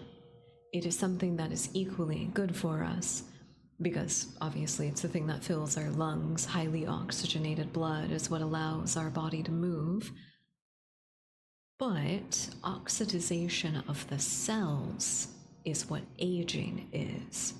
And so if you don't have enough, or if you don't have enough antioxidants, or you have too many free radicals, you can start experiencing premature aging, which does give you more sensitivity and more likelihood of developing a variety of conditions earlier on. Oxygenation of the cells is aging. Pulling oxygen into your lungs is just normal breathing. However, the vast majority of the atmosphere that we actually breathe is nitrogen-based. So we breathe air, but that air is more nitrogen than oxygen specifically. But then carbon dioxide, which is the biggest pollutant that we have in the air, is an active free radical. It is something that leads to the direct oxidization of the cells, and also you can suffocate on it if there's too much. So there's a lot of carbon dioxide and a lot of carbon monoxide in the atmosphere due to pollution. Very, very heavy carbon molecules. All of that is generated from pollution. Isn't that crazy? Isn't that crazy? So it's good in general. It's good in general, whether you have a condition or not, to get all your basics. I am very happy I did start a vitamin regimen that has been very, very beneficial. I still have to get the types of foods surrounding the vitamin regimen that are important so that I can get my calories and I can get my macros to best process that nutrition. But other than that, sometimes it is just kind of straightforward, making sure you're taking an effective vitamin regimen. Because there is some stuff that is really hard to get with our modern diets. Stuff like magnesium and the variety of magnesiums that there are can be really difficult for most people to get. So supplements are kind of necessary in that regard, even for just normal healthy patients. I guess I shouldn't say normal, average healthy patients. Average healthy patients. Where's the thing? What is it? It's like 6 different types of magnesium, and they all affect different stuff. And so if you have deficits in any of these categories of magnesium, it might negatively contribute to these other areas. Let's see, where are the different types of magnesium? That's what I need.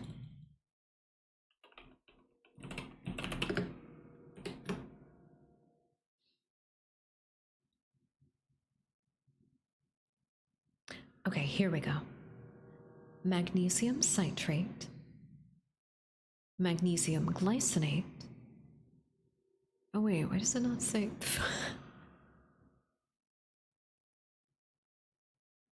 It doesn't say what magnesium citrate does, but it says what the rest of them do. Magnesium citrate is easy to absorb, but can cause gastrointestinal distress.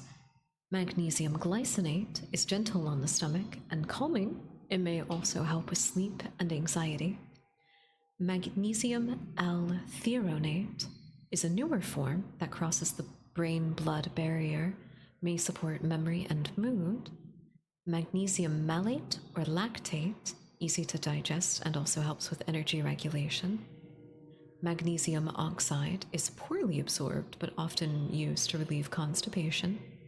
Magnesium sulfate, found in Epsom salts, helps sore muscles but doesn't raise magnesium levels through the skin. And magnesium taurate, often used to support heart health and blood pressure. So as long as you're getting any of these categories of magnesium, except for obviously the bath salts, don't eat those. Don't eat the bath salt magnesium. As long as you're getting any of the categories of actually edible magnesium, you will be good. But based on the substrate of magnesium that it is, you may also notice changes in these other ways. So it's less of a supplement where we're trying to fill in the gap of something, where it's more important to pick the type of magnesium that directly addresses your issues. Magnesium citrate is what you drink to help with when you're... That is very true. That is very true. You'll usually see the clear bottles of it in the pharmacy section. I think some people have misunderstood that that's not a vitamin supplement. It is there to make you shit. I'm also so sorry. I just noticed, just in case we didn't get the alert for whatever reason, I don't mean to call out a lurker just in case, but just in case you didn't get the alert for whatever reason, thank you for the anonymous follow. We are now at 700. I'm gonna go throw up. I have been very interested in trying magnesium glycinate, because everything that I've heard about it, it seems like it would be something that would benefit me greatly. And if I remember right, where is it?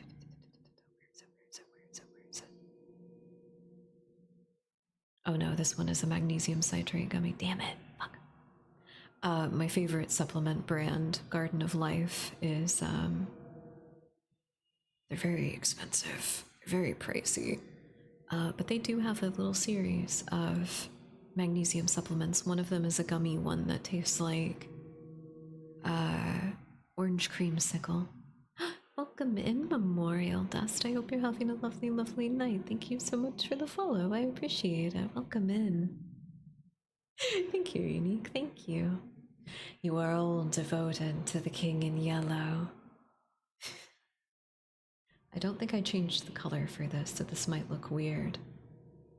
Oh, it does look weird. You are all endlessly devoted to the king in yellow. King in yellow, king in yellow, witness the yellow sign. God, that does look cool, actually. That does look really cool. Fuck, dude. Who would be against such a thing? Come all ye in dark Util, and worship the king in yellow. Alright, let me see. I want to see if they have a different one. My product? No. My needs? No, okay.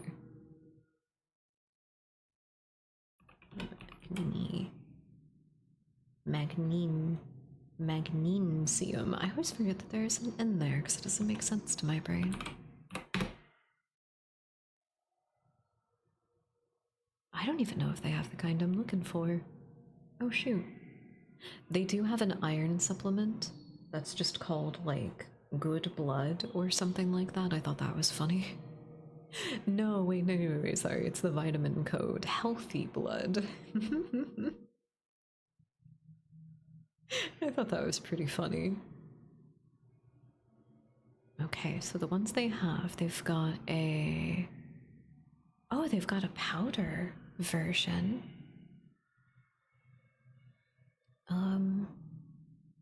Oh, it is a complex too. Wait, so... It's got magnesium carbonate and sodium bicarbonate. Oh! I guess that makes your drink into like a little fizzy something. Oh, that's lovely.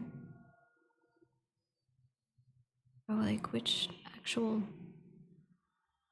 magnesium and probiotics? Okay, it doesn't specify. How weird. Eternal Darkness when it came out, freshly with Sand Meter. Have I played Eternal Darkness? I don't actually think that I have. Did it come out originally 2002? I'm pretty sure I've watched I'm pretty sure that I've watched old YouTube Let's Players play it. But it's been years. It's been years and years. Is this the one I'm thinking of? It's the... Oh, right. Duh.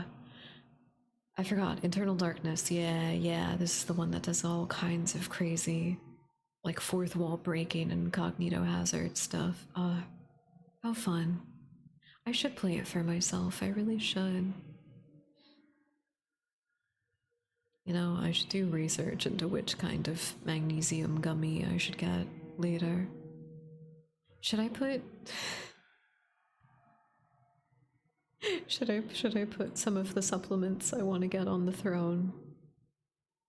I never want anybody to feel like pressure that that's something that you should need to do, but also if I can take the vitamins that I need to, that's a good thing, right?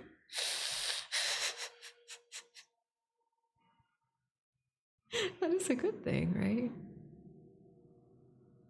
Apparently Soylent actually has a decent amount of antioxidants, copper and zinc. Yeah.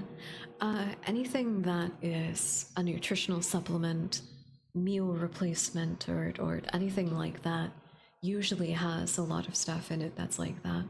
Your base antioxidants are stuff like vitamin A, C, and E, though, so those on the baseline are good for you, but copper, celium, and zinc are all up there as well as specialty antioxidants that the body does need for a variety of other reasons as well.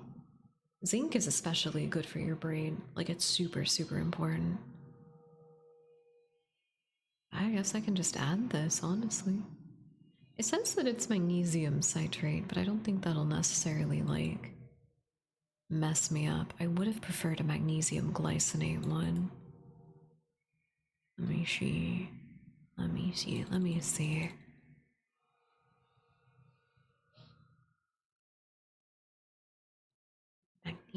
glycinate. Did I?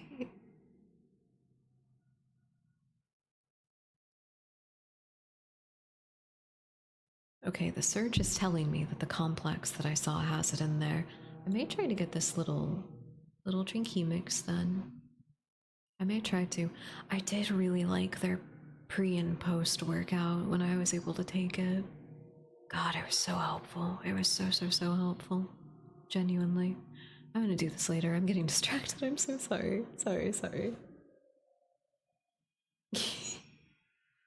No worries. It's also very important to make sure that you get to do your own research on this kind of thing as well. I can help give like a TLDR kind of explanation, but you should always double check with your doctor about anything like that if you can and make sure that you're doing what you can by the book.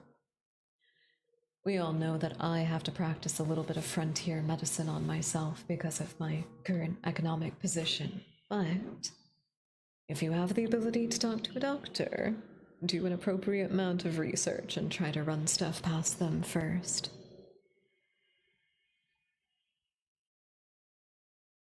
There we go.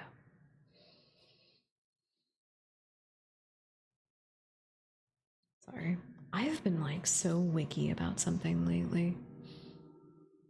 A bunch of gnats got into the station, and every now and again I get this weird feeling like one is crawling on my hand or something. And because I'm horribly anxious because of that, uh, I keep feeling like stuff is crawling on me. Oh, it's been messing me with so much. You know those really teeny tiny little bugs that kind of look like baby flies? It's those. It's those. I hate them. They get in during the hot weather because you're more inclined to leave the windows open. They're looking for cold environments and for food. So they just kind of wander in, unfortunately. It's very unpleasant. It's very unpleasant. Well, thank you for the lurk, Thestral. I hope you're having a lovely night. Welcome in. Thank you for the lurk. If y'all have a toothache and are waiting for pain meds to kick in, clove oil is numbing and lasts for like 20 minutes. Ooh. Oh, that sounds lovely. I didn't know that. I usually get some kind of numbing antibiotic cream to put on any kind of toothaches or anything like that that I've got. But of course, if for any reason you may have sensitivities to over the counter stuff like that, I don't have an issue with homeopathy in that way. Because to me, homeopathy is just trying to find different ways that might be a little bit easier to treat stuff at home.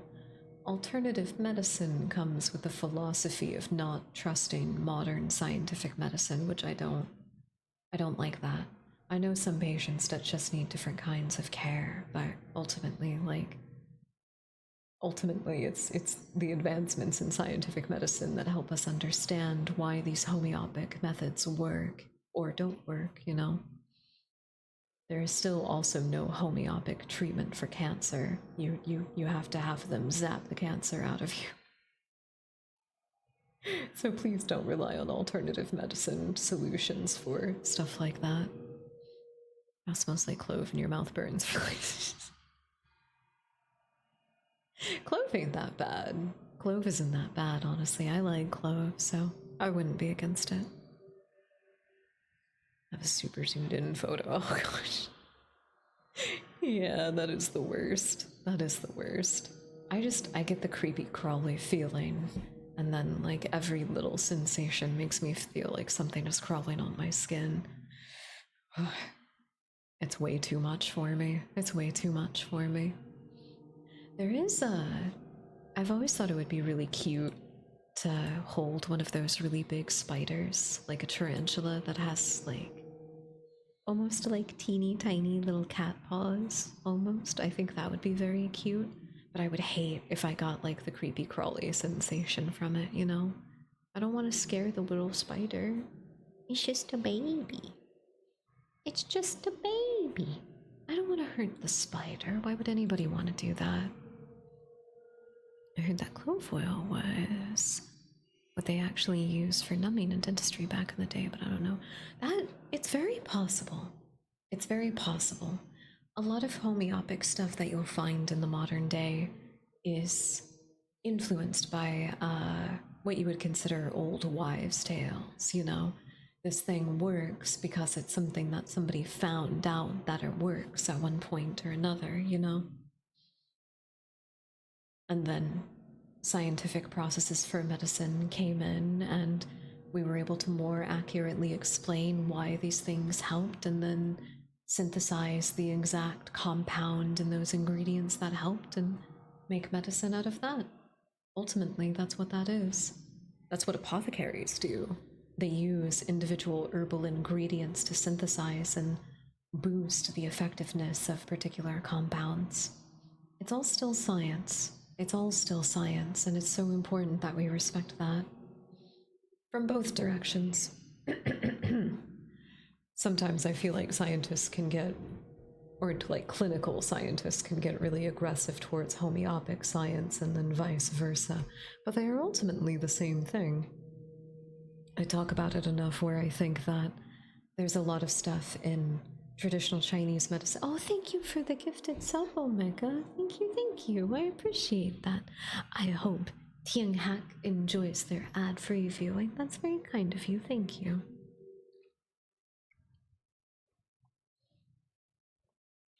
It's 5 a.m. so I'm barely so. Oh my gosh, please get the rest that you need, Omega. Thank you for hanging out with us for as long as you have, and thank you for the generosity.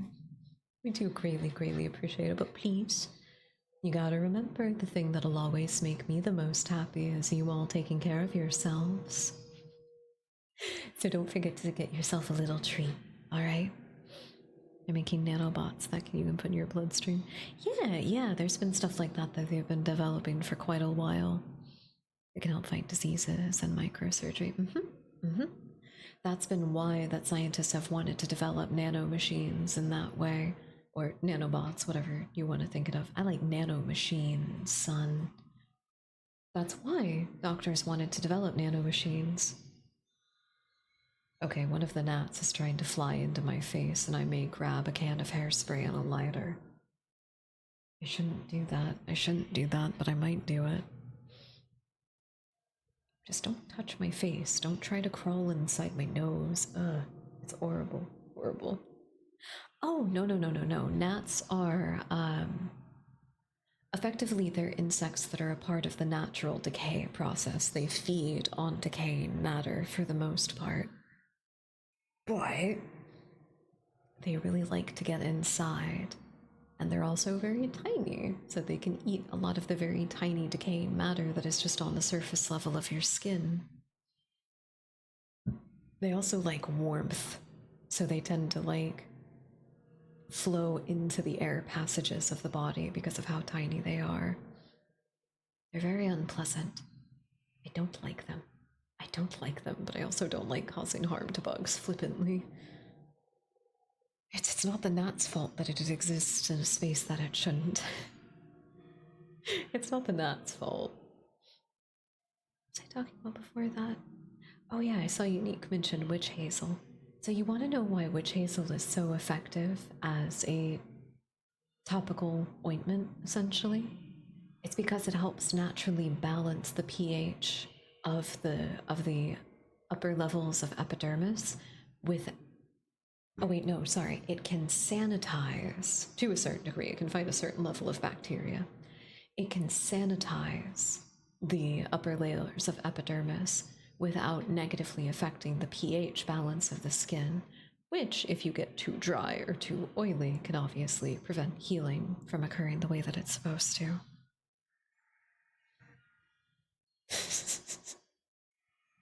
Have I ever mentioned that I have a special interest in medical science that branches into homeopathy and traditional Chinese medicine? Have I ever mentioned that before? I like learning stuff in that realm.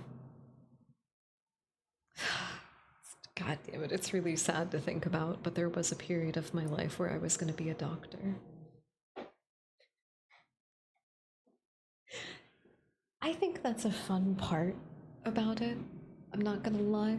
I think that's a fun part about traditional Chinese medicine because there's the actual like medicines that you can take, you know?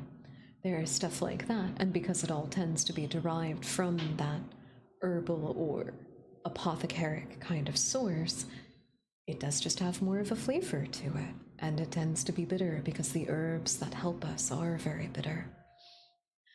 There's also a lot of stuff about different types of spicy foods and peppers in traditional Chinese medicine that is super cool. There's a lot of stuff about how certain combinations of spices can help with mental fatigue, brain fog, that kind of thing. And we have a lot of reason to believe that there's validity to this because obviously traditional Chinese medicine was medicine that was developed over hundreds and hundreds and hundreds of years of trial and error. They figured out what worked, you know? I just think that's really cool, ultimately. As cool as modern medicine is, I have a problem with the lack of bedside manner that I think traditional Chinese medicine kind of fills in. Even if they gotta like slap you around a little bit, you will be leaving that office cured. But they're okay with the process of healing being a little bit uncomfortable, you know? That's what I think is really well illustrated in the Apothecary Diaries, is that kind of philosophy to the medical treatment, you know what I mean? Sometimes getting better hurts a little bit. Sometimes you have to make yourself uncomfortable to be able to heal. I think it's really important for people to quantify that, because sometimes we get. There definitely is an underlying theme that I've seen in Western medicine where it's kind of just about putting the sick person to bed, you know? Putting them in a place where they rest and they just keep resting until the sickness goes away. But the way that you fix things, it takes a tender and strong hand. It takes somebody who genuinely cares about seeing you overcome that sickness, give you the treatment that you need, you know? You can't just rest constantly.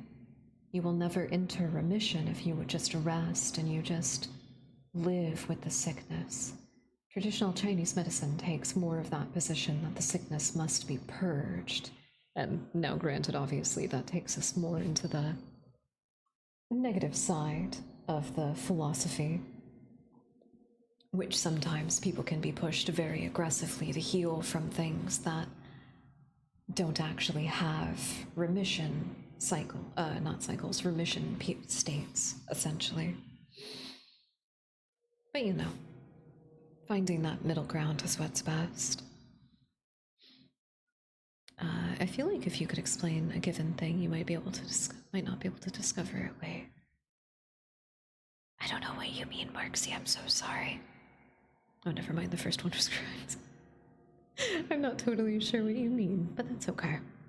When nursery says, "Now listen here, you little shit." Exactly. I think Western bedside manner is either far too neglectful and aggressive, or it's way too coddling. The person who is sick needs to choose to get better. That is a fundamental part of healing. And if the people around you are the ones that are doing all of the legwork, and there's not that drive from inside of you to get better, you're not going to get better. You're not going to get better no matter what. This applies to physical and mental issues from what I've found, but we have to make a lot of effort ourselves. Welcome in, Baby Goat, and thank you so much for the follow. I greatly appreciate it. I hope you're having a lovely night. I say this having a mother who is a nurse. Sometimes that's really beneficial. Not in every case, but especially having a parental figure that's like, I love you, I care about you, I want you to get better. I need you to get better. Fucking get better, you asshole. You know, I think that can be very motivating. It's that kind of like someone loves you so much that they refuse to watch you rot. I think that's something that a lot more people need, honestly, but it's difficult to find that. It's not something that comes naturally, I don't think. Those are relationships that you have to work very hard for. Someone shows me a birch water tree, and I say, oh no. I know that that works to treat scurvy because of its high vitamin C. Welcome in, Catch Up. Thank you so much for the raid. I'm so sorry if ads start. I'm so sorry if the ads start, but thank you so much for raiding us. I appreciate it. Welcome in. Did you have fun on your ASMR stream tonight? I hope so. Welcome in, everybody. Welcome in. Here. Give me one quick second. One quick second. If all of my dust bunnies could give Ketchup some love, I would greatly appreciate it. Thank you so much for the raid. I hope you had a lovely night.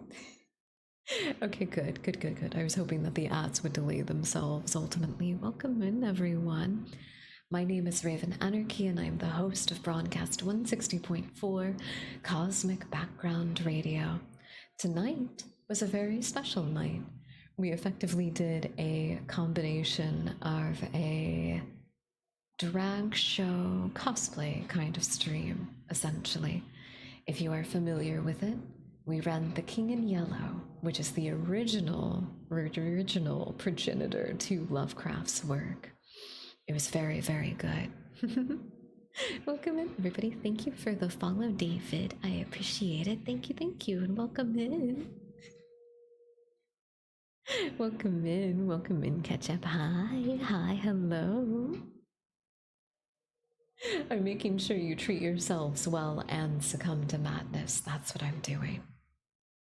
If you haven't read it before, I do highly recommend The King in Yellow.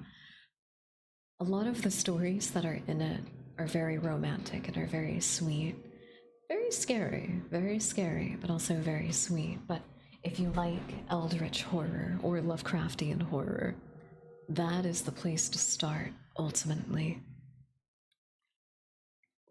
Kind reminder to all of my raiders to stay hydrated, and if Ketchup, you or anybody else that came in with the raid has to raid and run for any reason, that's completely fine. Thank you so much for supporting Ketchup. We do greatly appreciate it. I hope you take time to take care of yourself, and if you've got some time and want to hang out with us afterwards, we'll be happy to have you. This is model, it's so good. I probably won't do anything like that particularly, but that is not to say that the King in Yellow will not make future appearances in long-lost Carcosa. It's some ASMR while yapping about tabletop RPGs, other nonsense while despairing that apparently a lot of FF game ports on Steam don't run very. Oh, that sucks. I didn't know that. Oh, that sucks. Oh, I hope you get to enjoy them. They are a lot of fun. Oh, thank you for that, Pat's Unique. Thank you. Well, you are lovely. You are lovely, and you deserve a lot of support, I think. I have been thinking of some more fun stuff like this. This was kind of just a little goofy experiment, so to say. I used to do sort of cosplay streams whenever I was still doing flesh stuff. Mixel Remaster seemed to run well enough. Hell yeah! I hope you get to enjoy them. The older games are a lot of fun. I am very partial to 6, as I think a lot of like retro game people are. I am very partial to Final Fantasy 6. Though, if you're also looking for retro classic JRPGs, I would highly recommend checking out the Tales of series. It's very good. Very good.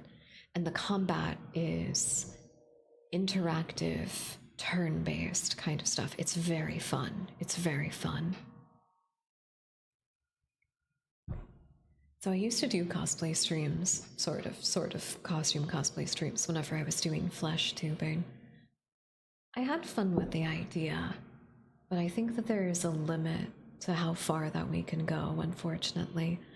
Using the Twin Tails customizable model, which is the 2D model that we've been using this whole time, it gives me a lot more options for stuff to play around, and there's also a lot of custom texture stuff that I can do and I can work on that I'm very, very interested in trying out. So, for one, may I say thank you to my dear captive audience, my precious dust bunnies, for all of your love and support during today's stream. It did help illustrate to me that this is something that people enjoy and would like to see more of, since it is a fairly unique kind of thing. It's not something that you see every day. It does make me very happy that you guys are excited for this kind of thing in the future. Through 6 and Tactics. Tactics also apparently also released the year after 6. Yes, it did. Yes, it did. Phantasy Star 4 and Shining Force. Oh, you would love them. Oh, you would love them. They're a lot of fun too.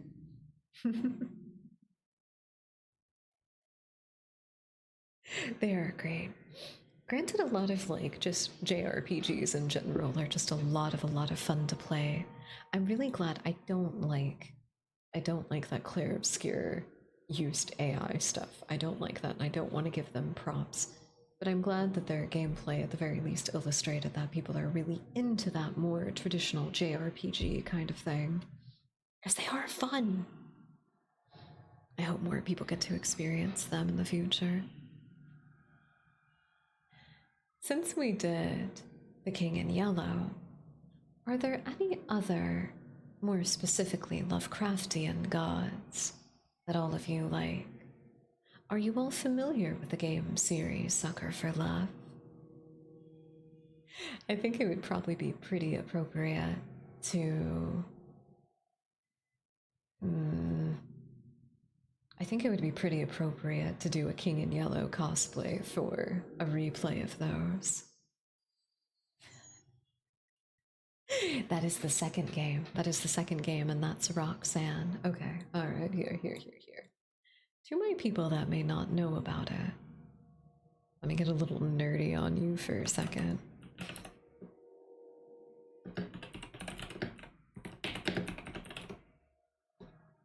I really like these games.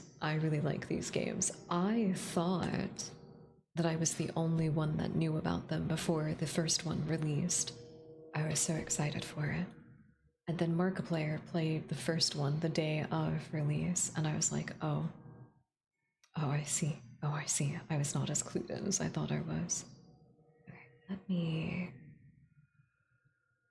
This may cause a teensy tiny bit of lag, but don't worry. It'll balance itself out. No. So, window capture. Opera.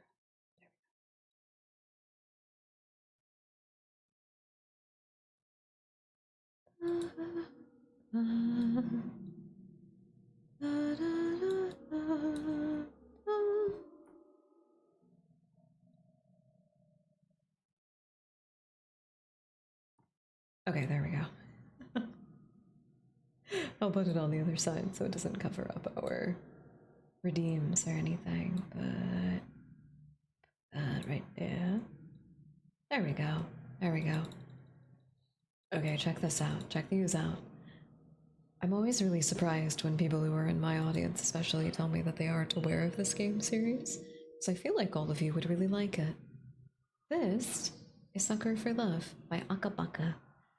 Their publisher is DreadXP, so you know that they're good people.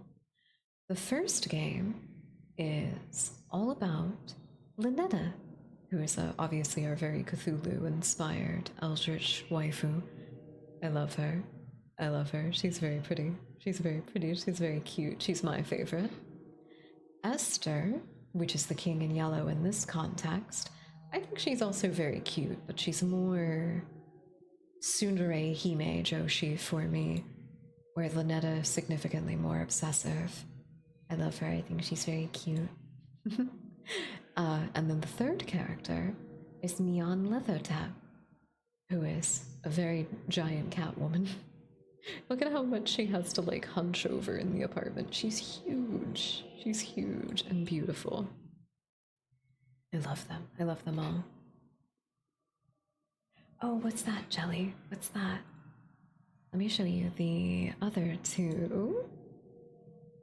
This is A Date to Die For. And our eldritch waifu is Roxanne.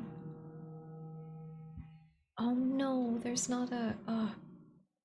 I want to show you all her casual outfit because it's really cute. I don't know if it shows it in the trailer. No, it doesn't. Okay, here. Oh, it's also got a character that's voiced by Autumn Ivy. So we should check it out again just for that reason, I think. And Billy... Stardust, Moo. There she is, damn it. It's not pausing quickly enough. There we go. That's Roxanne. She is our fertility goddess. How to date an entity and stay alive. Is it on Steam?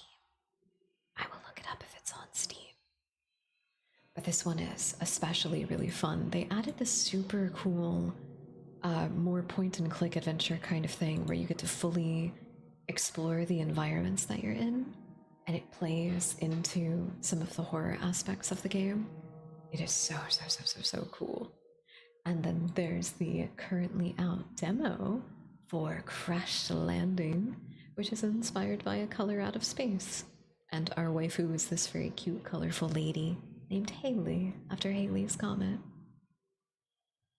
I think it's adorable. Oh, welcome in. I'm so sorry, I forgot to ask. Just in case, how do you say your name? How do you pronounce it? I think I tried to say it earlier and I had difficulties, but welcome in. I hope you're having a lovely night. Thank you for thanking Omega for the gifted. I do appreciate that. Welcome in. I hope you are well. Since I cosplayed as the King in Yellow tonight, I was showing everybody my favorite Lovecraftian waifu game, being Sucker for Love. But I do hope that you're having a lovely night. Thank you for coming in. How to date an entity. Let's see. It's on itch. Okay, let me see.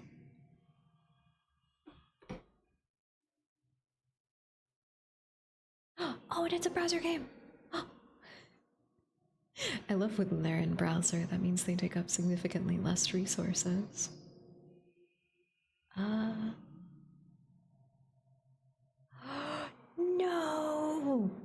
No, they use ChatGPT.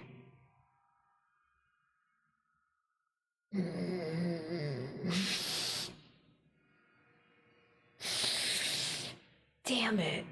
Fuck my nuts. I hate that. It makes me like viscerally angry.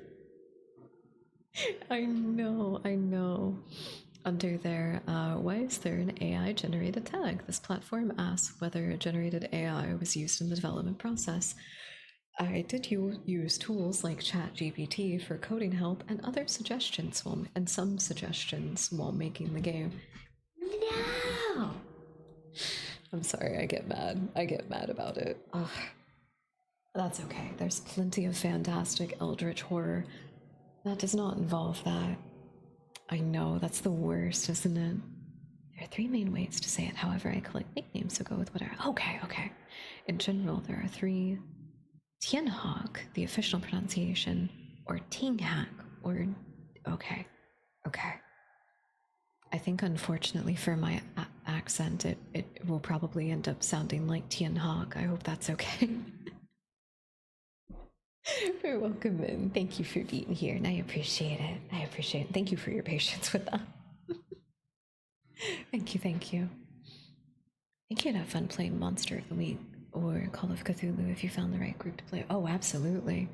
I would love to play a Call of Cthulhu tabletop with everybody. I think it would be really fun, too, to play some kind of game where we are all outer gods trying to navigate some kind of, like, crazy political kind of stuff, but that's basically just Mage the Ascension. Not Mage the Ascension. Wait, is it Mage the Ascension? It is Mage the Ascension. Sorry, I always forget. I either think it's Mage the Awakening, which is different, but Mage of the Ascension is what everybody currently plays.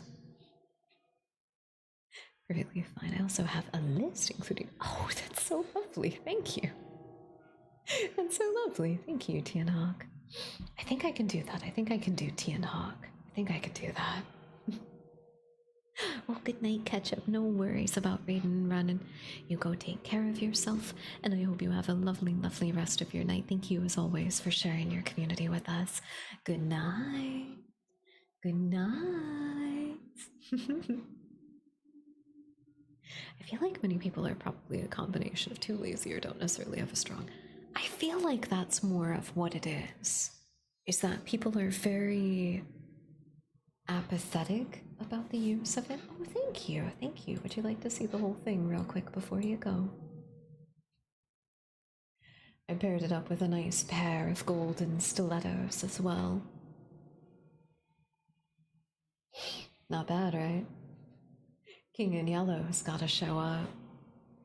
I was feeling something very opera theater whenever I was putting together the outfit.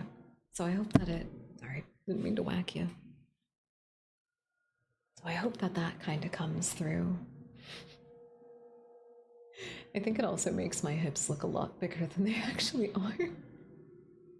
I'm just now noticing that I look like way stacked. I'm not normally this stacked. Oh, it's a skirt. It's a skirt. Thank you. Yeah, it's just a skirt. It just got like the little thigh slits on the side. I do, yeah. I died. I do look like an opera performer, I think. I think it works out. Go for Albedo, always, always. She's an icon and an inspiration, always. It does have a little bit of an Albedo look, yeah. I didn't think about that. It does kind of have a little bit of an Albedo feel. Oh, that's fun. Having knowledge, you still need to search for it? Yeah, I think so too. Okay, I think I now understand what you were going for earlier, Marksy. I think I get what you were going for. Knowledge allows us to build approximations, but it's still very important that we go by the scientific method to prove or disprove. Even if we are fairly certain of an approximation, experimentation is necessary because we might have unexpected results. And even though that's really fun when that happens, it's still good to see. You did. We have that's what the skirt is. It's just got very very high thigh slits. But that gave me the opportunity to make the very cool little stockings that we've got. I think that was my favorite. Was kind of okay, you can get a little close up. You can get a little close up if you want to. I was very determined to give them a little bit more texture. I think this worked out pretty well. I think it worked out pretty well. Thank you, Jelly. Thank you. I'm very partial. I'm very partial to like flowy bits, like the skirt and the hair. I feel like the legs look really strong. Which I'm not going to pretend isn't a boost to my general confidence. Wait a minute, I didn't show you all the cover of The King in Yellow. Because that's what I was mainly using as the inspiration for it. I even tried to make it where a lot of the outlines were red, because on the cover that I really like, I can't remember which version of the printing that it is.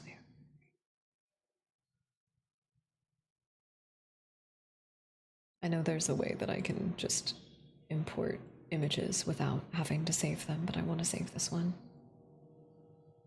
So this was the cover of the book that I used mainly for the inspiration for it. Here, cover up the trigger menu just for a second so I can show you all. I Wanted to make sure we got the halo and the crown of horns to look a little bit more in between the demonic and the angelic and the divine, you know what I mean? I wasn't able to find a hood or any very big draping dress or anything, so the sort of operatic feel, I think, was the best that we could go for. It does kind of look like I'm showing up for like a performance of the play of The King in Yellow, right? Thank you, Jelly. In a spur of creativity, I was like, I want it to look like this. But it is really cool, isn't it? I hope I can get a copy of The King in Yellow physically that has something very similar to that cover, because I love it.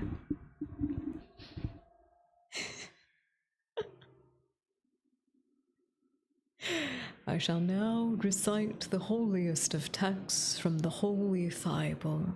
First, Corinthians 11:12. Thick thighs save lives, and thy highs will be my demise. Might their light ease my dread, and if not, end in popping my head. Amen. Amen. Throw it on your throne. Wait, oh, the book? I haven't found one. Let me see.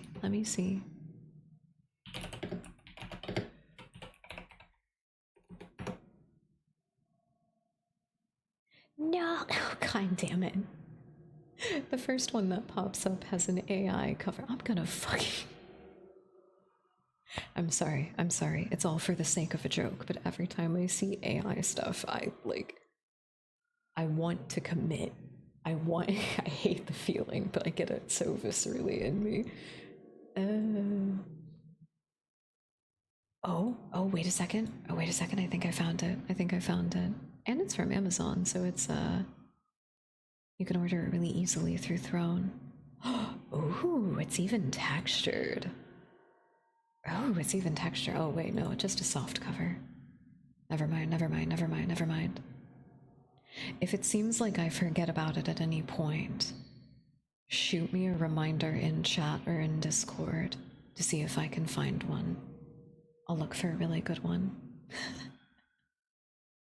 We are, Sir William. Welcome in.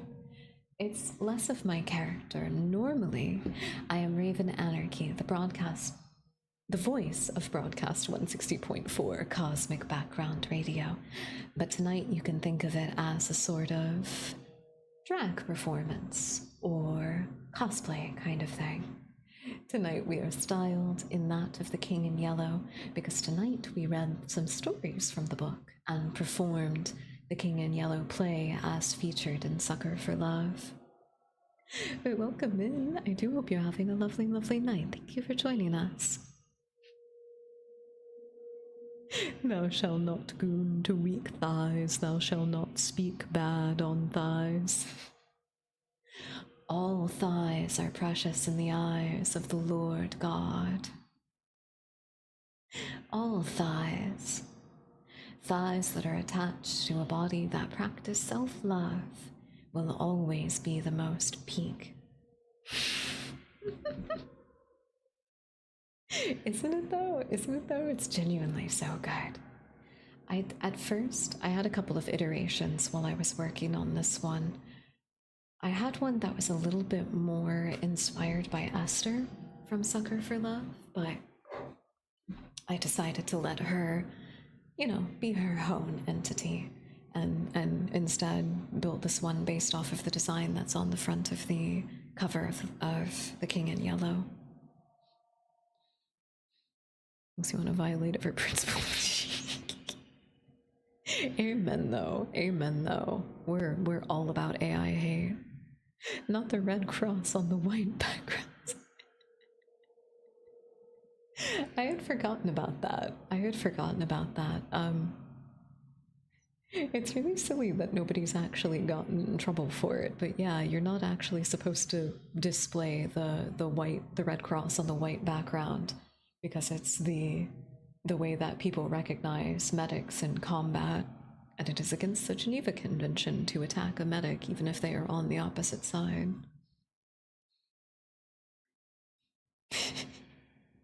Made me think of that one SH2 thing. See, wait. The eyes made you think, oh. Oh.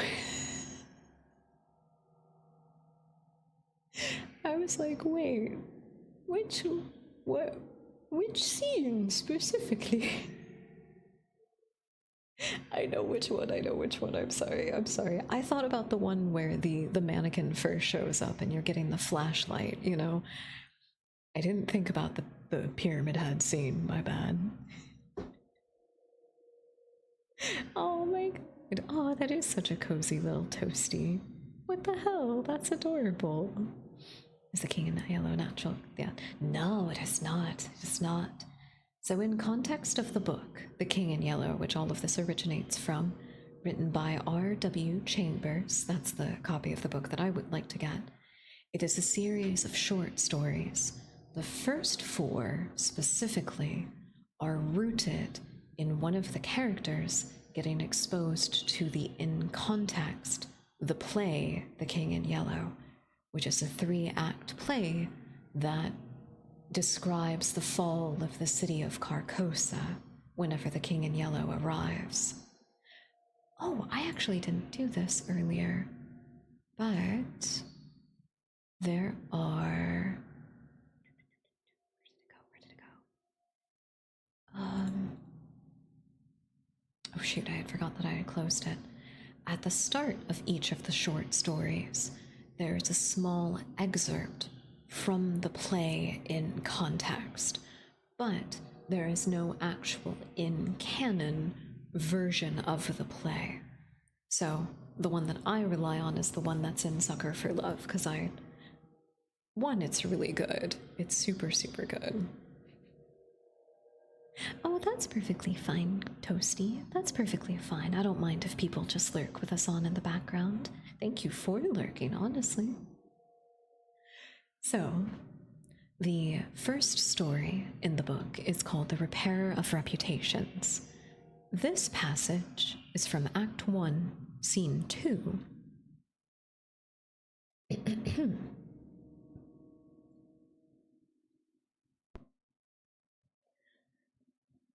Along the shore the cloud waves break, the twin suns sink behind the lake, the shadows lengthen in Carcosa.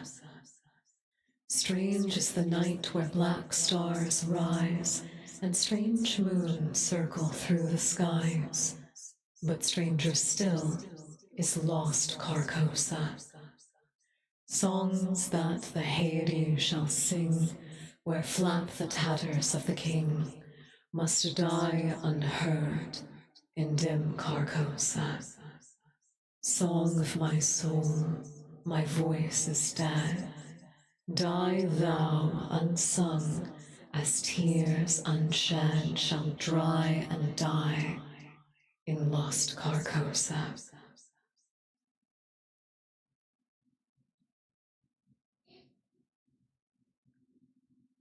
There is also I didn't translate this before, but there's a French sentence at the start of this one.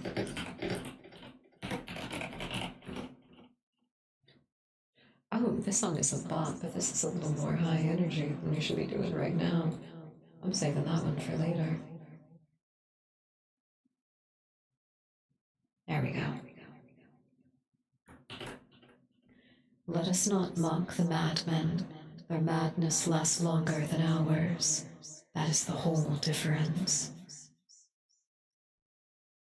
Ooh. Ooh, I like that one. That's a good quote. That's a very fun quote. Welcome in. Thank you for the follow, Sir William. I do appreciate it. Thank you, thank you. That's very kind of you. I hope you enjoy your time with our community. Then, at the start of the mask, let's see.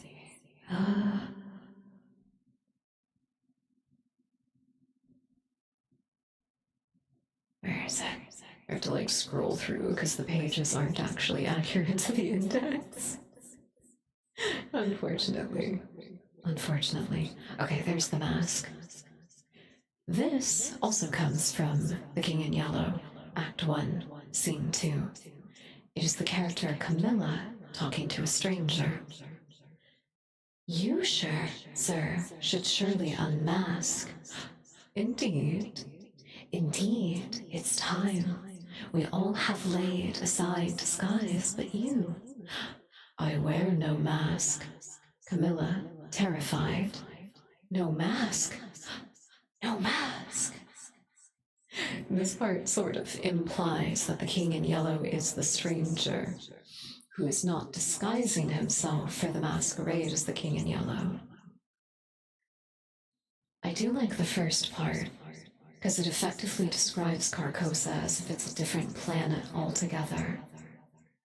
It is a place that exists with 2 suns, black stars, and multiple moons that circle through the sky. The world itself is very different because of the 2 suns. Everything casts 2 shadows. Isn't that so cool? Isn't that so cool? This next quote isn't attributed to anywhere in the play, but it precedes the story in the court of the dragon. O thou who burnest in heart, for those who burn in hell, those fires thyself shall feed in turn. How long be crying mercy on them, God? Why, who art thou to teach and he to learn? That implies that the King in Yellow is not just a trickster spirit, but is there to teach the folly of man. The quote that is at the beginning of the yellow sign, let the red dawn surmise what we shall do when this blue starlight dies and all is through, implying that before the dawn of this day, the day that this masquerade is taking place, before the next dawn, Carcosa will lie completely still and silent.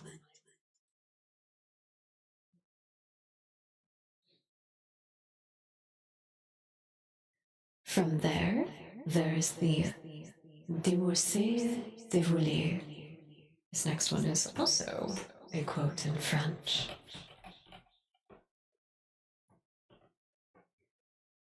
But I believe that I descended on a well,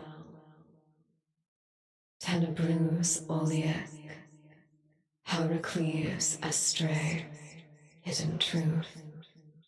So there's some parts of this that this couldn't actually translate. That's so weird.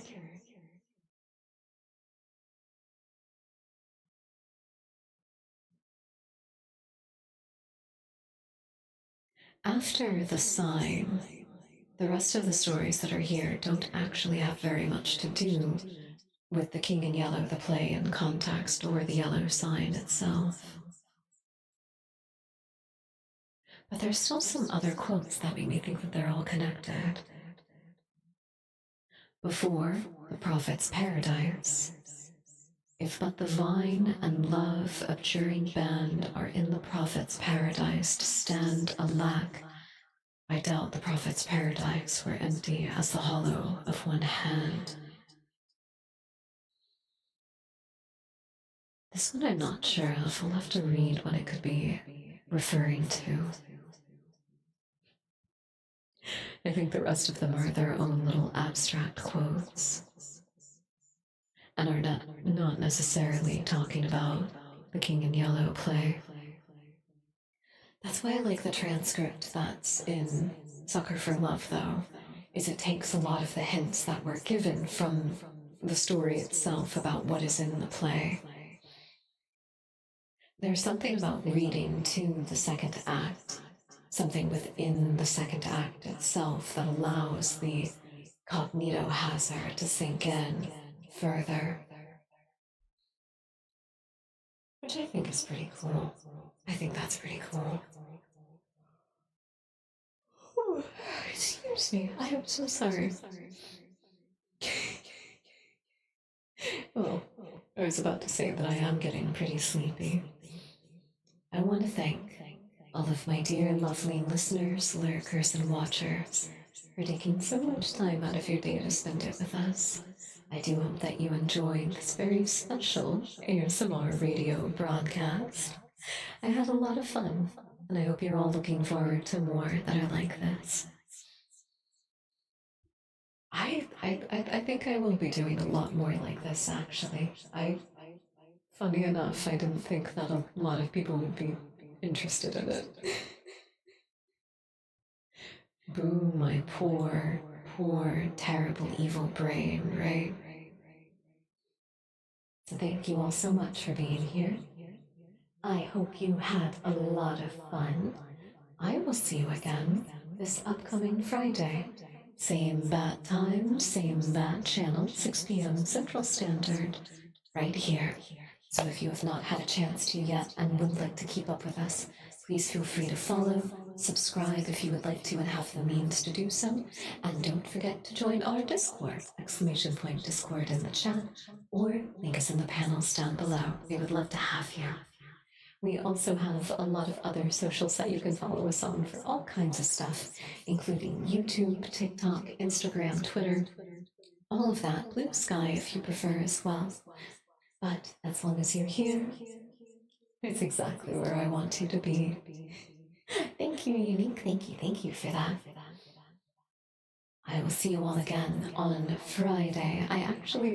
We had a hard time making a schedule this week, so I'm not sure what shenanigans we'll get up to. But I hope you're looking forward to spending time together again just as much as I am. We do. Our foodborne chat is immaculate. We also have a pretty fantastic pets channel. If you've been having, bad brain demons, good place to see some little cuties.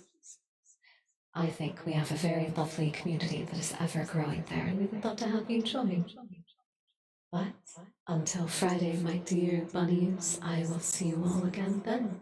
Please take some time to take care of yourself, as it is oh so important to do so. And in case somebody hasn't told you recently, you are in fact worth it. Do not let the brain demons be cruel to you. Instead, be kind to yourself, because you are in fact your biggest bully. Leave that to me, why don't you? And instead, be kind. Be kind. Be kind. I think it would be a good idea to send you off to another one of my favorite spooky people here on twitch.tv. We are going to raid into and give some love to Ectoplasm Rat, another horror VTuber that I like quite a lot. You can use the raid message there if you would like to. Feel free. Be kind to yourself, or else. I'm the only one that's allowed to give you a complex about that sort of thing. So feel free to copy the raid message if you guys want to. You can use your own submodes. Oh wait, I should provide you with that, shouldn't I? I should provide you with the sub version. I should. Wait, hold on, I'll do that. Because we actually have a very cute little raid emote, so if you have a chance to use it, absolutely you should.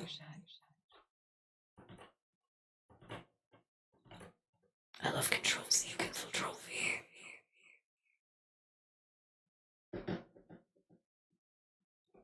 There we go.